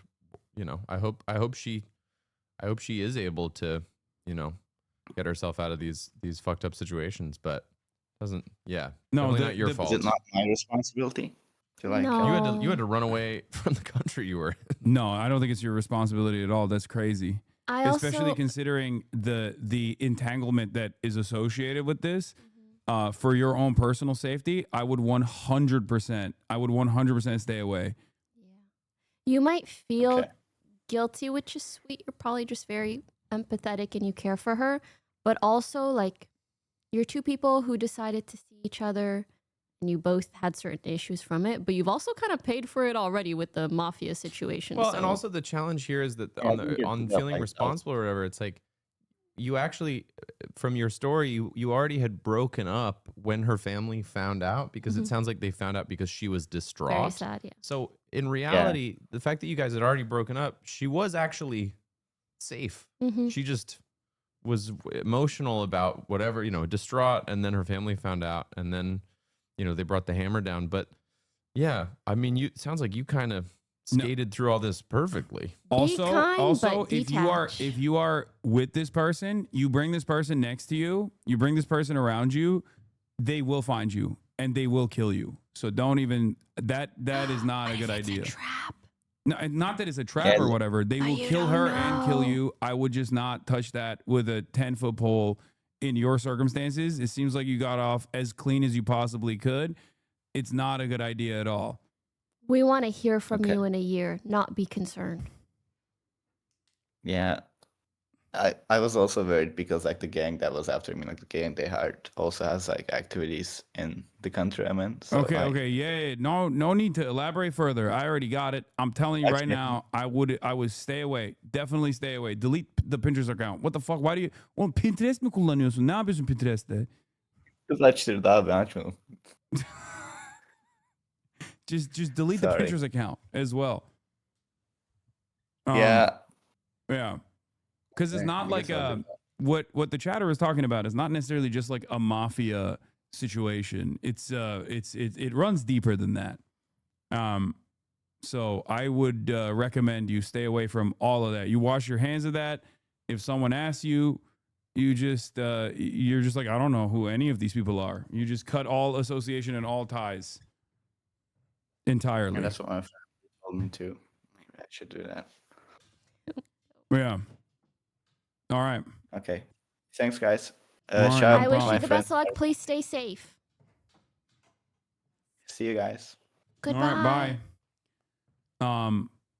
We. For the non-Turkish chatters in the Mhm. community who are confused, What level mafia are we Feducu- talking here? when he said like the person is like the girl is from a Fethullah Gulen family, remember when I talked to you guys about this, about how like there is a CIA asset called Fethullah Gulen who passed away recently. He's a Muslim cleric that used to live in the Poconos.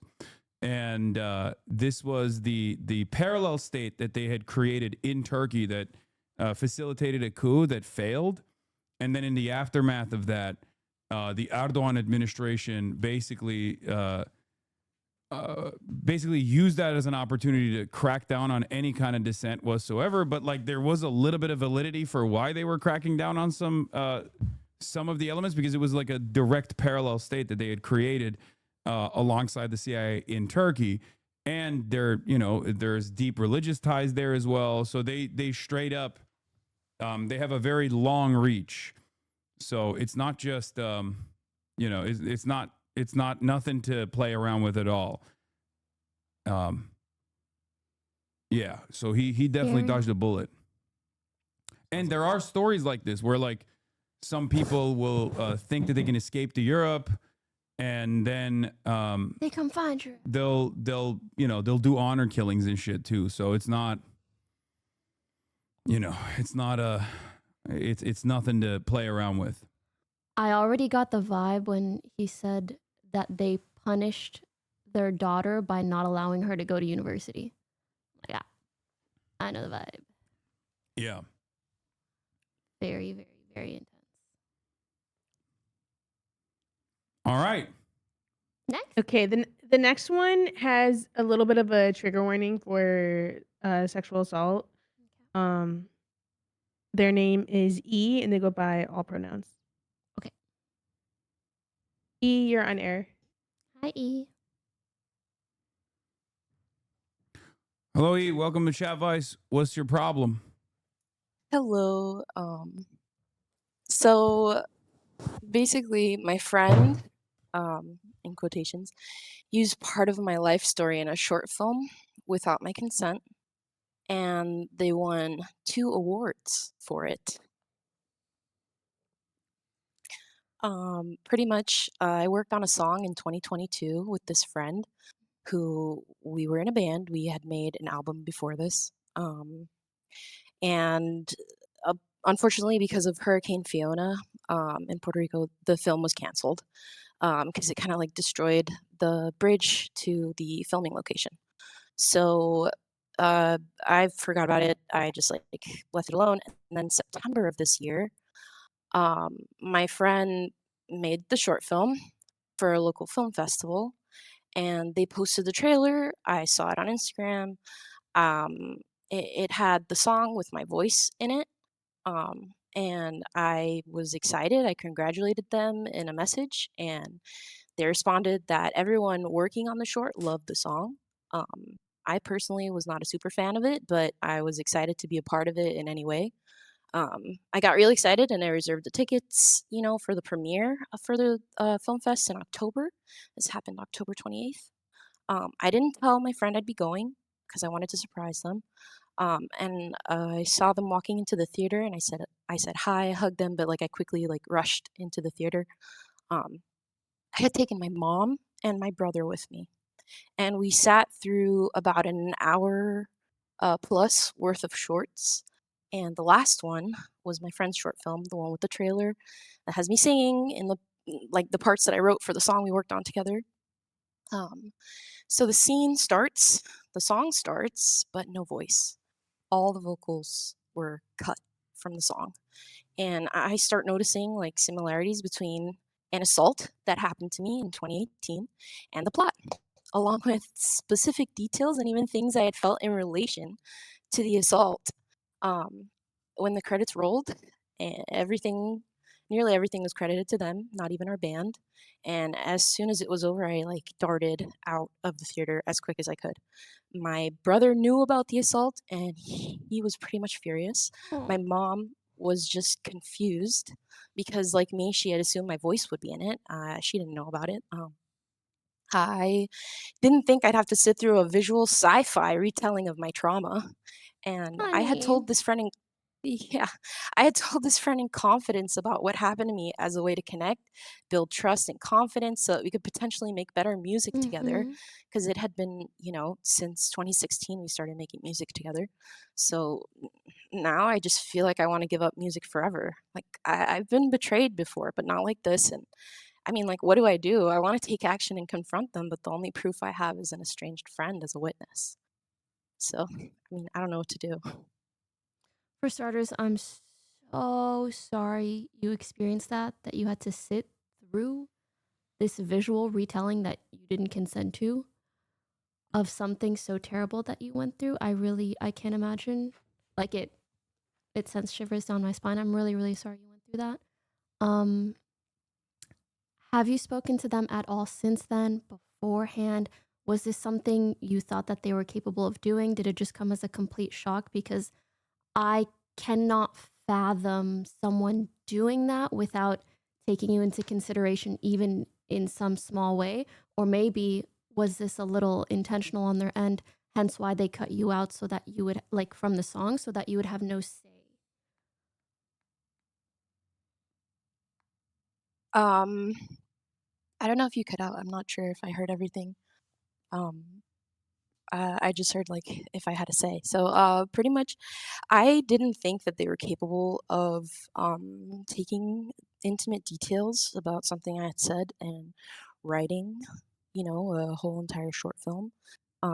This friend is an author and has several books published, comics, and I didn't assume that they were going to use that, but I did assume that they weren't going to credit me for the song, even if my voice was in it, because their father had taken the album that we had made in, I think it was 2016, 2017, um, and like credited our band and I don't know if I'm remembering this properly, but I think my friend was compensated for arranging the music, um, and I wasn't.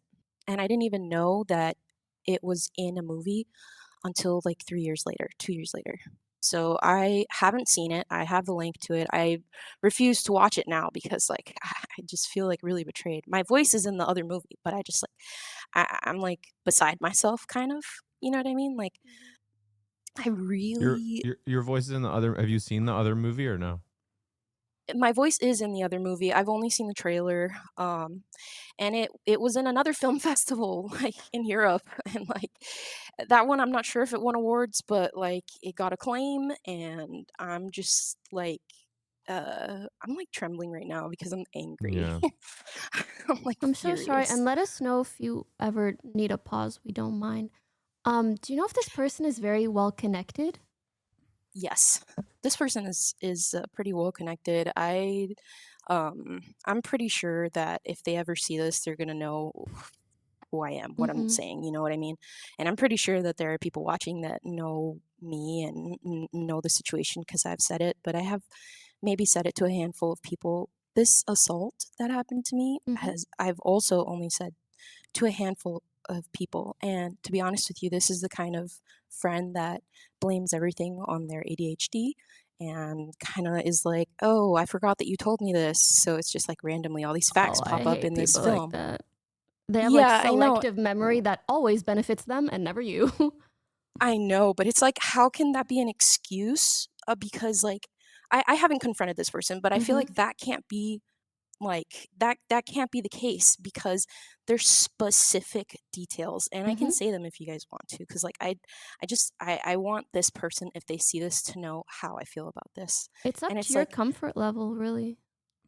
so okay, and this is like it's like pretty it not complicated, but like it's a long story. So 2017, Hurricane Maria happened, and I was displaced, and I lived in New York, and I uh, also like my then boyfriend moved to Philly, so we were like commuting and stuff, and during Maria, like right after Maria, while we were still in Puerto Rico, he told me that he was like gonna help his dad's friend move some boxes, and then he ended up telling me that they slept together.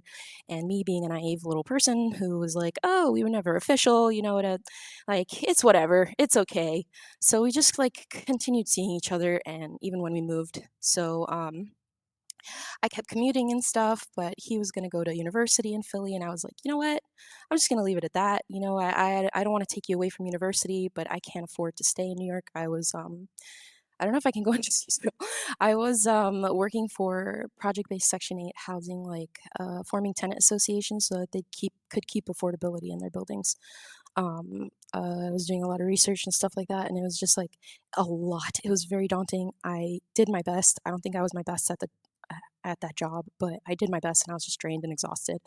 So I moved back in with my parents. I break up with them, with my ex, and my roommate, who was my childhood friend, who is the witness to the assault that happened. I was really anxious one day because my ex, at the time boyfriend, told me that I got an interview in this newspaper and they're interviewing me about the displacement and all that. And I was like, okay, that's cool. And then he told me that he really liked her, and I got really jealous. So I went to a bar with my friend. I told them like, hey, listen, I can't anymore. I just need to like let loose, just let go. So I go to this bar and I have a rum and coke. And then my friend like starts dancing with someone. They're like, oh, this is like, great, whatever. I met this person, I'm really enthralled. So they go off on their own with that person. And then I'm just like sitting alone, just enjoying the vibes and music. And this guy sits next to me. And he starts talking to me, and we're like talking, we hit it off a little bit, and he tells me he's a nurse. And then I start asking him about what he does, and like it's fine. And then he says, what are you drinking? And I go, rum and coke. And he gives me a rum and coke. And this is a detail that my friend added in the film. I had only had one drink. And then this person brought me another one, and me, naive me, being I think like 22 years old at the time, I was roofied. I don't know if I can say that, but pretty much, yeah. I was very naive, very stressed. So like I was assaulted right after that, and then I told my friend, "Let's get out of here." I kind of told my friend what happened, but I never told my ex what happened. So I broke it off with him, and I left. And then a month after I had left, my at the time best friend, who's estranged now, just because we just distance time, we stopped talking, um, called me and told me that they were dating my ex, even though they lived in two separate places. So it's Oh like two God. separate cities. So then I was like, oh my God.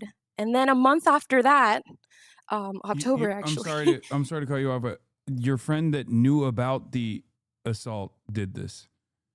No, well, yes, yes. My friend that knew about the assault told me that they were dating my ex.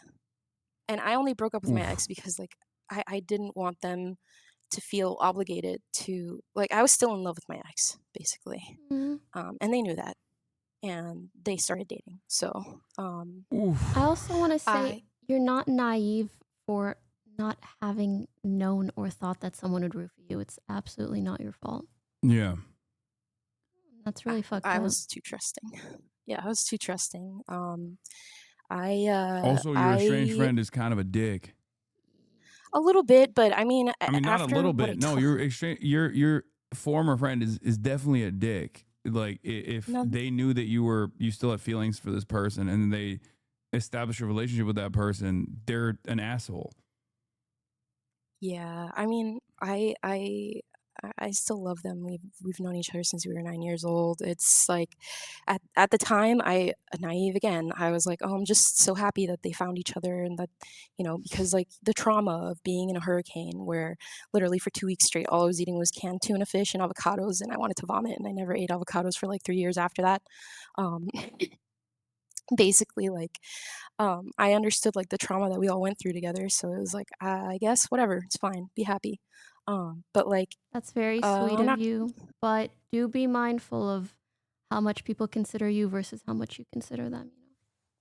Yeah, I think I probably consider people more than I should. But like a month after that, not even a month, I want to say October, basically, he gets hit by a truck on his way to work, and he passes away in the hospital the next morning. Wait, your ex-boyfriend did? Yes. Oh my Yes. God. Did she It wasn't a follow hit and all run, of this thank in God. the movie too? No, Oh, okay. no. But what I'm trying to say is that the grief of that, I was grieving really, really hard. Mhm. So like 7 months later, I am back in Puerto Rico for my brother's graduation, and my friend who made the short film is a tattoo artist, and he goes, "Oh, why don't you like I need people to tattoo. You want me to test on you?" And I was like, "You know what? I have a grief that I need to get over. Sure." So he tattooed me on my side. Um, and basically, like the only tattoo I have, it's really painful. And then like basically like this friend that did this intimate thing on me, that tattooed me to hide this grief, basically like betrays me in this way that I just like can't comprehend. You know, it's like I'm so frustrated. Thank you for sharing, and I hope maybe it made you feel a little bit better to share all of that. I do want to say, in regards to the movie, when you spoke about it, or the short film, I was a little bit concerned because the fact that she took you out of the song or they, the fact that they took you out of the song makes me worried that they consulted with a lawyer to figure out what they could and couldn't do without you going after them. So if you have the means to, I also think speaking to a lawyer about this would be good, and not just asking like, "Hey, can I go after them?" because that's very, very complicated. But frankly, if anything, asking, "What can I or can I not speak about publicly?" and talk to them, the person who did this to you, and tell them how fucked up it was that they did this to you. And however that conversation goes also informs what you can do to feel better in this situation where frankly you were treated very poorly. Yeah, lawyer, therapy, and then closure in that order. Or No, lawyer, closure, and therapy.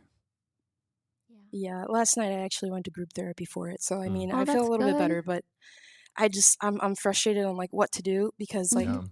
this friend is a new parent. They have a new kid, and I really don't want to like fuck up their life. And The like one who made the short? yes, the one who made the short. Why are And you also still it's calling like, him a friend? Yeah. One, that's not your friend, honey.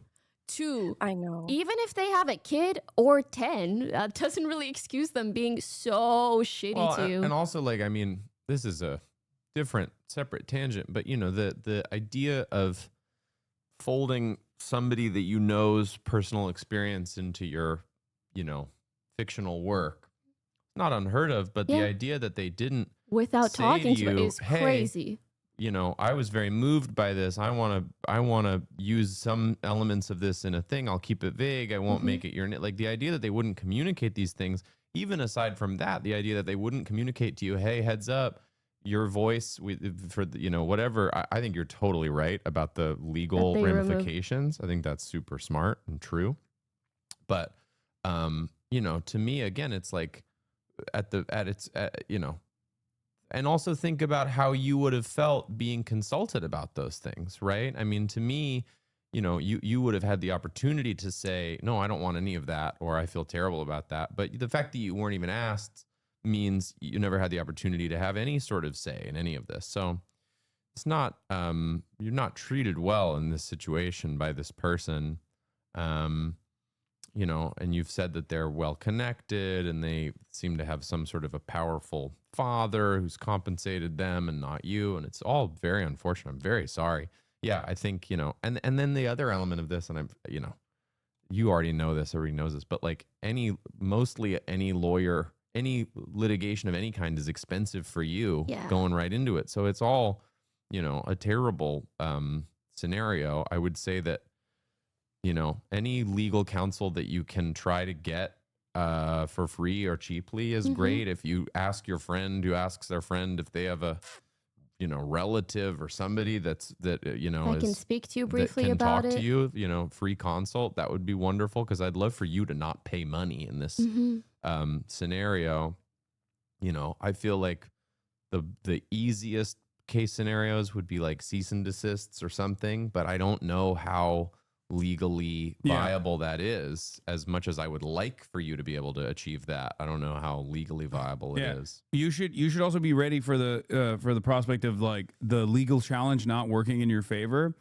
Okay. And I have a fourth option on top of everything else, because I said lawyer, closure, and then therapy, right? And the fourth option is, because in the beginning you said you wanted to quit music because of all these experiences.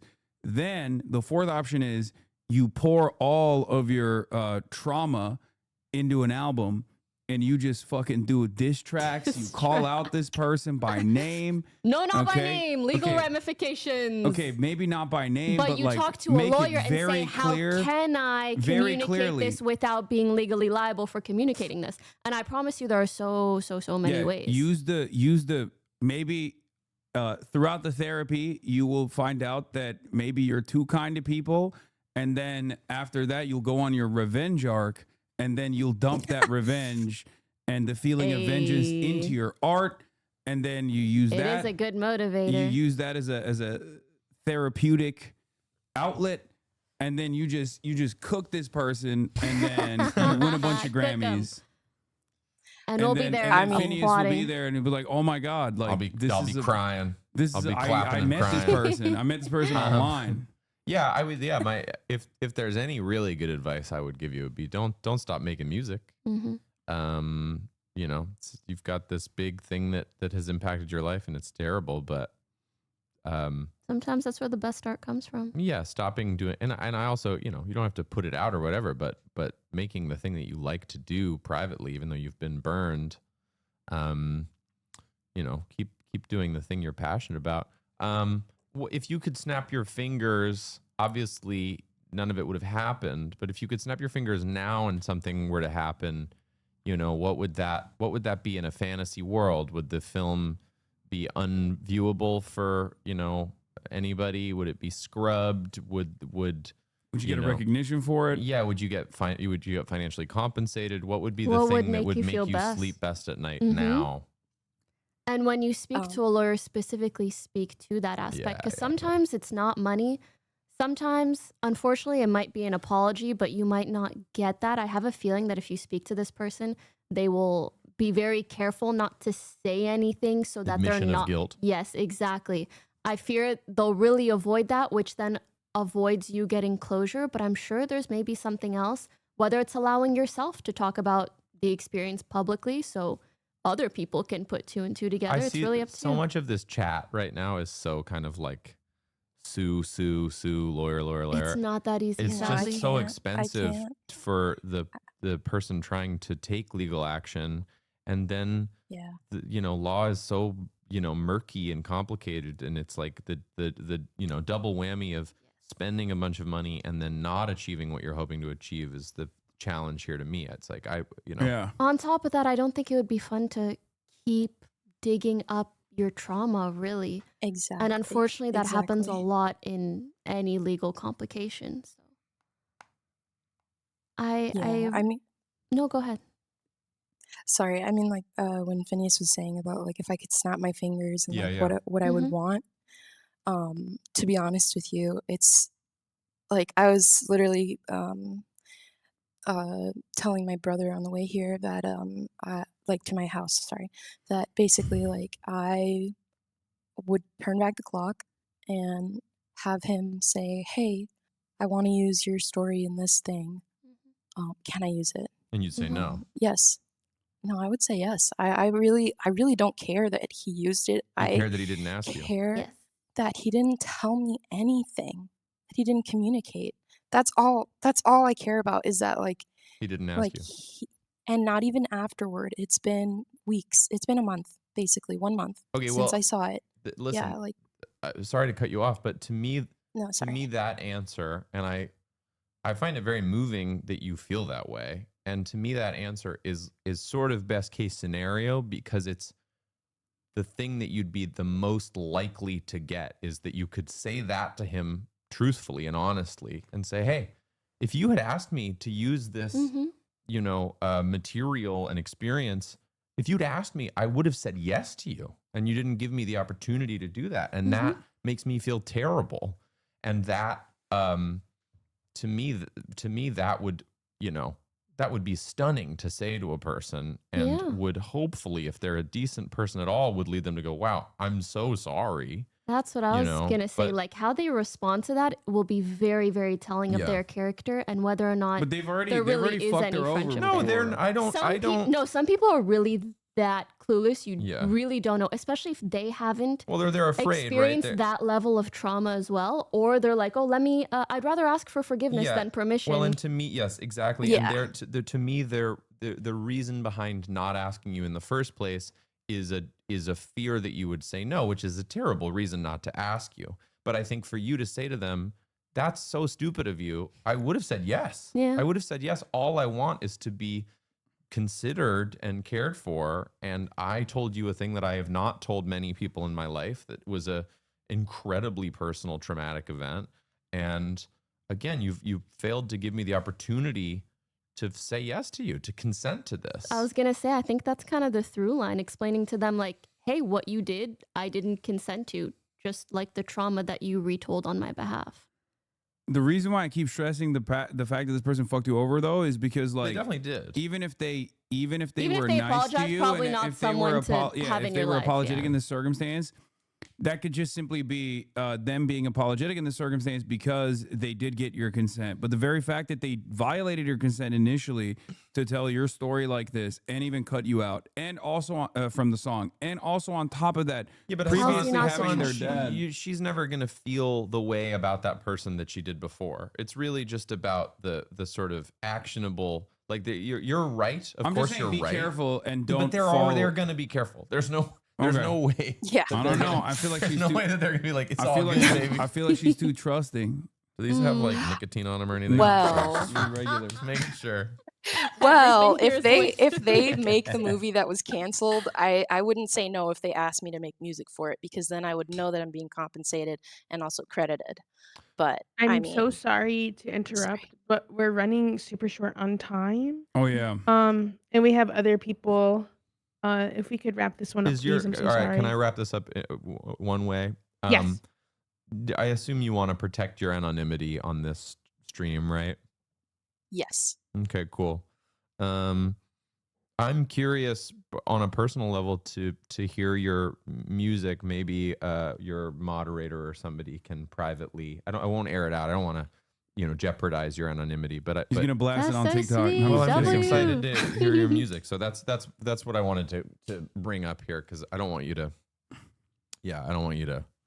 Whatever. I feel like you're exposing yourself. But if you're making art, I'd love to hear it. To tag on to that, if you don't get emotional closure through this person, you really might, by instances like this, where like sharing your story in a way that is protected, you can meet other people who share similar interests.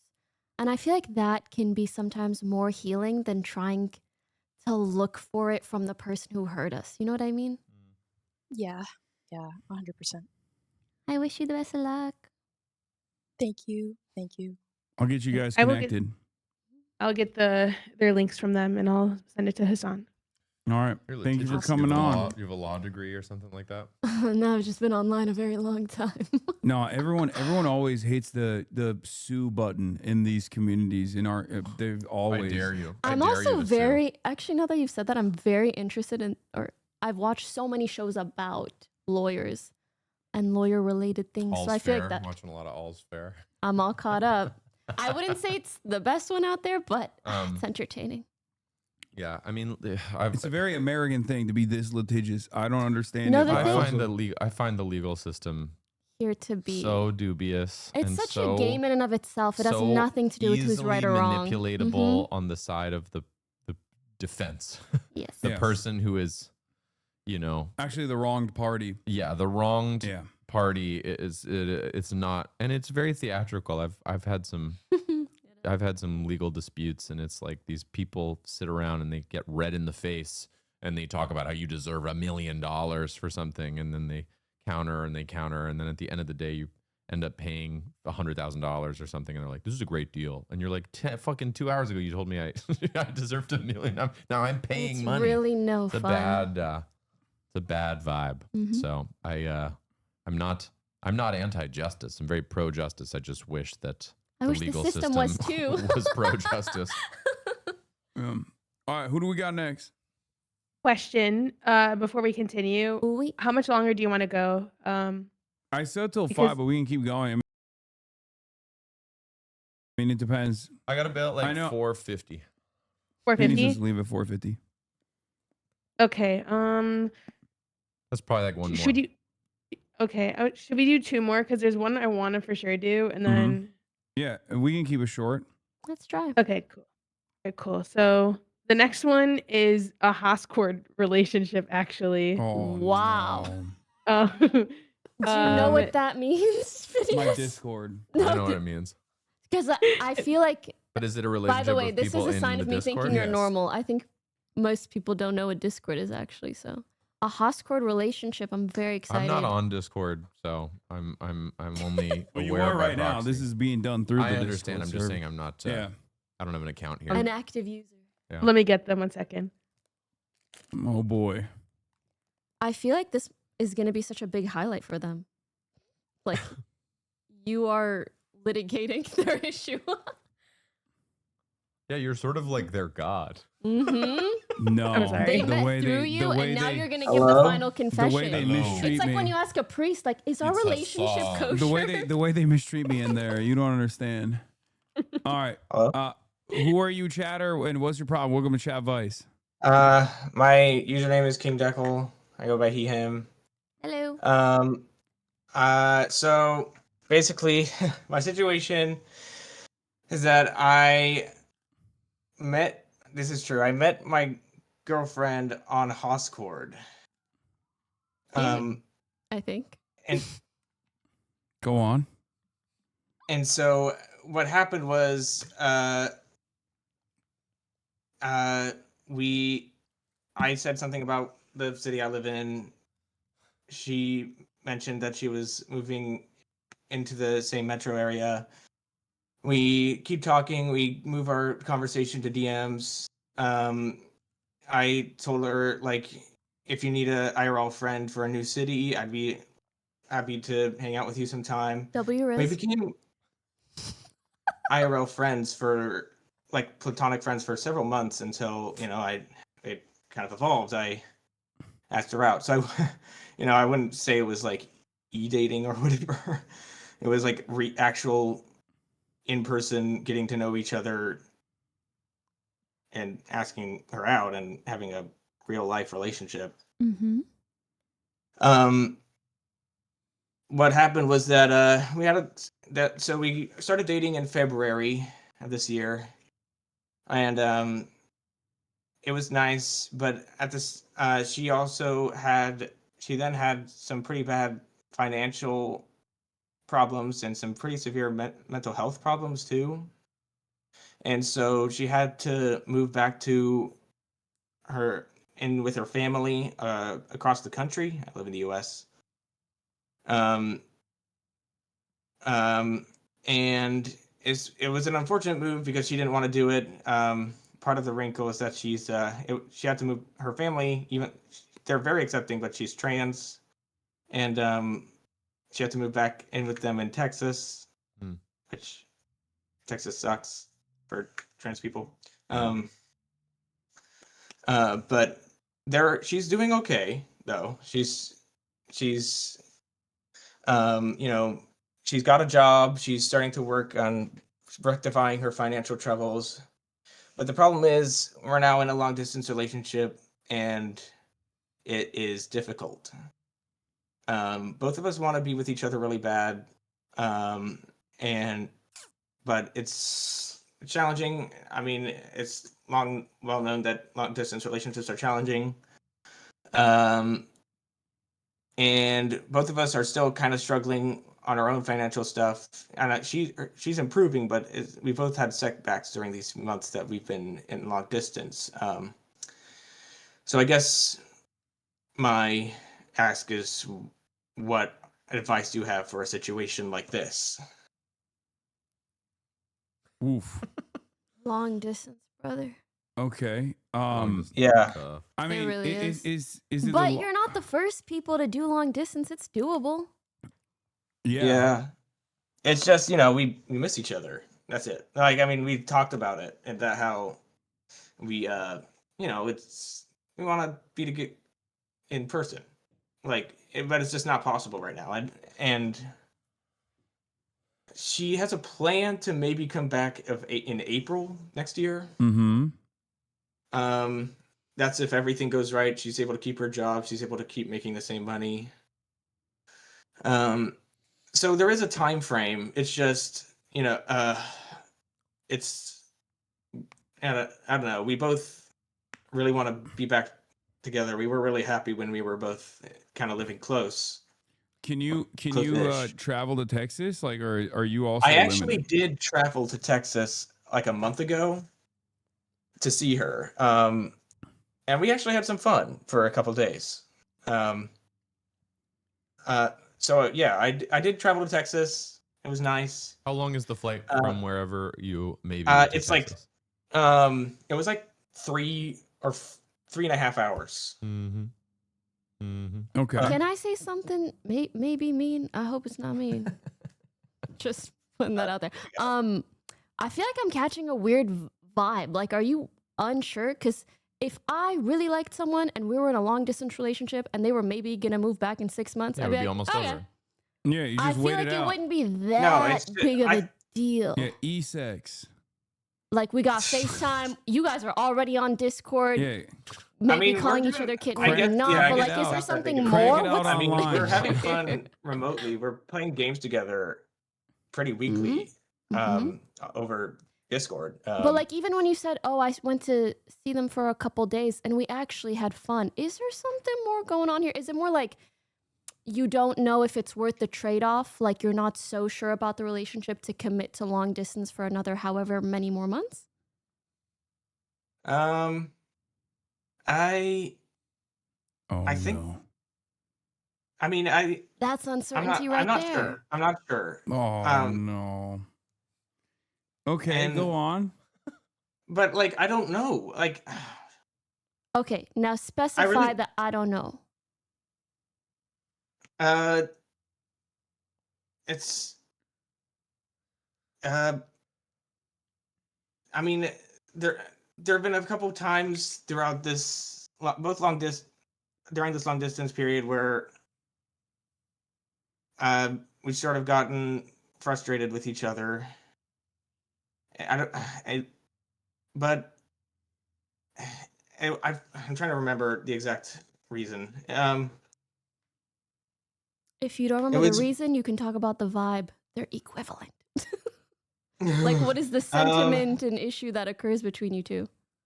Well, it's mostly about like, okay, so she really struggles with self-esteem issues. And a lot of the times when it gets really bad, she'll sort of self-deprecate. And it's hard as her partner who really likes her to hear that. Oh, you're like, do you think I have bad taste? Stop saying that about yourself. Yeah, that's actually what I've said. Yeah, like I'm like, you don't have. You're not. I don't feel like she's dragging me down like she says she is sometimes. Oh. But it is, it's difficult. Okay. And she feels like because she had to move, it's put a stress, like she's been a burden on me. And I don't really feel the same. But So where is your uncertainty coming from if you don't feel the same? I really hope she's able to figure out, like, I guess my uncertainty is with whether she's able to take care of herself, I guess. And Try to take care of herself in what way? Like work through her Mentally. insecurities. I think he's saying Yeah, and he she's wants in her therapy. to work through her insecurities. Okay, but again, can I be mean for a second? Everybody has insecurities. Is this an insecurity that like directly impacts your life, or is she like, I think I'm not cute today? Like that's not really a big deal. So what is it No, really? it's well, she like it's more like she she said like she thinks like I should find someone better. Now, do you But- feel the same way? Yeah, are you starting No. to believe her? I mean, no. I respect Have you, you- man, but that's a very Chatter, uncertain. I'm not gonna be mean, but I'm gonna be blunt. Have you Okay. dated a trans person before? yes. You have. Okay. Yes. Okay. Then you can make the distinction on whether or not this is like a more sensitive subject rather than just like regular insecurities that you Like can gender work through. dysmorphia potential? Or Yeah. I don't know if that's the right term. But ultimately, I think Pokey's right where it's okay. You should be helpful and if you love this person, you should help her work through her insecurities. But the fact that you have some concerns kind of makes me feel like you might have you have some additional hangups that this long distance. How long did you date before this person moved away? About 6 or 7 months. And then they moved away how many months ago? Like 2 months ago. Like Okay. in September. Was it pretty much great until they moved away, or was it fraught? It's okay if it's fraught. It was a little fraught. And then the long distance is making it more fraught. I mean, look, I've been in some long distance relationships. I find them really hard. I mean, like, Mhm. And you need to be sure to overcome an obstacle like that. you're what's so fun about sharing a life with somebody is all the stuff you do that they're a part of, and whatever that means, even if that's as simple as hanging out at each other's apartments, or if that's going to see a movie together or taking a walk around together. It's all this shared experience, and then you distill that down into like a 10-minute phone call every day. It's very hard, and you have separate friends and they have separate friends. I find it very hard. But I do feel like what really helps long distance relationships from my experience is having a goal. Yeah. So if she might be back That's in kinda what 6 I'm- months, that's what I I was feel gonna yeah, get to. I I feel like totally it agree should with be okay. So I feel like the issue is deeper than the long distance.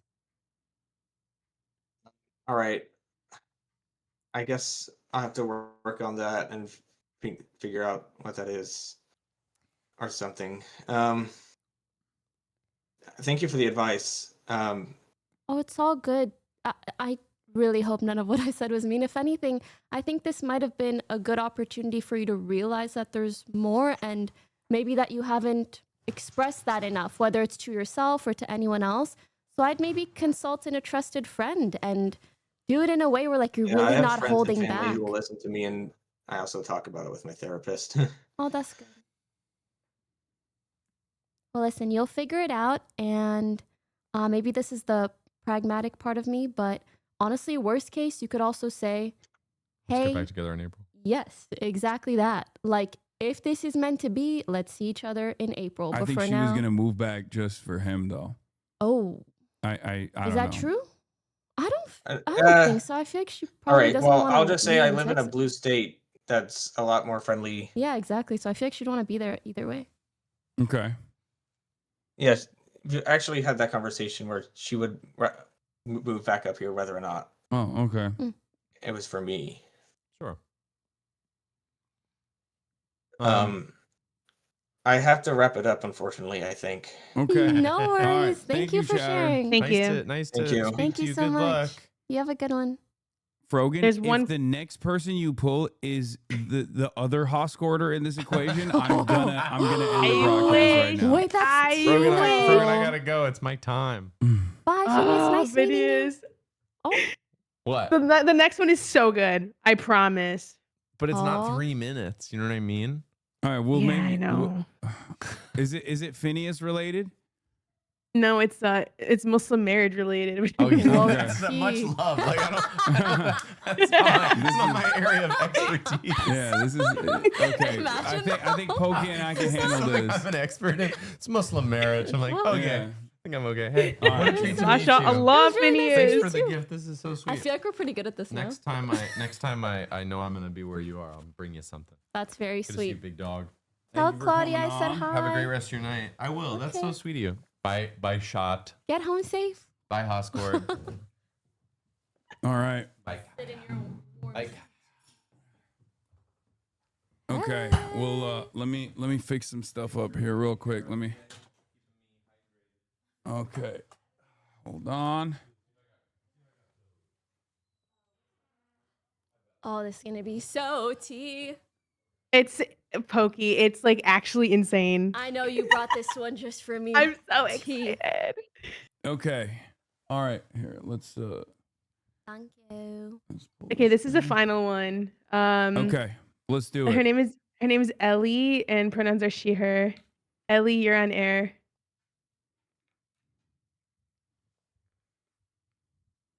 Hello, Ellie. Welcome to Chadvice. What's your problem?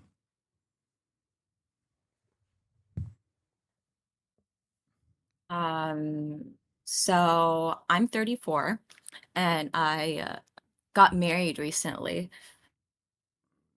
Congrats. And sorry, I'm really nervous. That's okay. Take your time.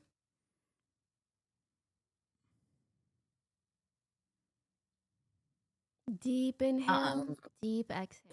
Always helps.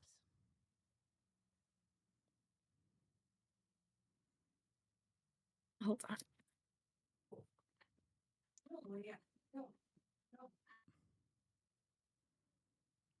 Okay. Sorry. Don't read worry, we're chat. here. Oh, it does help No, to I'm not. turn off chat. I'm not even. Chat always I'm makes not me even looking at emotional. screen.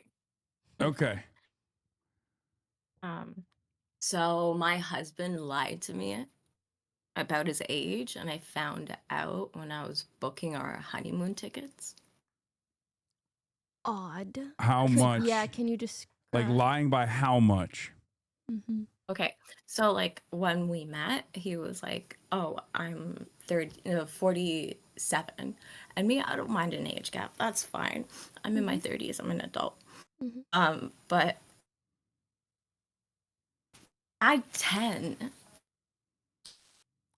he's like 23 years older than me, and Okay, I found so out he's- when I was he's booking our 57. honeymoon tickets. He's 57, yeah. God damn. I mean, how attractive is this man? He Good looks young, skincare huh? routine. He looks really like he takes care of himself. He doesn't look his age. That's what I'm saying. Yeah, he looks 47 is what you're saying. Ay, ay, ay, ay, ay, ay, ay. That's But, like, then he crazy. got Go already on. Wait, so this Go person on. lied to you and you guys got married? After the Nikah, I found out. That's very common. Wait, Very, very, very like- common. Have you ever heard of the series Who the Fuck Did I Marry? Or Yeah, whatever? that's true, but that's like- 27 million part series. I know, but that's so uncommon that it was a viral TikTok, I feel like. But it's common occurrence. Okay, that's crazy. So he's 57 instead of 47. That's 10 extra years. Have you brought it up to him? No. Oh, It's damn. like What- I found out I was booking I was checking in for our tickets to Cancun. So I had to spend like 11 days with that knowledge and not like explode. I came back and only talked to like my friends about it, but they also don't know what the hell to do, you know? Wait, so let's get a little bit more detail in here. So Mhm. how long did you guys know each other for before this marriage? He worked with like a family member of mine for like about 5 years, and I've known him like personally for a year. So you guys knew each other for a year. Wait, Frogan said it was a Muslim marriage. Is that Yeah. so? Is Meaning this like you're a family? both Muslim, or meaning you got married No. religiously and He's not not part of my legally? culture. What's up? What'd you say? Me? Yeah. Sorry, what? He's not part of. He's like a revert. Oh, you're Muslim and he reverted. Yeah. Oh, damn. Did he do that for you or just in general? No. He was a revert for like a long time. Okay. Okay. And did you guys get married legally? I didn't submit the paper yet. Oh, shit. Hey, So legally we're not, but yo. like the sheikh signed the paper, and so did my brother, and so did he. So They can unsign it. But you didn't it was submit. sold, guys. So it's not even Huh? like a legal marriage yet. No, I literally haven't submitted the papers to the city yet. Girl, I'm telling you, that's a sign from God. Yeah. That timing is a sign from God. Yeah, I mean, look, I make a lot of jokes at the expense of reverts and converts in general. So I'm not gonna. I am a little biased here. I'm gonna be honest, but like, what are the qualities of this person over the course of the year that like led you into falling in love with this person, or assuming that you could live the rest of your life with this person, and have they changed dramatically now that this like major, like if he had told you he was 57 from the jump and not 47, like would this have been a major deal breaker? Because the fact that he Yeah, lied is already a 100%. deal breaker in and of itself. Oh, the other aspect is- would have been a deal breaker too. Yeah. I Mm. set like I was on a specific dating website and I set parameters to like my age. So 47? No, 48. Oh. If I wanted older, I would have set the parameters older. No, for sure. Okay, yeah. You gotta. Yeah, don't submit that paper is what I would say. I'm gonna be How are you honest. Like, feeling about it? My super religious cousin was like, that's a reason that you could just go to a sheikh and you'd be divorced. True. Okay, for starters, you did nothing wrong. You're all good. I'm trying to figure out but it's what. embarrassing. Not on your end, okay? It's embarrassing on his end. Yeah, for For sure. being a big fat fucking liar. Sorry, I don't know what happened. The And also- filter and- off. Phineas is gone. and also, embarrassment doesn't mean that you just like white knuckle through this thing for, however many years. Would you rather have a moment of embarrassment or a life Yeah. time? Really? Okay, how are you feeling about it? Like, do you want to stay with them? Do you feel like you're done? I don't think she does. I just want to make sure before I lead you astray or anything. Before she goes extra hard. Yeah. So hard. Oh, that's very understandable. And I'm really sorry because that is a huge deception, and lies like that suck because it makes you think, okay, if you can lie about your age for this long and to this degree, even past the day that we get married, what else can you lie about? That's really the worst part. In my head, I was just wondering, how didn't he catch on that I know? Wait, sorry, how do you know that he knows? I had to check us in, so he gave me his passport. Oh, like, has he caught on that you know, or you know that he knows that you know?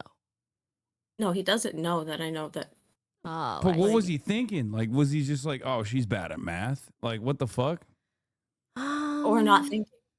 Yeah, maybe he was like, oh, maybe he was like, I already bagged her. I don't need to lie anymore.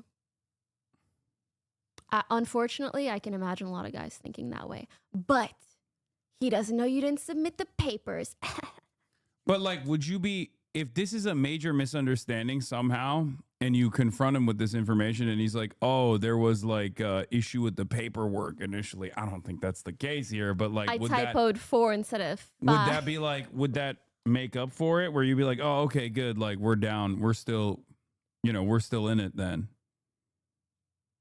Like, he's perfect if he's 47, but if he's 57, he's out. Is the question I have for you. I don't think it matters. It's more so that he's a liar. Yeah. 57, 47. He probably gonna be lying till he's 6, 7, 8. Sorry, and older.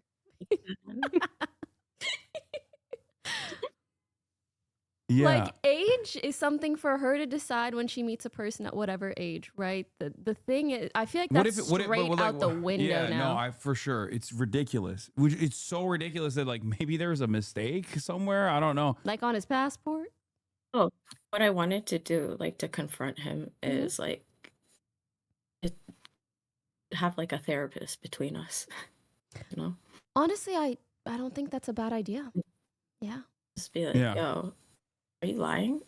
Because What if he lies then in Have front of his the passport therapist? ready. Have his passport ready. Yeah, did you take a pic You of should the take passport? a photo of it. Yeah. I think Okay, you you should did. document Good. everything. Yeah. That's good. Mhm. Okay, so throw him a birthday party with his family. True, that's a good call. That's actually kind of not a bad idea. it's in February. I could wait. And then, oh my God, okay, that's No, I don't wish sinister. you 2-3 months of Yeah, no, don't lock that in. resentment being pent Especially up. without like putting in the paperwork. He's gonna be like, oh, are we The married or easy what? part is that we don't live with each other right now. Pardon? The easy part is that we don't live with each other right now. Good. Thank God. Okay. He lives in a different city. Mm. I do unfortunately feel like it might have been a situation where he was just trying to get to the finish line and then figured you would accept him regardless afterwards.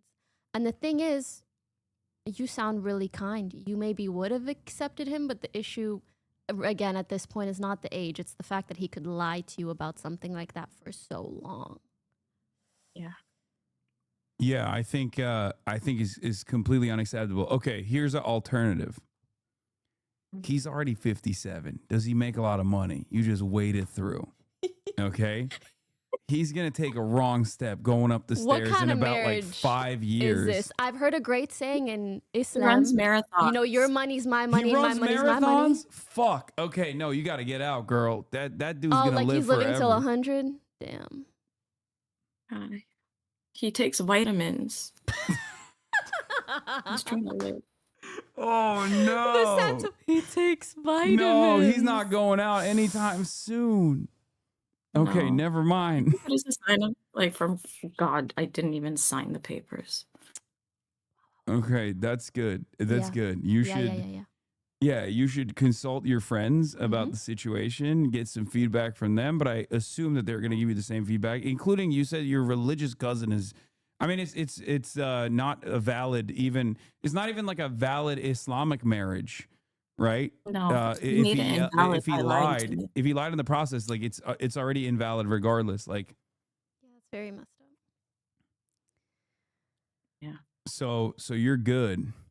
Yeah, see there's a Pakistani Mango says, as a Muslim, this is not a valid marriage. Lying on marriage, nikah is haram. Mm-hmm.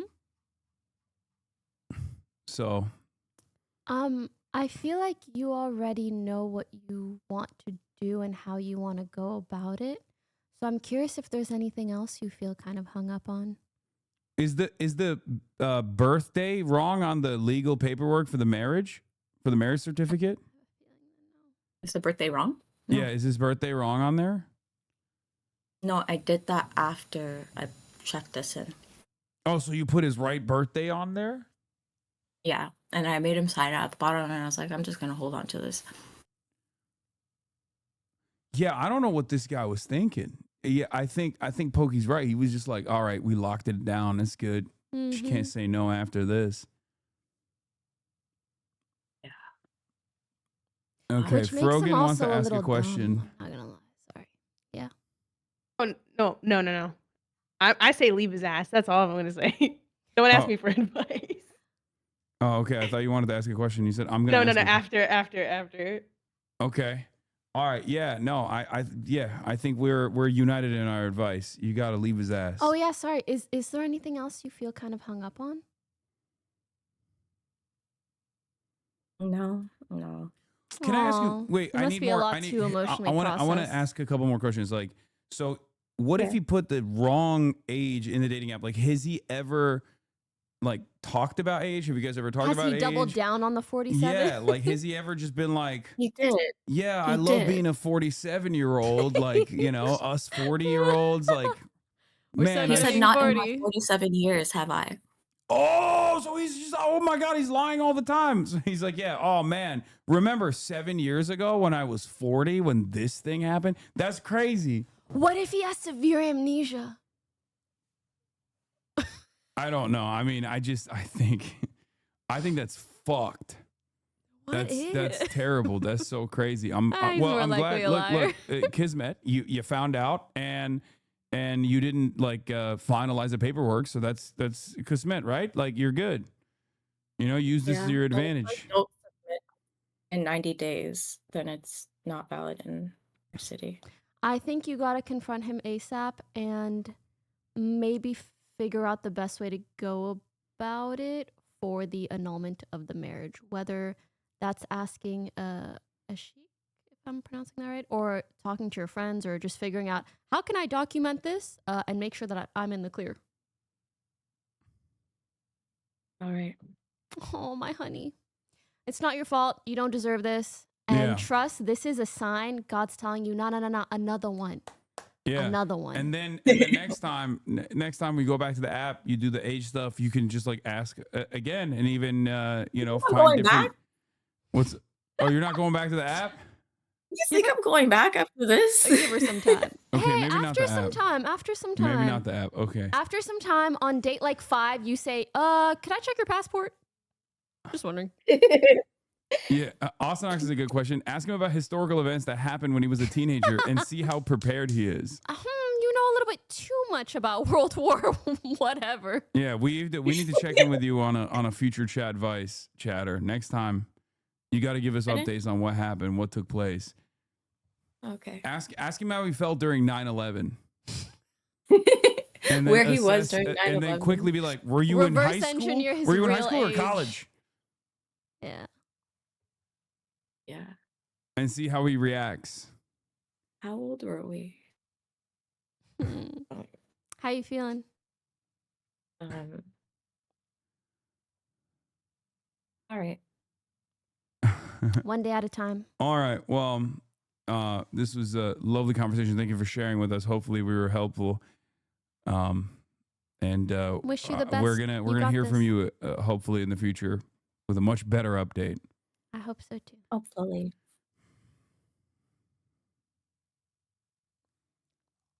All right. Can what I were ask you a gonna say, question? Morgan? Should I refollow this guy that ghosted me on Instagram? But hear me out. He ghosted. So I started talking to him a year ago. And it was honestly when I got banned for 30 days, I was really bored. And I went on dating apps because I had nothing else to do. And I met this guy like right before. And then he said he saw me on the front page of Reddit. As he And saw the should. things I said. And he said I was funny. But like we talked a lot. We talked for like almost 2 months. And we'd play Call of Duty together. And the night before I started streaming again, he's like, "Good luck, you're gonna kill it." And then he never talked to me ever again. And I was like, "Okay, T." Well, he's a And then a Redditor. week, Drop his ass. The fuck are but you he's doing? also he was 6'7". He was so tall. He was a basketball player. Whatever. And then Still a Redditor. a week later, Still ghosted he- you. Age ready, week whatever, he later- ghosted you. Wait, did I he like know. ghost you? Yeah, he just like stopped talking to me, but he like still followed me on Instagram. And then a week later, Was he it hard like launched a casual, we talked and one day we kind of didn't? Or like he refused to answer you and it was weird? It was weird, and I like I sent like I was like hard-headed low-key, but then I like a couple days after he didn't talk to me, we usually talked like all day every day. Mhm. I was like, "Hey, like how are you?" And I got no response. And then a week later, he hard launched a whole ass girlfriend. What are you Instagram. Morgan? Girl, not only do I unfollow, block, I tell the government. No, I'm kidding. I tell the girlfriend, potentially. That's a little I didn't. too. I thought about it, but Thought about it, do it.